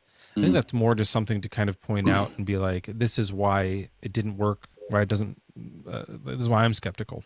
You know what I mean? Like, because I can apply the same stuff to all the religions and it works equally to all of them. That kind of like, is vagaries not the right word? What's a vagary? Hold on. Something that's vague. Vagaries, unexpected thing in someone's behavior. Oh. Yeah, that's the wrong word. Unexpected and inexplicable. That's the vagueness. Yeah, maybe it is just vagueness. Yeah. Vagueness? Vagueness is probably correct. Yeah. Ambiguities. That's a good one. Ambiguities is really good. Vagaries is such a great word, but I didn't use it right. A vagary. An unexpected, inexplicable change in situation of someone's behavior. I would never use that. Yeah, so I get it. It's like someone who like acts weird, like eccentric. So it might be like, so Jesus was, how do you use it in a sentence then? The vagaries of Jesus are inexplicable. Yeah. Then that kind of works. It's the vagaries of Jesus that led to this religion being passed down for so long. Maybe that's the right way. Exactly. Yeah. Vagabondry. Anyways, I don't think that's going to like necessarily deconstruct someone right away. But once there is a component where I think reading about all the other world religions and realizing that how similar they all are and how like made up those ones all seem, helps people realize that theirs is made up too. That worked on me. Nothing works in an instant. There's no syllogism. There's no like single word that you can click and will say that will turn it off. It takes a few years to change your mind about anything, especially something that you've been indoctrinated with. So nobody should be expecting tallies to just really be flying off in one conversation. But you plant the seeds of atheism and skepticism, and maybe eventually these things start to unravel. All right. Well, thank you very much. Absolutely. Thanks for being here, Miles. Appreciate you. Okay, this is an interesting guest. It's kind of hard to tell. Trying to read their name. Hey, Christqua? Are you a quail? Are you Christ quail? It's kind of like off of the quail. This is like the quails from Exodus you're talking about? Cool. Well, welcome in. How are you? What's your age and religion? 35 and a New Age Christ follower. New Age Christ follower, huh? Okay, that's interesting. Which age did the newness start? When I was born. That's kind of old. You're an asshole. That was fucked up, dude. And what did you want to share with us today? Nah, nobody was in the guest box, honestly. But no, yeah. No, I'm gonna be upfront. I'm an atheist, but yeah, I just gotta. You're an atheist, but so you're not really a quail? Quail, ish. You're quail-ish. Interesting. Okay.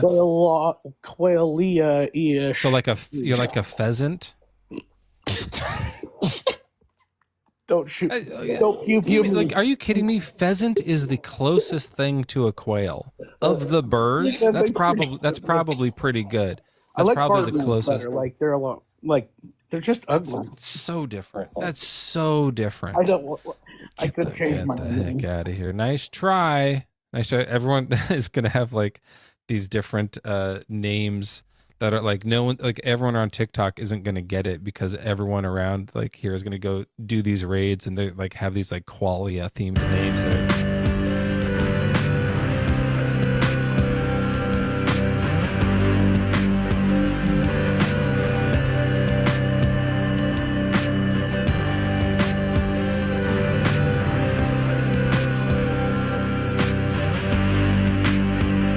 I'm really sick of this stupid joke. I've been popping in and all I hear is this dumb word constantly.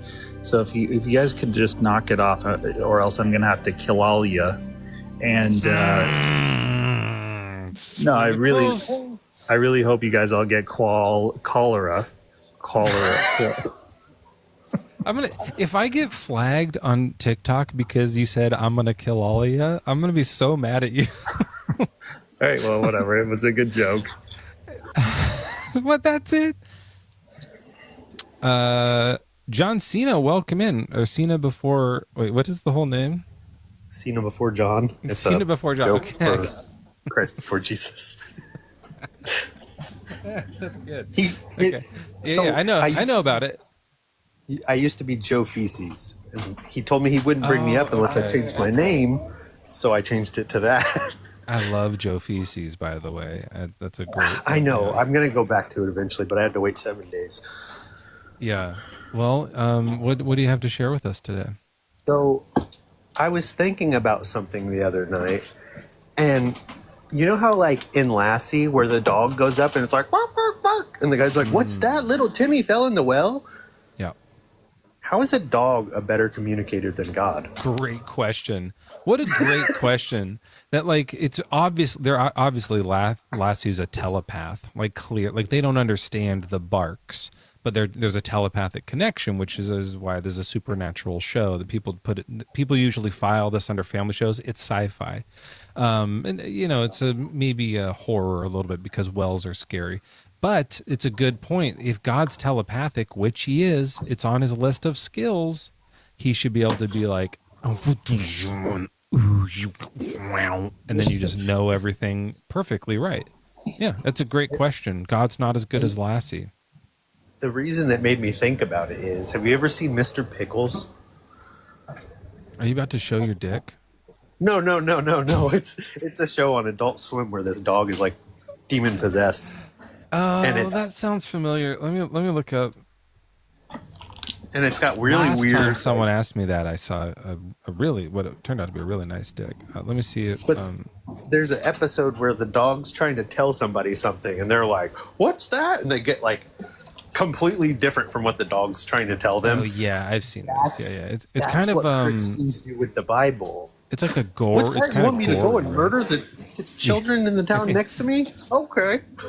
Yeah, I wonder. I do wonder about that biblically when you see things like the Amalekites. If Samuel was like, I want to fuck them up. I want that to happen right now. So I'm gonna say God said. They killed my Paul. Like I think sometimes it's them saying, "Oh yeah, God just told me to," and other times it's like with the burning bush. I think he was just going nuts.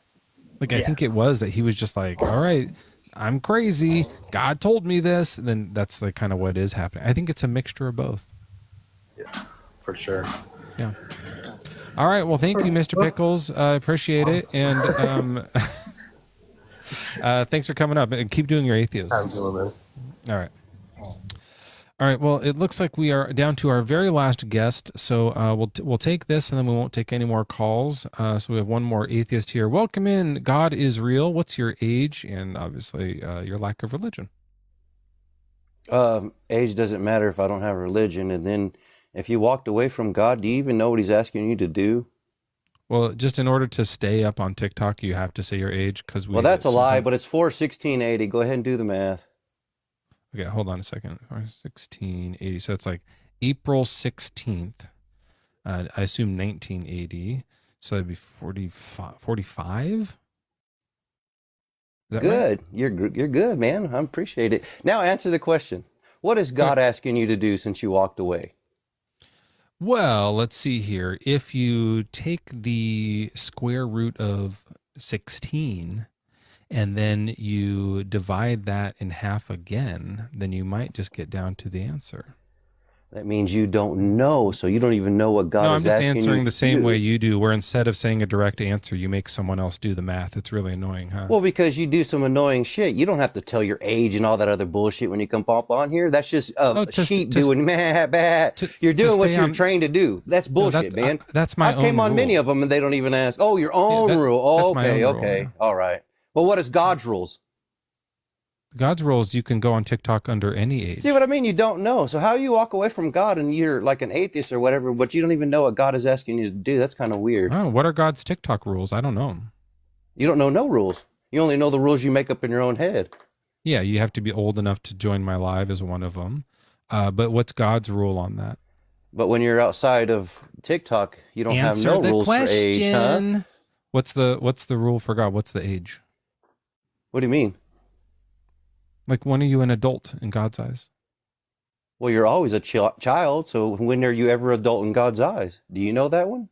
Do you think you're a child? If you're all children. Wait, you think you're I'm a child? Yeah. You're on the internet talking to a child right now? Are you fucking serious? You call yourself an atheist and you're still living, trying to get views off of TikTok. Get the fuck out of here. You think I'm a child? Are you serious, dude? Come on. What kind of a child will say they don't believe in God but come on TikTok to make a fucking live about it? Something that doesn't real. That's what you're embarrassing yourself now. Sir, are you fucking serious, dude? Dad, you're yelling at me. You goddamn right I am, because you're a dumbass, dude. Do you know what the 10th commandment is of God? What's the rule about yelling at dumbasses? That I can do it louder and louder every time. What's the verse that supports that? Number 2. Verse number 2. Let's look at it. Hurry up and find it, son. I need you to hurry up and be a man one of these days. The earth was complete chaos, and darkness covered the face of the deep, while a wind from God swept over the face of the waters. Bam! There you go, right there. You got it, man. It doesn't seem relevant to you yelling it does. at dumbass That's just you children. have to be a brain. You have to have a brain to understand God. How do you not understand what His commandments are? Can you explain it to me? The commandment is, "Thou shalt not covet nothing," and you're coveting that there's no God. So you actually prove there's a God by breaking His last commandment. I am just like if I saw you in person and I started coveting you, and then I bared false witness on you, and I either wanted to rob you or kill you. Those are all against God's commandments. So basically, by you being an atheist, if anybody ever saw you in public, it's all right to put a gun to your head and pull the trigger to you and your whole family if none of y'all believe, right? Because there's no God, there shouldn't be no rules. His 6th rule says, "Thou shalt not kill each other." So if I do that and God's not real, it's 100% okay, right? Or is it wrong? Is it wrong? Is it wrong to kill you? Yes or no? Sorry, was that a question? I thought you were doing your thing. What's well, no, you should have some brains. I already know you had the answer in your head. Like, no, I don't want that to happen to me. I don't know the question. I didn't hear. Yeah, I just, yes or no? That's a lie. I just told you a fucking question. You're yelling. I can't. I put you a scenario. Yelling. That's called bearing false witness again, bro. Just because I speak with the Spirit, bro. You can't handle it. You have to quiet down for me to understand. No, it's because you're a child and you can't handle it when your parents Why are you yelling at you. Children? Who's yelling at you? Are you that much of a child? I think that. Come on now. What's your name? What does my name say down there? Hey, are you that fucking stupid, dude? Hey, your name is God? I don't understand that. 100%. Okay, so yes, God's yelling at me. Yeah. Hey, Joel. I just wrote this new law of atheism, and it is don't be a piece of shit moron. And this guy just broke that law, so now atheism is true. Oh man! If I go and kill you, that's not wrong, right?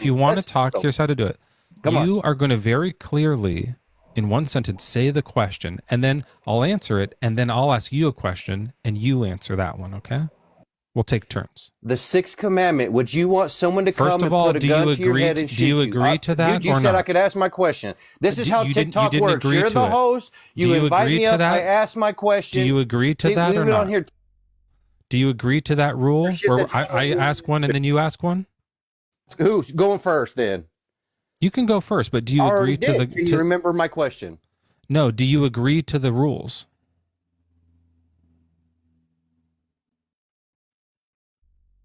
Can you not answer my question? See, we were already...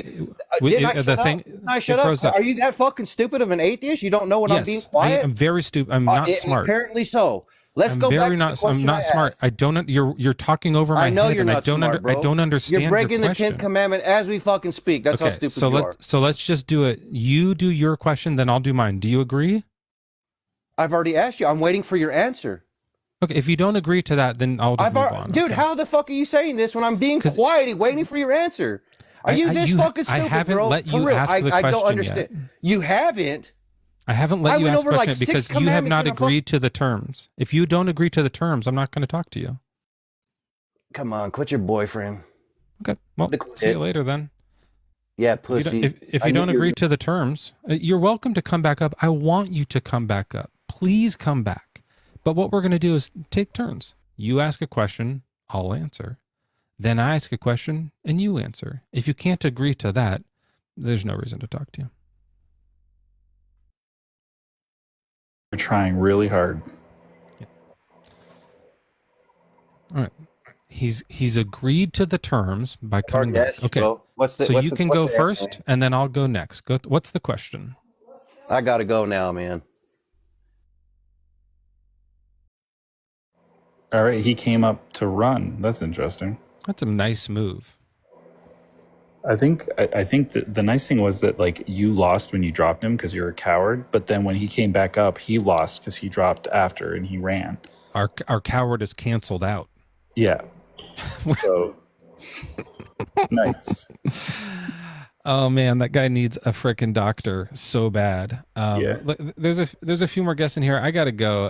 That's all I have time for today. Joel, you missed like so much of the live. I don't know. Like, are you busy or? No.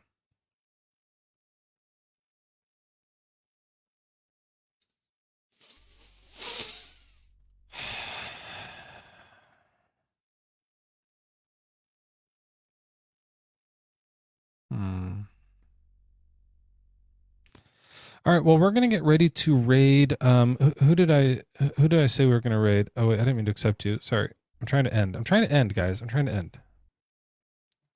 We're gonna raid. Is Days on? Did Days start? Hey. I didn't mean to accept you. I'm trying to end the live. Oh. This is the second time we've done this. It happens. The TikTok is super slow. Like I pushed the button for you like 10 minutes ago, and then it goes up. But sorry about that. Did you have a really quick thing to say? Well, yeah, that last guy, he has some videos on his page saying that the CIA is looking for Jesus. Oh, I wish them luck. That'd be great. I mean, finally, someone's going to track this guy down. You know, because no one else has been able to see him anywhere. Yeah. Well, I'll let you know if they find him. Yeah, keep me in the loop, but use some like secret CIA code words like the eagles in the nest, you know, or something like that kind of thing. Okay. All right. Hey, thanks for that. And I'm just going to mute you with my butthole. And then, okay, Days is going to eat first. All right. Well, hey, when Days starts, everybody go follow Days. And we'll have ourselves a nice live. Let me go over to the YouTube. Hi, everyone. Thank you so much. Oh, shit. I missed a super chat here. From Kermit. Okay. Everybody's looking for him. Qualia. Or who Qualia? I don't know what that means. Oh, it's the word. Yeah. It's the word of that. That's right.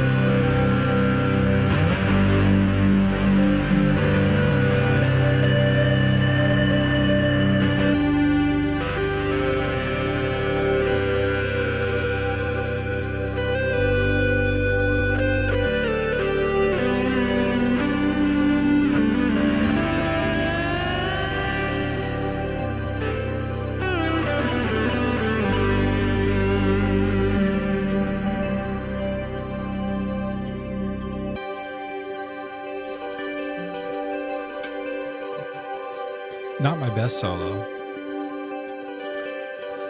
All right, everyone, take care. Raid board agnostic for now, maybe. And then go over to Days. Bible guys on, go there for sure. Whoever's on, go and say Qualia Raid. Make sure you say it's a Qualia Raid.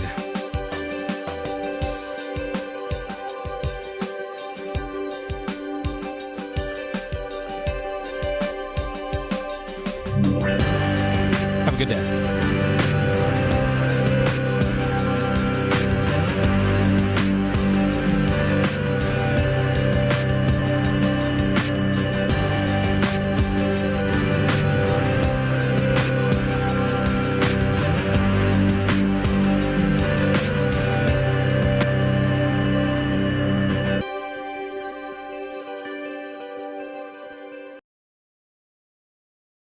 That the God who is capable of building the universe, human beings, and everything in it is way more complex than the universe or the human beings or everything in it, right? I agree with that. Of course he is. Okay.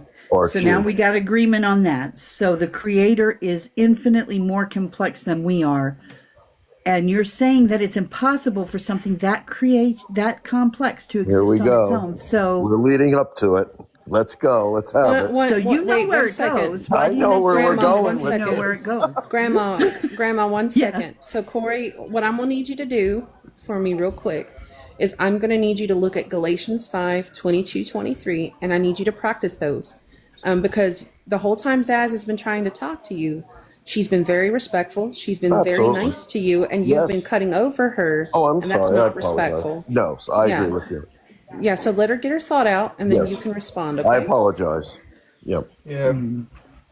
But anyway, the point is, and you know it's going there, so I'm not sure why you keep making this argument based on complexity, because if it's true in one instance, it's true in every instance. So if it is impossible for something that complex to create itself or to exist on its own without some creator, then you are making the argument that God would need a creator too. And then whoever created God would also be more complex, would need a creator too. It's just a never-ending chain of necessity that something would need a creator. And if you're going to answer that God always existed, well, the same could be true of everything in the universe. So 3 years ago. We're not privy to that information. I know it was going. well, and we're not privy to any of it. I agree with you, that much we agree on. But Yeah. here's the thing. Can I ask you why, if we're not privy to that information, that you would assume that you have the answers? Because or we that can't anyone even who's figure telling out. you they have, well, anyone who's telling you has the answers either. If you know that you don't know for sure, that you can't prove what you're saying, I can't prove one way or the other either. That's why I'm agnostic. Why would you believe people who claim to have absolute truth and knowledge about things that are impossible for us to know? Well, that's hard to explain, but I mean, like I say, I think Alpha and Omega, it says in the Bible, I am the beginning, I am the end. And he tells you that he created himself. That's basically it. Can I ask you a quick question? I'm a fellow believer, by the way. Oh, nice. So have you done any research into like the stuff they're talking about, like abiogenesis at all? Because I've been on here a lot and I've learned a lot from these people. I've researched a lot since I've been on this this page. So just so you know, man, all right, like we've created DNA. We've put DNA like that we completely created from computer coding into a cell, and that cell's still alive. Like now, I think it's called, like, interestingly enough, it's called Sin 2, or Sin 1, but that stands for synthetic. And then as far as DNA is concerned, we also know how to create, or sorry, as far as RNA is concerned, we've also been able to have our RNA made with what they believe to be the same conditions that existed on the early Earth. So as far as what they've been telling you, it's all true. The only thing that hasn't happened is they've never been yet made RNA that on its own replicates DNA that's yet to happen, but they feel like they're pretty close to doing that. Yeah. And so I just want you to know, like, there's a bunch of truth in all this, and it's worth it to actually like open your mind up a bit and listen to it, because even in, like, another question I had is, have you read the whole Bible before? I parts of it, yes. Parts Okay. of it. So but you're using materials that was created already and manipulating Sure. them. So that's what we're Sure. doing. We're using strands of DNA. We're splicing. We're of course we're using the program. We're using what's here on Earth. What we're using. I believe very similar to that. biogenetics. The reason I ask about the Bible and ask about the research that you did is simply because you're making some arguments and some claims, but you haven't read the whole Bible, and you haven't researched what they're talking about. Do you understand that? Like, Well, that's all I'm saying. Sure, a lot of people haven't researched what you've mentioned, but they have wisdom and they have a talent. It's called wisdom. It's created in us, and we're built How do you for get that. it? Well, we're built for that. 747 doesn't have wisdom. We do. 747 doesn't have awareness. We do. And we're a lot simpler in some aspects. However, when you go down to it, including our DNA microscopically, biologically, chemically, we're a trillion light years from a 747. We are advanced, man. I still don't see how we're getting to like the necessity of a creator. Like, if you just want to say that you just do believe in a creator, Corey, Well, these things are a bit, and these I'm things are a not. bit difficult for you to wrap your head around. Like, that's fine. It's difficult for a lot of us to wrap our head around. None of us here have like any kind of like, PhD in biochemistry or cosmology or anything like that. But like, I'm not seeing like us being, you know, the way that we are necessitating a creator. They're I'm studying the still not like I'm creation. still not deriving, or I guess from what you've kind of posited, I don't see what prevents us from still coming about by natural causes. Because they're researching what exists already. We're biomechanics, all that research is examining and experimenting with what exists already, and that's creation. Well, I don't know how you but you're research things asserting that creation. don't exist. Creation yeah, of like everything. God's Doctor is saying, like, we don't believe it was created. How could something so complex not be?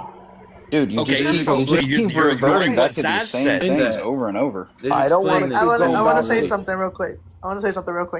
Corey, I am the product of two people's mistakes that are no longer together. They thought they loved each other. Turns out they didn't. Oh, well, that's why I'm here. Did I ask for it? No, but I'm here. So I'm trying to do the best I can with it. Good. That's nice. Now, do I believe in a creator? If you had spoken to me a couple years ago, I would have said yes. Now, I say no. What's your reasoning for that? Because your parents failed to love each other and stay together? Okay, well. I'm sorry. I'm sorry. I'm sure they were nice people. Wow. Okay. Everybody that's been here in the panel with me knows why. That is something that I do not wish to get into right now, Oh, absolutely. since I already had that discussion with somebody else the other day. However, everybody else here, like Spirit says, I think Everlasting was here, and then Paul, they all know why. But I will give you a little bit of why. He was not there when I needed him.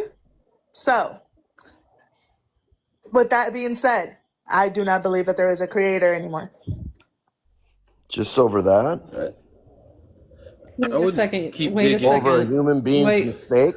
No. Wait. She asked you. 1 second, Josh. 1 second. No, that's not what she said at all, Corey.